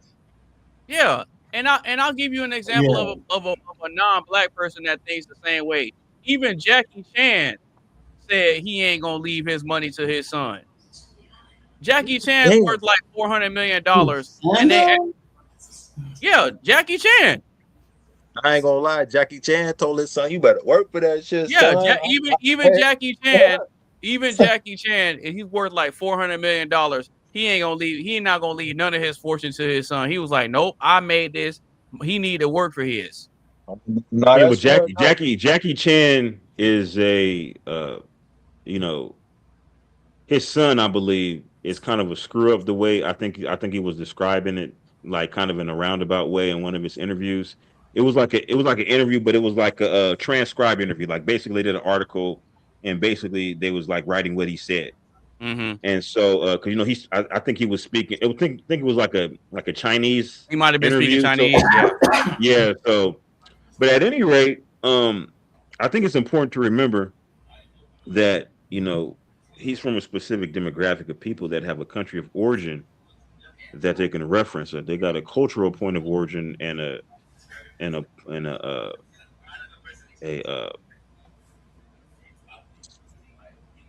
functional cultural point of origin, right? I mean, there are faults obviously any place in the world, but China Yeah, for the facts. most part is considered somewhat functional. And so when you have a group of people, and you can kind of gather what I'm saying. You have a demographic of people who historically have been disenfranchised. Mm-hmm. Don't have a cultural point of origin outside of the United States. Other groups actively work against this group. This group can't, they can't operate without the benefit of generational wealth that as they've done thus far. Right? Yeah, They're too far behind. that's what the Japanese were doing to the Chinese. But this group that I'm talking about here in the United States, this minority group is too far behind. You really can't apply these principles. I understand in that particular instance, somebody who's irresponsible, you just don't want to, give them all the money because they'll end up killing themselves. You give somebody who's irresponsible $400 million, they'll probably get, start doing coke and all kind of crazy shit, and they'll end up dead in a couple years. Mm-hmm. So there's that, but at the same time, you got to question, you as a father. What did you do? I understand you probably out making movies and stuff like that, but now you got to accept some responsibility on the failure of your son in your absence. No, he doesn't. No, he doesn't. Why not? No, he doesn't. No, Why he not? doesn't. And I'll tell you why he doesn't. Because we see all too often, you got kids that are screw ups in life that come from a 2-parent household, and you got kids that are screw ups in life that come from a single parent household, whether it's a father or a mother, right? This is the thing. You can train your child up in the way that they're supposed to go, and they're not supposed to depart from it. But in some instances, you got kids that, regardless of what they were taught, they know right from wrong, and they're just determined to do what they want to do. So, I agree with that, and I'm not saying just because Jackie Chan should have some accountability doesn't absolve the individual child who's now an adult of any responsibility. That's not what I'm saying. So you can hold two people. So like somebody could say, well, this person was abused as a child. So the person that abused that child is responsible. Oh, well, absolutely. Yeah. But hold on. That child as an adult is still 100% responsible. True. And you see, you understand what I'm saying? So I what understand I'm saying is that like, we all have choices, right? And as men, everybody got like E40. Everybody got choices. I choose to give money. I'm stuck to this bread. Yeah. Nope. As men, yeah. As men, we oftentimes choose our purpose, right? And for some men, for a lot of men, the purpose takes precedence, over the child, right? You rely on the woman you had the child with to kind of pick up the slack because you're out, on your purpose. Get into and you're it. providing for the family financially. But okay. And I agree that's a man's role, but when your child suffer.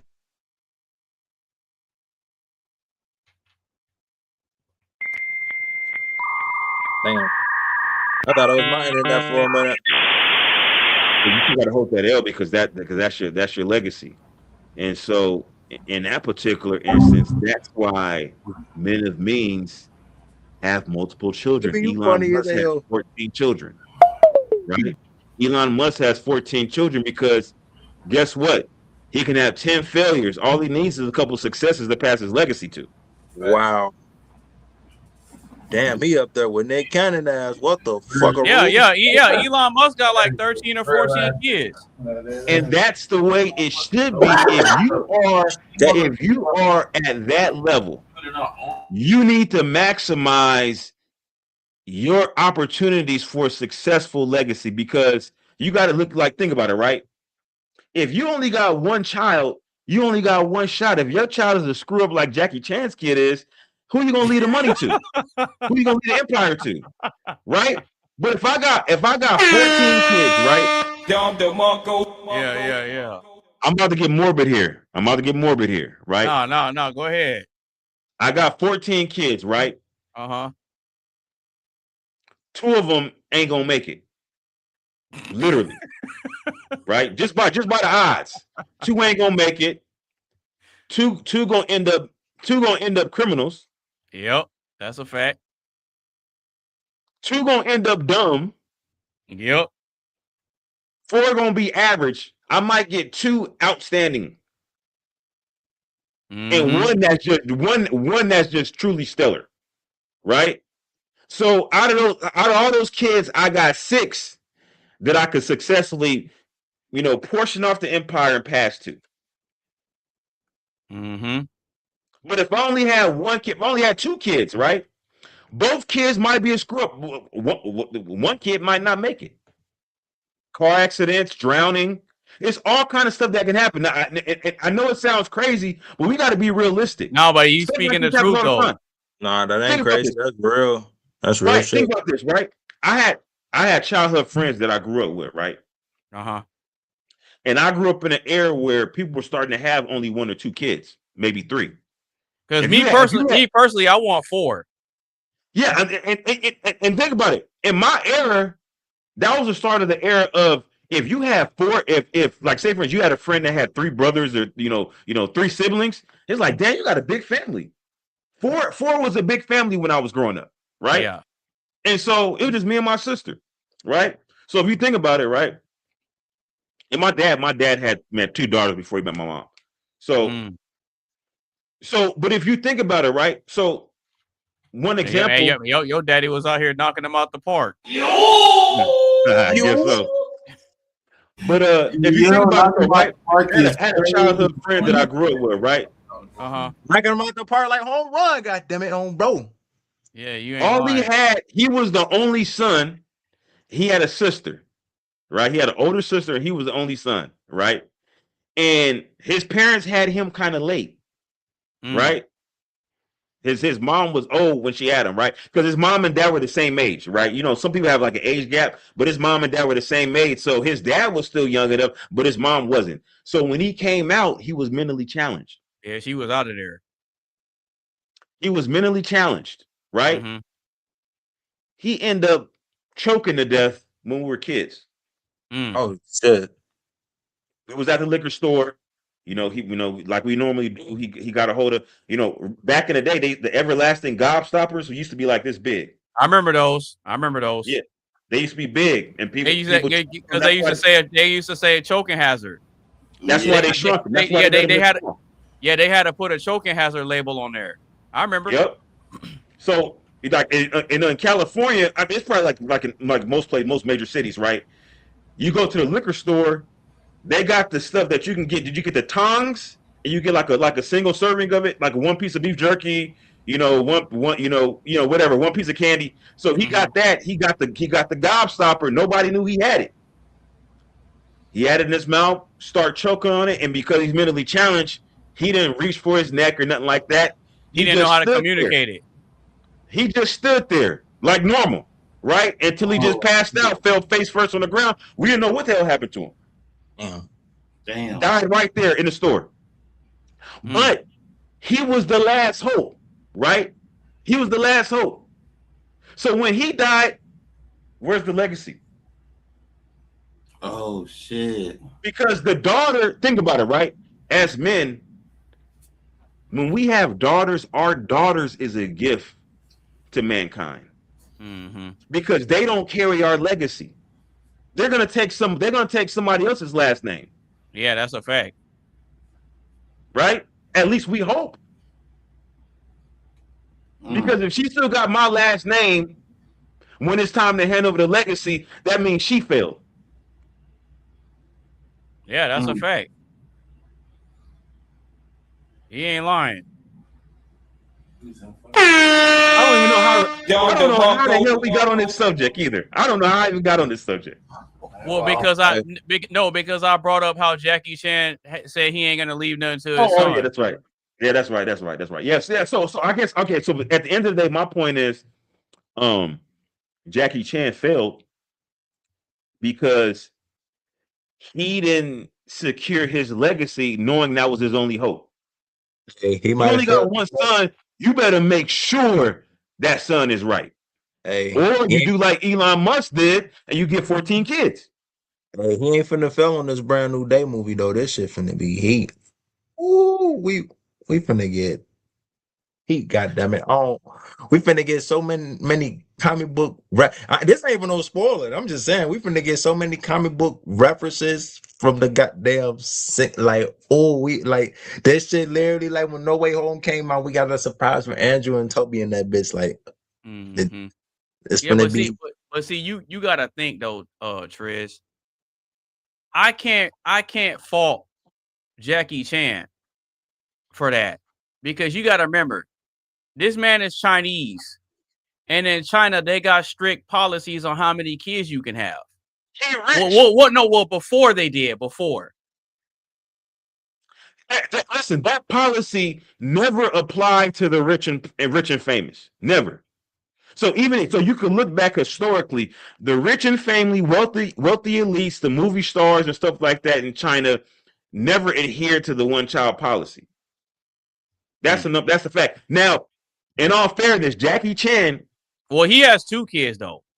Yeah, but his son. He doesn't have a daughter. Does he have a daughter? I think he does. Yeah. I think he has a daughter. Yeah, he has a daughter. I thought he had a son and a daughter. Yeah, I think he got 1 and 1, but I know he has 2 kids though. He got 1 and 1. Yeah. And so, as I said, that's your gift to mankind. But see, he's still a man. He could pop out by 5 kids, in 3 months. Yeah, that's true. So he still got a chance. But but see, it all depends on I don't know where his head's at. He could be Buddhist and thinking about reincarnation, all kind of other stuff. His mind, he may not even care about his own son. So who knows? Right. But if you think about, if you look at a Donald Trump has multiple kids, but he didn't give them nothing. They had to work. Hold on, let's put things in perspective, right? No, go ahead, because with his sons and daughters, he didn't just give them nothing. Like think about this. They worked in his companies and they had to go to school and get degrees like the other people that applied. They didn't just get in because my dad owns the company. He made them go to college and get degrees, and then they had to apply and put a resume together and all that. You can look it up. But he didn't He didn't just give it to him. I'm telling you. I know he didn't just give it to him, but it's like, come on now. Your dad owns a company. That gives you a lot of confidence as an applicant, which leads to you being a more qualified candidate, right? Right, but If I'm he going held to a them, job, but he held them to the same standard as an outsider because it taught them that in this world you got to compete. Yeah, okay, but think about this. Think about this, right? Mm-hmm. You growing up, you got the best tutors, like you got all the tools you need for success, right? Okay. And then after you graduate, right? You know your dad owns the company, right? Okay. You're gonna have a different level of confidence when you go and interview because I've interviewed people. I used to interview people, right? Mm-hmm. And the biggest thing that I notice people coming in an interview is that they nervous than a motherfucker. They stuttering. Don't be nervous. They stuttering. They got blank stares on their face. They're not engaging. They're just sitting there like a robot. Like, you know what I'm saying? Yeah, because like think about it, like if when I go into an interview, right? Mm-hmm. I'm going in and I'm asking, what is your objectives? Like what are you hoping to like outside of the generic description? What exactly are you hoping to accomplish when you fill this role? Like these are the questions that I'm asking. I'm trying to figure out how I fit into this organization, right? Mm-hmm. What can I expect from you? What can I expect from this organization? What can I expect from the immediate team? And these are questions that I'm at because I want to gauge if I'm a good fit. You understand what I'm saying? Yeah. Because some people, and that helps with, like, again, if you're in a position to where you're not in desperation mode, you can be picky about the job you take. If you're going to go down the road of taking a job. Yeah, but but that's a mindset thing. Hey, but hold on though. I'm glad he said that because I got a good little quote, good line though. Y'all might think I'm tripping, but hear me out. A little bit of desperation always leads to a big amount of motivation. And if you know, you know. I can Stop the cap. No, I can agree to that. I don't know about that. Okay. So because the world doesn't respect desperate people. No, I'm not. He said a little bit of desperation, like the desperate. I think he's talking about a desperate situation, not necessarily acting thirsty. Yeah, that's what I'm saying. I'm not saying like desperate, like asking people for money. I'm saying desperate to like where it's like that you try your ass off, and it's like you think about that conscious. No matter how much you try, no matter how much you do, motherfuckers not gonna understand you, and they not gonna fuck with you. Like for example, like a scenario for me, like. I was desperate, but I wasn't desperate to the point where I'm asking motherfuckers say, I need money, I need this and all that. I had to fucking make a sacrifice, by any means necessary. You get what I'm saying? Like, I applied for like fucking 9 or 10 jobs, put in my resume, called their ass. Yeah, but that's coming from a mindset of, okay, I'm gonna make this happen regardless. Exactly. But when you're saying desperation, like a little bit of desperation, a lot of times when people start to get in like a desperate frame of mind, that puts them in a position where it's like, I'm willing to do anything. Well, and that's my kind of woman. Well, I'm gonna say, I'm gonna say it's a difference between being desperate and being down bad. Being desperate, in my opinion, it's because that puts you in a position to get taken advantage of. What, down bad? No, if you gotta, no, because people can feel that. They can feel. Yep, they can feel when you're. Yeah, they can feel when you're when you're acting out of a little bit of desperation, even if it's just a little bit of desperation. People can sense it. Mm-hmm. And then they make you become a target. You see what I'm saying? Mm-hmm. That's what I'm saying. That's like a mindset thing. But if you go in and you don't care if they hire you or not, think about this. Why is it that the person who's dedicated and always shows up, they treat the job like they need it, but they're the ones that get treated the worst? But the person that don't care about the job, that be slacking, always late, they always seem to skate by. Hold on, I got an answer for you for that. Hold on. They get treated way better. I got a good answer for you for that. You know what that is? Go ahead. That's that favoritism and that's seniority shit that people be saying on, bro. But that ain't even always the case. Nah, it ain't always the case, but sometimes it feel like it's the case. Sometimes motherfuckers be unfair with their coworkers. They say they're gonna get everybody this benefits some shit, but look, like you said, for example, it could be a motherfucker, they've been working there for years. You know what I'm saying? Dedicated. Yeah. But what I'm saying, they can slack off, be on some lazy shit, and they still getting the bonus and the benefits. To say, okay, you get a motherfucker, they just They started get the promotions too. No, I know, but what I'm saying is you put that between a new motherfucker and say they trying to learn the knowledge and they trying to know the skills and say they've been there for maybe like a year or 2 years. They probably not gonna get that same benefit and that other shit as the previous employee got. And that shit unfairness to me. Like I said, I call that shit favoritism because it should be equal as fuck.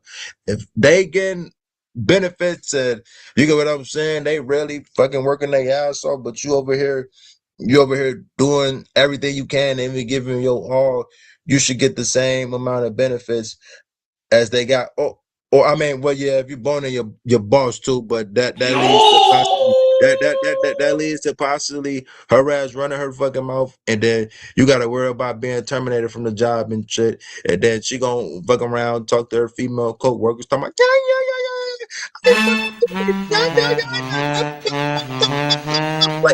like you don't want to worry about none of that shit. That's why I'm glad I got some OG parents. They be putting me up on game. One thing they told me a lot of shit. They said, "Don't never move in with no girl. If you get your own shit, you better come and move in with your ass because then that's when you can kick her ass in and out if you fucking want to." Another thing is, don't never date your girl at the same job on both. Another one is, don't never fucking date a girl at the job that you work at because they can easily rat you out. They can easily rat you the fuck out. They can say that you assault them, you did this, you did that, and then your bread and butter gone. Me personally, The fuck are you doing? for real, I would say I suggest. No, I mean he ain't lying though. He ain't lying. What the fuck you doing? You doing that? Well, me personally, I suggest you go date a motherfucker who don't work with you. You get what I'm saying? I mean. You know, it's only better, it's only right. Well, fire you a motherfucker, I don't know, at a coffee shop or definitely not no damn bar. I'm not even gonna hold you because they, in my opinion, they want nothing serious. They just want as they say, they want a good time and not a long time. You know, shit like that. So, that goes to what Nova Bear said earlier. Because Nova Bear had mentioned HR. Hold on. What Coley say? My bad. I don't mean to cut you off. No, he's reading what Jaime said. Oh, don't dip your pen in the company ink. Exactly. Yeah, that's a fact. That's a fact. Go ahead, Triz. No, I was saying Nova Bear had said earlier, he had mentioned basically a negative comment about HR. And I agree, you know, unfortunately, you know, in today's, you know, workplace environment, highly litigious, you have to have HR. Highly litigious. Yeah, you have to have HR nowadays, but I mean, in the particular role they occupy is different because previously HR would, you know, they would handle, you know, new hire orientation. They would do like, you know, explain your benefits to you. They would you know, basically peruse resumes and stuff like that and kind of filter things like that. Now HR is dealing with stuff like, you know, inclusiveness and DEI, and freaking sexual harassment. That's like the bulk of what they do now, right? And introducing policies that don't need to be there. The companies are operating fine without these policies, but you're adding in all this extra stuff. You see what I'm saying? And so, HR's sole purpose is to protect the interests of the company. They're not there for the employees. Exactly. Ain't their that sole their sole purpose is to protect the interests of the company. That's it. But I think that they don't care about the employees at all. They just don't. But I think that HR also a lot of the HR. obviously these are individuals. These are people who have, and they have, some of them have their own agenda. And so then some of the stuff that you see introduced into the workplace environment doesn't even need to be there. That like it has nothing to do with work. Like, as far as what somebody wants to call themselves and like what type of pronoun. Listen, I'm not trying to deal with all that. I come here to do whatever it is I do. Look, and you come, that's that. look, you come to do your work and go home. That's it. That's it. I'm here to make money, not make friends. Oh, bro. Not trying to do with any of that stuff. Say, we could be friends after when I get my money up, fuck on, bro. But if when I go, even then. Now, as far as dipping your pen in the company ink, and I've done that. Hey, hold on. When I work, I don't want to see no shorty twerk. I don't want to see a motherfucker be a jerk. If they doing that, they just need to go back to the airport. Fuck you talking about? Now, speaking of twerk, I literally had 2 coworkers. This is back in the day, back in Houston. 2 coworkers twerked in front of me on camera. Listen. What? I had to go delete the video. Of course. Oh damn! Bro, he was in the middle of a good point. That's probably all the stuff he be downloading. Hey, listen. I was gonna say the 2 girls were twerking on me in front of on camera. Just came out the blue, just started twerking. I had to go delete the video because it was on. We had the surveillance camera out there. I had to delete the video. But I was gonna say, you said on camera. I got so much stuff on camera. I got a whole hard drive dedicated. And if you know. That nigga said I got the whole drive. I got a whole hard drive, boy. So basically, I will say this, right? In this day and age, to protect yourself, your entire domicile should be under surveillance. Every room in your house. Yeah, you ain't lying. Should have a camera. Yeah, you ain't lying. I got a camera in every room. Hey, just out of curiosity, how big is the hard drive? Well, I got a 24 terabyte hard drive. But that has you got 3 you got 3 times the amount of space I have on mine, son. I got an 8 terabyte. Damn. But see, the thing about it is that actually that's one of them. I got a network server that's 40 terabytes. And so but the thing about it is that like I have high resolution. So we're talking about HD or 4K. Okay, I got you. So we have to have the space to support that. But yeah, I think that's my recommendation because again, this is a highly litigious society. People can go back 30 years and say, hey, you did X, Y, and Z. So you need to have some type of video evidence to kind of back you up. You understand what I'm saying? Oh, that's a fact. He ain't lying. And so, and if anybody, you guys got any questions, you got to hit me up behind the scenes, and I'll point you in the right direction as far as what you should get. A real talk, man, because you got to be careful out here. No, I definitely hear you. And then, please have a sheet right there. Yeah, you get caught slipping, they gonna hit you. You triggered my trap card. Yep. You don't want to get caught slipping. But no, that was great conversation, man. So with that being said, does anybody else have any more thoughts? Because we're gonna get ready to wrap up the show. No, sir. I do not. But I want you to check your inbox on Facebook because I want you to share something that I told you that I was going to finish before the show ended tonight. Okay. I got you. All right. So with that being said, I'm going to go ahead and introduce next week's topic. And this is going to be next week's topic. Next week's topic is Masculinity Uncut, the future of masculinity.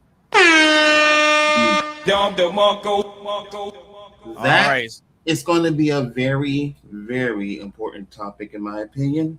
So anyone who was watching, anyone who's watching, I highly suggest you either tune in or hop in and take part in this discussion because this is something that doesn't get talked about hardly ever. Just saying. Well, I mean, it does get talked about to a degree, but But the not powers like that be, right. Yeah, because in my opinion, from what I've been observing, the powers that be don't want men getting together and figuring things out. You get what I'm saying? Oh yeah. Like the powers that be want men to be docile, weak. They basically want us to be walking castrated beings. They want us to be eunuchs and not really fight or stand up for anything. You see what I'm saying? Damn. So So with they that, want us to yeah. be units without the G's. No, eunuchs. Oh, eunuchs. Okay, I thought you said unit. I was gonna say damn. No. That's fucked up. A eunuch. A eunuch. Okay. EUNUCH. Look that word up. EUNUCH. Eunuch. We know what a eunuch is. No. I'm telling Tizzle. Unfortunately. No, I'm telling Tizzle. Spell it again. EUNUCH. Okay. A man or a boy who has been castrated, historically often used to refer to someone who had their. Oh fuck no! Oh hell no! Yeah. So they want to basically what the powers that be want is for us to be functioning like we don't have our nuts. Like we don't have no backbone, we don't have no strength, we don't have the ability to stand on anything. It's like what Jackie Chan said on Rush Hour 2. They go torch us, then they gonna cut off our egg rolls. Yep, exactly. So anyway, yeah, next week's topic is going to be masculinity uncut, the future of masculinity, and that show is going to be Saturday, July 18th, which just so happens to be Karma's birthday. Yeah, next week's show is going to be Saturday, July 18th, 2026, and we're going to be going live around 4 p.m. Central Standard Time. Once again, Saturday, July 18th, 2026, and we are going to be going live around 4 p.m. Central Standard Time. All right, so now that we've already introduced next week's topic, we're going to go ahead and do last thoughts on the show, final shout outs, and then we're going to get up out of here. So with that being said, Mr. Coley D, last thoughts on the show, brother. Did you hate it? Did you love it? How was the show for you, man? I actually love this one. This one actually taught me a lot of shit or whatever, and put me in my place quite a few times up in here. You know, Coley said we dummy lit. Yeah. So yeah, like it really taught me some things and shit. Like, so you heard some different perspectives that you hadn't heard before. Yeah. Cause overall, like I feel like I really underestimated myself, and I need to, and that motivates me to get myself back or better to work better than where I was. You know what I'm saying? You know, it'd be great. Sometimes people don't be knowing. It be the little shit that motivate people for real. I know exactly what you mean. Like I went to my boy right yesterday. We went around the smoke shop and shit just to get some grass. And it was like, I think like 2 or 3 teens, they guys came up to me. They was like, you remember who I am? I was like, yeah, I think I remember. They was like, you take Tizzle, right? And I was like, yeah. And they was like, yeah, man. They was like, we remember when you had that fight and Stockton Underground. I was like, oh yeah, bro. And I was like, I told them, yeah, man. They're like, yeah, man. We remember when you had that fight and you got beat up. But I told him though, I said I went above my weight though. I said next time though, I'm gonna get up in there. I said I'm gonna go around my weight, and then it's gonna be better and it's gonna be even. So, I mean, Bro, but he got his ass cooked. He got cooked. Adrian, you didn't go down like that, huh? He got cooked. Nah, for real, real talk. But I will take accountability though. I ain't finna never lie and be like, nah, I ain't get my ass whooped. I did. But I mean, I let people know you ain't gonna take every W when you enter the ring. You know, when you learn from a loss, you know, that's in my opinion, that's the way that I see you can redeem yourself. You know, whether it's a 2-year or a 3-year loss. You know, it's been many fucking times I wanted to get back in the ring, but it was fucking holding me back. I wound up dating a motherfucker that they was talking about it that was bad for me, being on some wishy-washy shit. One day they rooting for me, next day they talk about this and that, yeah, it's like, but yeah, next year I'm definitely gonna try to come back on top. It just that little shit they said to me right there, like literally.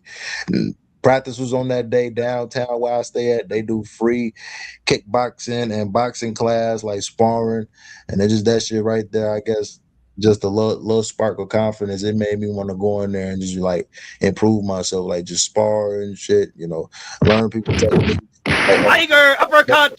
Also, like learn from them, then they learn from me too. Like I sparred maybe like 5-6 people, when I think maybe out of like 3 out of 5 or maybe 4 out of 5, you know, they giving me good feedback. I'm giving them good feedback. They tell me what I should work on and shit, you know, and I'm pretty much doing a little bit of the same for them. You know, I can't tell them every fucking thing, but you know, if I can help them on their flaws a little bit, they help me on mine, you know, that's all I care about, you know. So it'd be the little shit like that. Some people don't know. Sometimes the little positive shit things people say to you, that could go a long way for them, and some people don't understand that for real. You get what I'm saying? So, you know.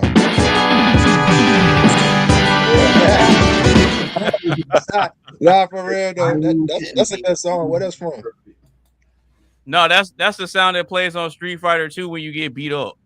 Damn. Okay. Yeah, that's when you lose. Hell no. No, go ahead and finish. Go ahead and finish, Coley, because I know you were talking about I how pretty much done. All right, cool. All right, so Mr. Tizzle, even though you popped out and popped back in, last thoughts on the show, man. Did you hate it? Did you love it? How was the show for you, bro? You already know, man. I'm always loving the show. Like I said, my apologies. I couldn't really fucking you know, making it time how I wanted to for real. I damn near was on the verge of wanting to do some out of the box shit with this editing and all that. But other words though, I mean, you're always loving the show. It always, as I guess one of my exes from high school would say, it definitely keep you on your toes and shit, how you second guessing and thinking. And I love usually when there's questions like that, because, you know, it's not one of them easy ass questions. It's the ones that really make you thinking your brain meets and shit. Like, shout out to Dash, he be using that, but it really be having you use your brain beats, and it be having you thinking mentally, like, damn, like, you know, if I'm gonna say that's exactly why I frame the questions the way I do. Yeah, I respect that. I see what you be doing. Yeah, because it, like, in some instances, a question does have a simple answer, but the overwhelming majority of the time, the answer isn't that simple. Like, and even then, it can start out simple, but then as the conversation goes on, more and more layers get peeled back. And that's kind of what Coley was alluding to. Oh yeah. Sometimes that can happen. Especially when you got a lot of people talking about the question, sometimes it can lead to a fucking argument. You don't be trying to do that shit. You be thinking to yourself, like, damn, what the fuck I just put myself in? Like, you just trying to get everybody fucking opinion on the question. You get what I'm saying? Mm-hmm. Like, yeah, the homie Triz got a fan. That brother Jaime said he hopes that Triz is on next week. Hey, we all, hey, you know what? We actually like having Triz here because Triz brings a lot of different nuance, and he brings a lot of additional context and perspective. And another thing I like is that he likes to push back on what I say too, which is always great. It's always great. You can never go wrong with, you know, healthy back and forth, healthy debate, and it doesn't get disrespectful if we don't see eye to eye, like if we don't agree. And it's never been like that with anybody on the panel. Anybody on the panel. In a way, he kind of remind me of my brother. I Am Fearless. I don't know if you interacted with him before on here or whatever at the time I was going. Or maybe you have. I don't know, but yeah, definitely like you seem like the person that got no filter when you come in here. I mean, you definitely do trolls time to time. We're gonna hold you. We all troll. We You all mean no? do He it. likes to troll Mark, bro. He likes to troll Mark. That's his thing. Don't we all? I remember that one time that was funny as hell, bro. Bro, Mark came with the earrings. He was like, "Oh yeah, you showing that bill to the cameras, motherfucker. Look at your shit, old bro." Yes. Yeah. But I get that though, because I used to be like that too, especially in high school with the homies and shit, like just in general. I'd be fucking with them. I'd be like, okay, nigga, I'd be like, I see you over here trying to pop your shit. You over here trying to impress the hoes, huh? You telling it remind me like that one video dude had on them damn shoes. AB know what I'm talking about. And he upped his shit up like a motherfucker. You can see the logo on that bit. It's like, damn, bro, okay, we can see what you got on, bro. Like, chill, shit. You know what I'm saying? But What the hell? I got no but nah, hell nah, man. Trill a cool ass dude. No, Always was always. Triz. You called No, him that's what I said. Trill. No, I said Triz. Oh, it sounded like you said Trill. Yeah, my bad. It's probably because I have my hand over my mouth. But no, Triz, Oh, a okay. cool No, ass you good. dude. Man, like that, like it gotta, like I said, it gotta surprise me today. You came in this different ass camera angle on, bro. Like you got your shit like slanted to the corner, but like then you got like half of your face show. Like that shit remind me of like when you was a kid and you was watching these cartoon shows and all you didn't see their face, but you seen their upper body and they shit was like this. Yeah, for real. No, look, if he had a hat on, he would remind me of Suspect from Def Jam Fight for New York. Oh Lord. Oh, bro. Hey, you know what's crazy though? So I just figured out, I think it was to this day, or maybe another day. Somebody told me initially Suspect the character is supposed to be Jay-Z, but it never happened. I've never heard that. Yeah. I forgot who told me that, but yeah, they said it was supposed to be definitely Jay-Z Suspect. Matter of fact, I think I was on Discord with some people when they told me that, if I'm correct. Yeah, I've never heard that before. For real? Yeah, I've never heard that theory. I mean, shit. It can be fake. You never know. I mean, some people be making some false ass rumors. I will admit. Mm-hmm. No, but are you done giving your final thoughts, brother? Oh yeah, it was that, and then I was gonna say it earlier, but I didn't want to like cut nobody off or whatever. I was gonna say I'm gonna show one more piece of artwork that I did, and that's it. I don't want to like overshare my shit, and then I'm kind of like spoiling what I made. But there's another little creative thing that I did. Hopefully y'all fuck with it. I think it looked good in my opinion. You know what I'm saying? Like I did a couple takes and shots that I generated. I'm like, this shit obviously look off, but like I tried to get the best one that kind of looked as real as possible, and I think this one definitely was it right here. Oh, that does look cool. Oh God, I had to tweak the why does it look like you have a septum piercing? You talking about my nose? Yeah, it look like you have a septum piercing. Hey, wait, zoom in again. That ain't no septum piercing. That's Bolivian booger sugar.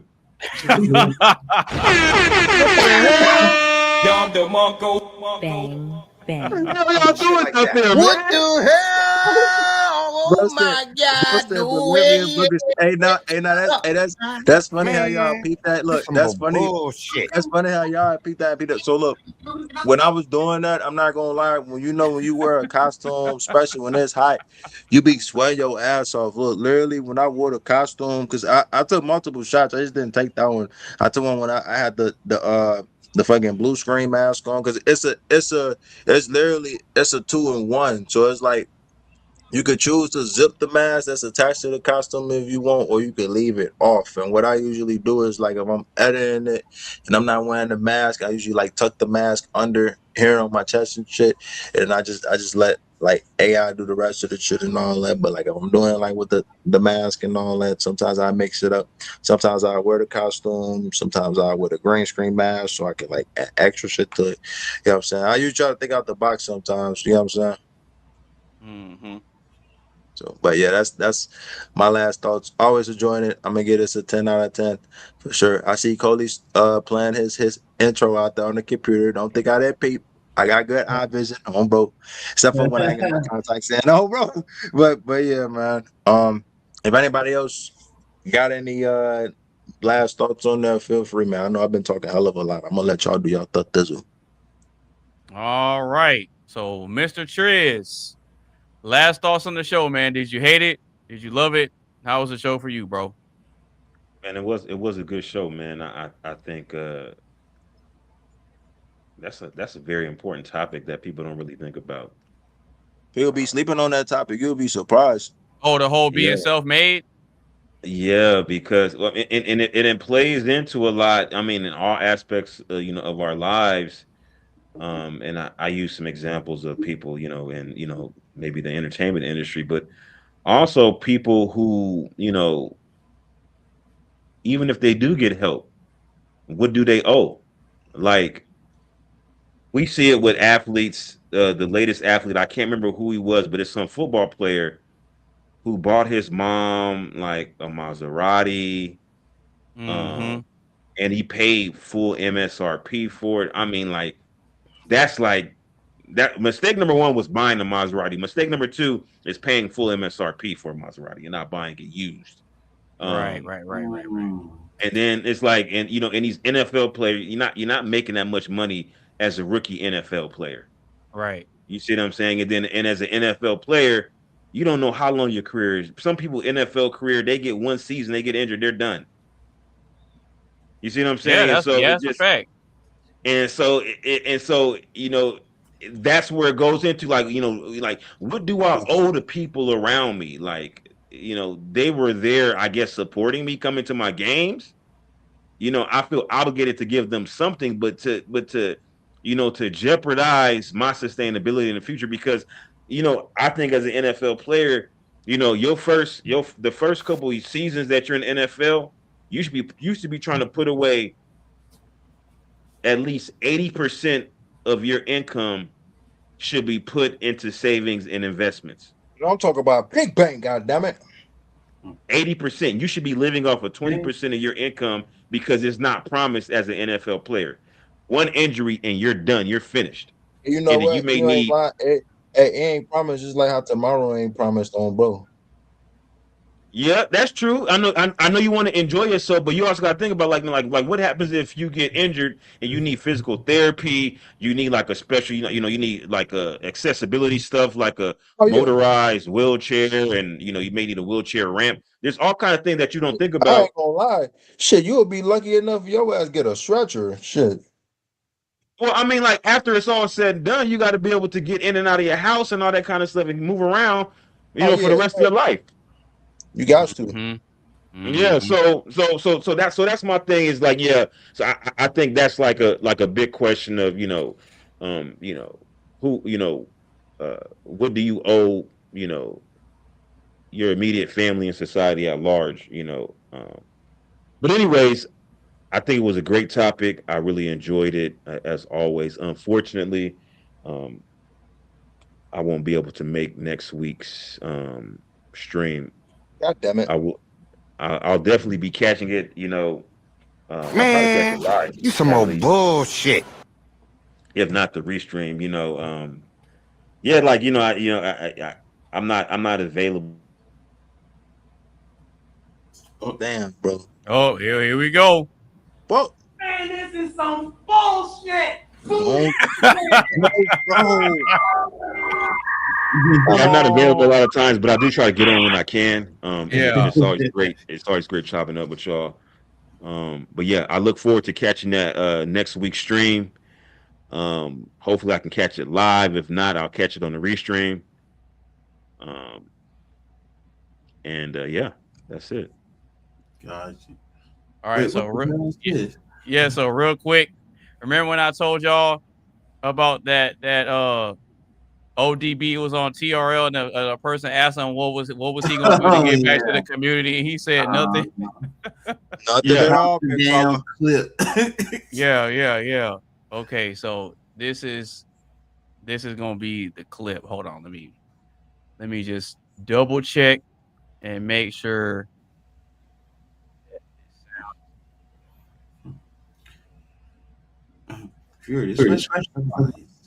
Okay, no. All right, hold on just a second. I think I got it. Y'all good, fam? Let's take another phone call here. Hello?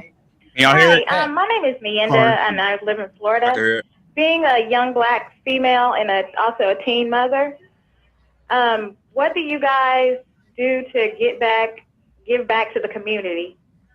Also directed mostly towards ODB. I know Praz and the Fugees do things for the community, but what is going to be your thing for the community? Nothing.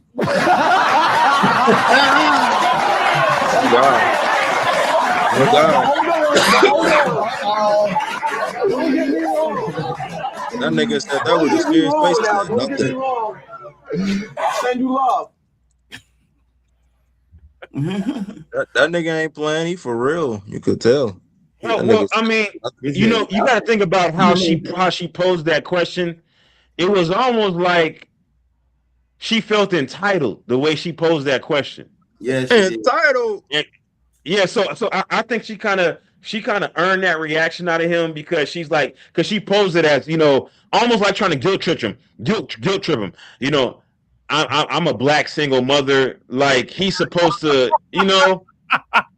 So she like what the hell that got to do with anything? Like, oh, first of all, okay, you Black. I low key forgot she said that. Yeah, it's like, okay, we black, right? She's trying to raise. But when you throw in a single mother thing, see, single mother, you should be going to the father of your child for community give back. Man, that's what should be giving back to you. You know they're not doing that. Thank you. All right, because it's like first of all, I didn't get to enjoy that nappy dugout. So why are you coming to me expecting me to give back to the community? Wait, hold on, wait. She got the snappy nappy dugout. I haven't heard nappy dugout in so long. She got the snappy nappy dugout. I'm trying to be censored on anonymous based channel so you don't get a community strike. I know what he got. I ain't gonna get no community strike. Hey, say what you want to say, bro. This is a free speech platform, big dog. Hey, that's what I'm tripping with, bro. That said that he said, "Hey, I got the snappy nappy dugout." now, when I heard that from the movie Juice, I was like, because I watched his YouTuber named Prim Hood Cinema. If y'all know who that is, he did a review on that, and I deadass forgot they said that myself, and he put a caption on. He's like, "What the fuck they talking about?" He was like, "They call it a nappy snapper." They didn't say that. They just said snappy nappy dugout. Like it's been so many names. You got Poo Nanny. You got horizontal slime taco. You got Squaso. I done heard all kind of names. Hey, what's funny though? Before dude even said that though, Samuel Jackson was next to him. He was like, just because you pour syrup on the shit, don't make it pancakes. Okay. Yeah, that's a fact. I mean, hey, you know, and Coley D got that beard. You know, he been eating like a motherfucker too. Look at him. I have that either. That's how Coley D got that beard. You see that coverage? And Coley D, look, Coley D, look, Coley. Look at him, nasty. That nigga nasty as hell. Coach, you nasty to the motherfucker. That nigga know he nasty.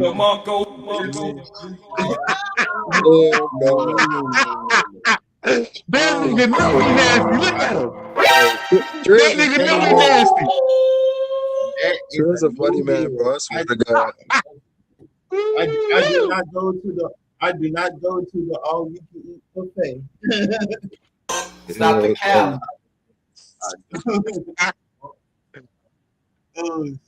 Hey, on the real Coley D, don't front. You be eating groceries and everything, don't you? I groceries. But my homie eats the groceries though. Don't try to put it in there.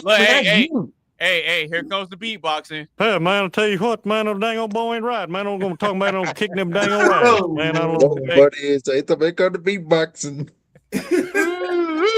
Coley about to start. Look, Coley about to start beatboxing. I beat that shit up though. I tell you that. You heard the man, bro. You heard him. I beat it up, but I don't eat it. Nope. Hey, You see him shake his head? Did you see him shake his head? Did you see him shake his head? He went like this. Hell no. Wait. How did you move your head back and forth that quickly? Like I can't even move my head like that. Hey, they're just how it is. Like because you got a lot of practice. You got a lot of practice. Bro, said you got a lot of practice, big dog. A lot of practice.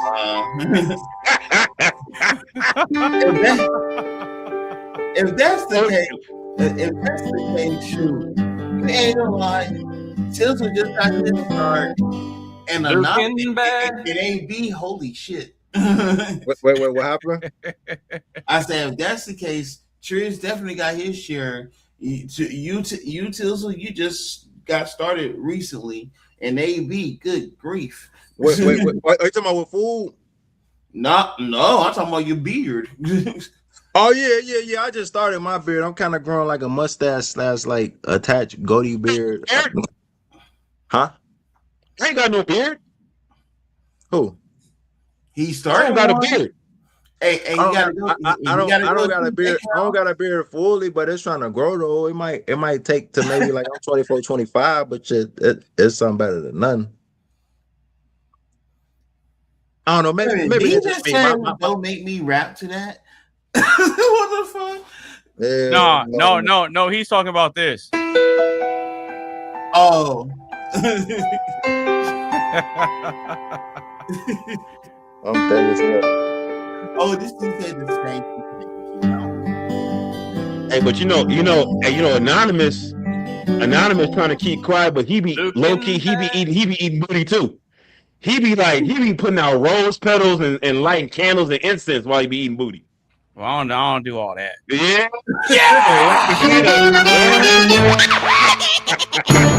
That's all it is. Huh? You like one of the romantic booty eaters. He just straight dive in that sound bitch. That's what he do. Hey, that's all you? No, you got to ease your way into it. You can't just. Niggas say you gotta ease your way. Funny yeah, you can't. Yeah, you can't. You can't just go in like that. You can't. Damn, you can't. You can't go ham like you trying to ship her to Amsterdam. No, you gotta work your way up to it, man. Damn. Snorkel. I ain't gonna lie though. I ain't gonna eat the booty. I'm gonna eat the cat though for sure all day. See. Oh, that nigga Tizzle nasty. Stop the cap. I'm nasty for eating cat. That's crazy. What? So no, you eating booty too, nigga. I'm never eating booty. Hell no. Stop the cap. Hey, no, Tizzle, ain't you from Chicago? Are you from Chicago? Bro, that don't mean shit. Why? Whoa. I done heard about you Chicago niggas. No, I was just saying, niggas always pulling that stereotypical shit. When niggas be thinking you Chicago nigga, they think just because you from Chicago. The Chicago niggas nasty as hell. You listen, hold up, wait a minute. Anonymous. Yeah. Anonymous, do you know what Chicago niggas do in jail? They knock niggas out, spread their booty hole open, and spit in their butt cheeks. Rico Reckless said it on Vlad TV. Oh no.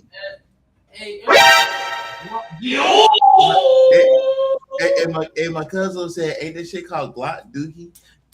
Oh, AK Dookie 7. AK Dookie 7. Oh, I have never heard that before. You ain't never heard that before? I've never heard that before until today. What they do? I want problems always. What? You just learned something. Okay, so you know the toothpaste tube is, right? Yeah. You know those little things that you buy from the store to get the last bit of toothpaste out of it. You know what I'm talking about?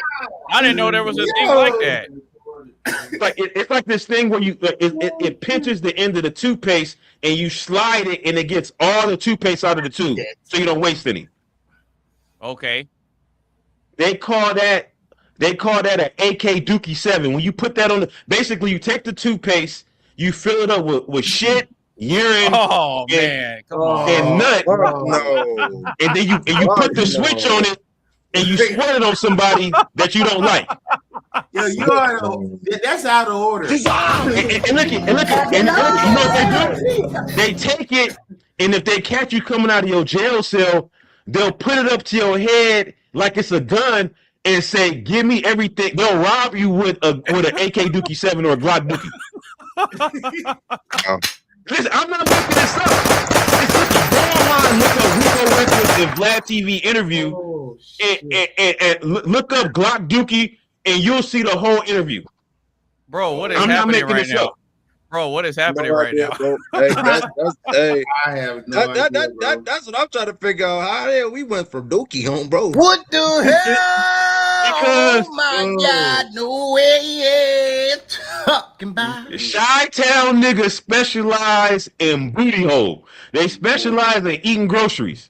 Bro, I'm never eating ass. I don't give a fuck try to convince me, and I'm never doing that in my life. Stop the cap. Nah, hey, y'all motherfuckers could do that. I ain't never doing that. That shit cooked. That just me straight. Oh God, that shit cooked, no fried, cooked from SpongeBob, bro. I'm never doing that. Think about it, Tizzle. Last time I saw you was butt naked in the face. Now you got a whole beard growing in. What you mean? My face was shaved? Your face was shaved. Now you got a whole beard growing in. Look, hell no. I know you looking damn near like you from Philly. He look like one of them Philly niggas with that beard. Give me these booty. Listen, Coley know. Wait, you said what? You out of order, sir. that nigga said I look like I'm from Philly. Bro, funny as hell for that. Oh God, hell no. That shit just made me laugh. AB talking about giggity. Hell no. And Coley said Triz is out of order. Out of order. I can't even get the damn receipt. Oh, bro, what the fuck? Yeah, for real. Oh my God, bro. Oh, hell no, man. What the fuck, man? Get your ass on, boy. And then you got Jaime going crazy in the chat. Talking about booties and baby face. Oh, weak.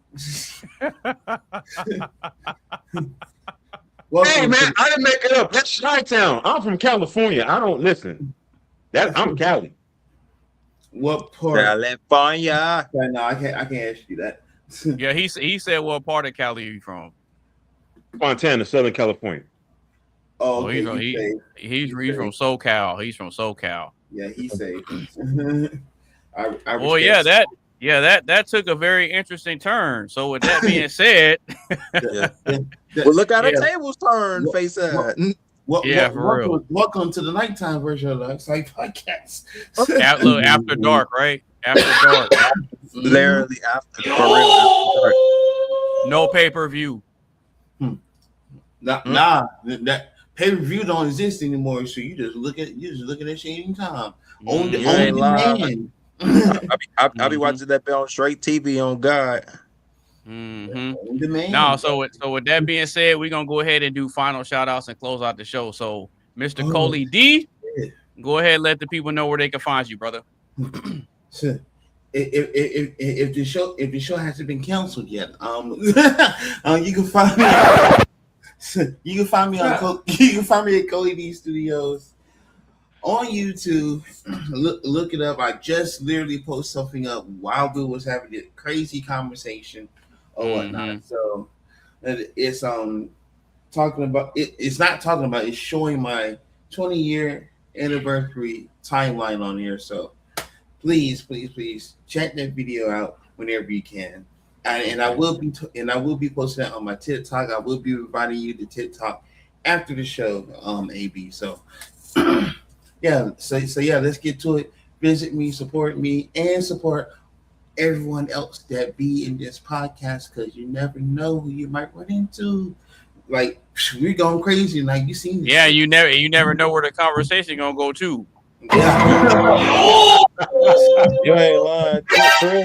Triz had went from talk about this to eating booty to just I'm like, what the fuck? FBI, open up! What we? He remind me literally. My brother Tyree would do the same shit. My brother Tyrone, we could be talking, and then one of them say something out the blue, and I be thinking to myself like, huh? Like what AB said. Why the fuck we talked about this? So bro, I think we talking about some normal like shit. what's happening right now? Literally. Triz, look, Triz talking about how he got a computer downstairs where he go raw on websites. Hey, I Y'all ain't niggas gonna crazy, lie. blood. Hey, both of us gonna look at this podcast later on. They gonna be like, "Oh yeah, this motherfucker on some." Oh man, you smoking drugs? Speaking of which, they watch the end of the show and they smoking the doobie. Shit, they're about on the floor. Hey, look, hey, I'm about to smoke. As soon as we get done with this, I just gotta roll. Find me a light. Plug. Man, you smoking drugs? Nah, I mean, I am. I'm about to. No bullshit. Mm-hmm. All right, so Mr. Tizzle Mode. We'll talk after Tizzle Mode. Yeah, Tizzle. Go ahead and let the people know where they can find you, brother. As usual, as always, man. You can find me on YouTube. Everything in my bio. I'm gonna keep it being with you, no bread, except for the TikTok and shit. But otherwise than that, my Instagram on there, my Messenger, my Facebook. If any new artists or people that want to hit me up and they want to get my advice or they want to get put on with some artists in the group chat that me and AB with and Coley, let me know. Also, speaking of that, I just discovered this new artist on YouTube. He's a producer. Hopefully let's try to give him as much support as we can. Let's give him a warm welcome. Whenever I go ahead and try to bring him in the chat, that's if you want to. I'm not gonna force nobody, none of that. But when I heard his beats, he definitely giving out Young Jay the Prince vibes. I even told him that. I said, you damn near collab with his ass. Y'all way of making beats damn near similar. Like, so that's the main goal. Finding new producers, finding new people who into photography and shit, and shit that I like doing, but now also that they can see it I'm mastering my craft and shit. So it's not like I'm just talking on my ass, like I'm actually talking into existence. Like the pictures I showed y'all, that's not even all of it. I got more too. Like I don't know if Triz got Facebook. I add you, I tag you up in it. Yeah, I if I'm not uploading all of them, I'm probably gonna upload maybe like 4 or 5. That's it. Then maybe the next day, literally, like, bro, he, I don't know what made him do that, but I could tell Triz definitely in the photography or cinematography. Because literally, as I was doing some shots today, I had my boy Ellen. He had the Spider-Man costume from I think it's No Way Home, the Iron Spider, and then his wife had on the Green Goblin costume, and I just told him like what we could do and shit, and then I wound up getting a shot like from over his shoulder, and then like wound up having like the person as the Green Goblin over the side, so kind of like it give out like that cinematic type feel. God damn, yo out with the Michael Jackson video, give boy. Oh my god, yo out funny as hell. AB stupid as shit, bro. No, I'm laughing at Jaime because he called Triz Morpheus. Yeah, I was laughing at that. Oh, Morpheus. Oh, yeah, on my soul. You take the blue pill on, bro. Shit. Hey, and I ain't gonna lie. The Matrix, that shit don't give for what nobody say on God. Like, man. Except for that new one, though. I wasn't really a fan of that for real. It was alright, but it ain't like the OG though. I'm gonna keep it 100 with you. That should definitely one that. But Matrix Reloaded. I don't know how motherfuckers be hating on Revolutions, but Revolution was good too. They, in my opinion, they should have left it like that. Or if they would have went with another thing, I think it could have been a better possibility, which I wasn't complaining that they had that the OG cast back. I thought that was kind of decent. Except for Lawrence Fishburne, because he old as fuck, even though they could have probably used de-aging, but that shit costs a lot of money and budgeting and all that. Or in my opinion, I think they could have definitely did some shit like, well, who fucking knows? Neo and Trinity, they somehow have a son or a daughter, and then the son or daughter gotta wind up feeling how it feels to be the one. Like, got to kind of go through the shit that his dad went through. I don't fucking know. It's I didn't like how the plot was. I didn't like how they did this shit. This shit just felt like a cash grab. Like, when you watch movies or you listen to some beats, you be like, yeah, this shit a cash grab. Like, yeah, that's how I felt. Mm-hmm. All right. So, Mr. Triz, go ahead and let the people know where they can find you, brother, if they can find you. They can't. He's gonna be a vigilante. Oh, what? He's going to be a vigilante. He's gonna be a what? A vigilante? Vigilante, god damn it, bro. No, you just said that weird. Are you talking about kind of like how vigilante? You put the H in cool whip? Yeah, okay. Yeah. Look, hey, look, some of us black people, we can't say proper words correct. You know what I'm talking about, though. Like when a motherfucker going rogue, a vigilante, like I don't know. Vigilante. Yeah, exactly. Yeah, exactly. Vigilante. Yeah. What? Oh my god, AB, your ass a troll, bro. I swear to God. No, it's vigilante. Oh, No, not L. Just Vidya. Yeah, Vigilante. vigilante. That's why you saying that. I'm like, what? Oh, I know what he meant when he first said it. Vigilante. Okay. I get it. Yeah. Vigilante.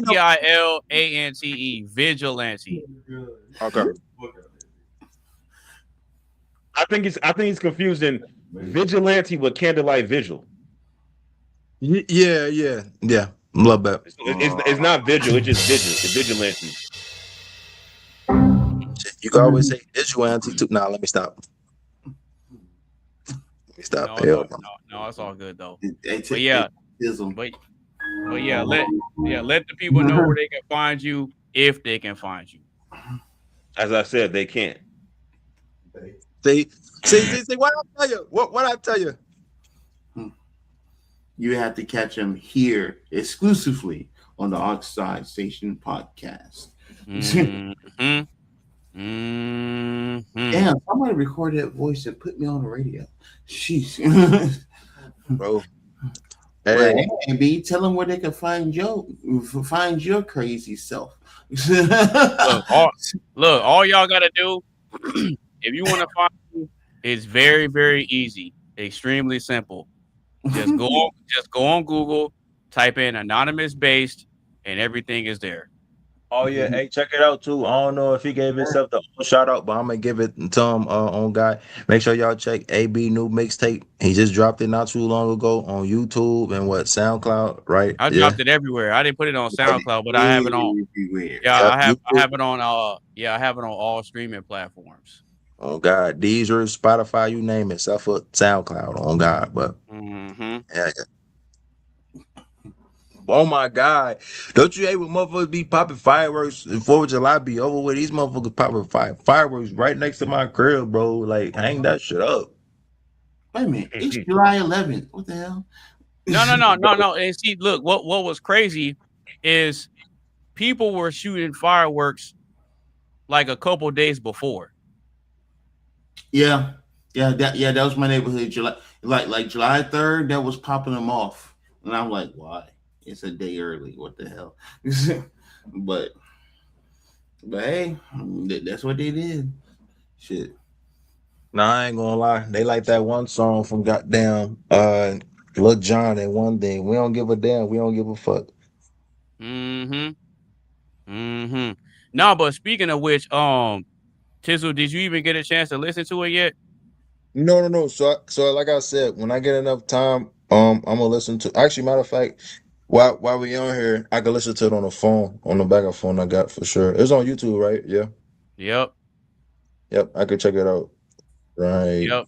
What the fuck? It's everywhere on all streaming platforms. Say less. He's making sure he's getting it. No, yeah, I'm definitely am. I was looking up some else too. My apologies. Multitasking a little bit at the moment. So. Are you high? No, not yet. I'm not gonna lie. Sometimes I do act crazy when I'm sober. Okay, but I'm listening to it right now. Stop the cap. No, for real. People don't know that you See, that's a fucking ad. not just a website. No. I'm saying as you capping about being crazy when you sober. I mean, I ain't gonna lie. I can't have my days. I ain't gonna lie. I don't know. I'm probably kind of like Marco a little bit when he drink. I kind of got no filter when I drink. If I'm in the mood, in a good mood, I damn near probably say some shit to a motherfucker that I will hold back years ago. But I mean, that's just not me being mean. That's just me feeling good. It's like damn. But this is the new project that's out right now. Small Medipack Volume 2, now available on all streaming platforms. Y'all make sure y'all go stream that and run that up. Yes, sir. You just like Tizzle is. Just like Tizzle is. They asking for this damn password. This should be annoying. Like they know I be logging into my email. They be asking for the same shit. You know how technology is. They're gonna ask you to. Oh God, like that should be stupid though. I'll be like, God damn. It doesn't mean anything specific, Jaime. I know what he's talking about. It doesn't mean anything specific. It's just extra stuff I throw on the album cover to spice it up. I mean, you guys too. That's how you gonna catch people interest. No, but I mean, if no one else has anything, we're gonna go ahead and close it out. Y'all got anything that y'all got coming out that y'all want to promote? I already did my promotion already. Yeah, like I said, I definitely will be posting some edits that I will be doing, which I'm doing on my computer right now. Some already done. Some, I said son. Fucking my mom. Some, stupid. I was saying you could play that, but yeah, some I'm already done. Some still work in progress, so it's gonna take me a little minute. But the ones I showed y'all, them two, they done. I got more too as well that I did and I cooked. I think, out of all honesty, though, I'm gonna leave the background how it is for the ones I took, except for the ones where I'm outside, because I'm thinking like, if I'm doing the cosplay, like obviously it's a fucking blue screen too, but you think about it, like, how the fuck people back then was using like make this shit look realistic. They wasn't using AI, but they was using CGI. Motherfuckers was using half shells and shit, and they was wearing these fucking pajama suits that had the X and the dots. Y'all know what I'm talking about, but like literally, it's like the similar same shit to me. Like I'm just wearing a fucking blue screen suit, and I'm just having fun. I'm just like, hey, I'm finna. Not for real, like, hey, I'm finna be on my Iron Man shit. I don't know. Maybe I'm shaking my head because of what Jaime said. I thought it was ninjas act stupid. Oh no, Jaime, yo, ass going to hell, gang. I ain't going. That man's wild. That man's wild. He got no filter though. I ain't gonna lie to you. He definitely don't. Well, that's what I like. No, but like I said earlier, next week's show is going to be Saturday, July 18th, 2026, around 4 p.m. Central Standard Time. So y'all make sure y'all pull up. It'll be rather unfortunate if Triz can't make it, but like he said earlier, he's going to be able to catch it on the playback, and then he'll be able to catch up on the live action. So with that being said, we're going to go ahead and end the stream and get y'all up out of here. All right? Say less. All right. We're going to be seeing y'all next week, man. Peace. Yes, sir.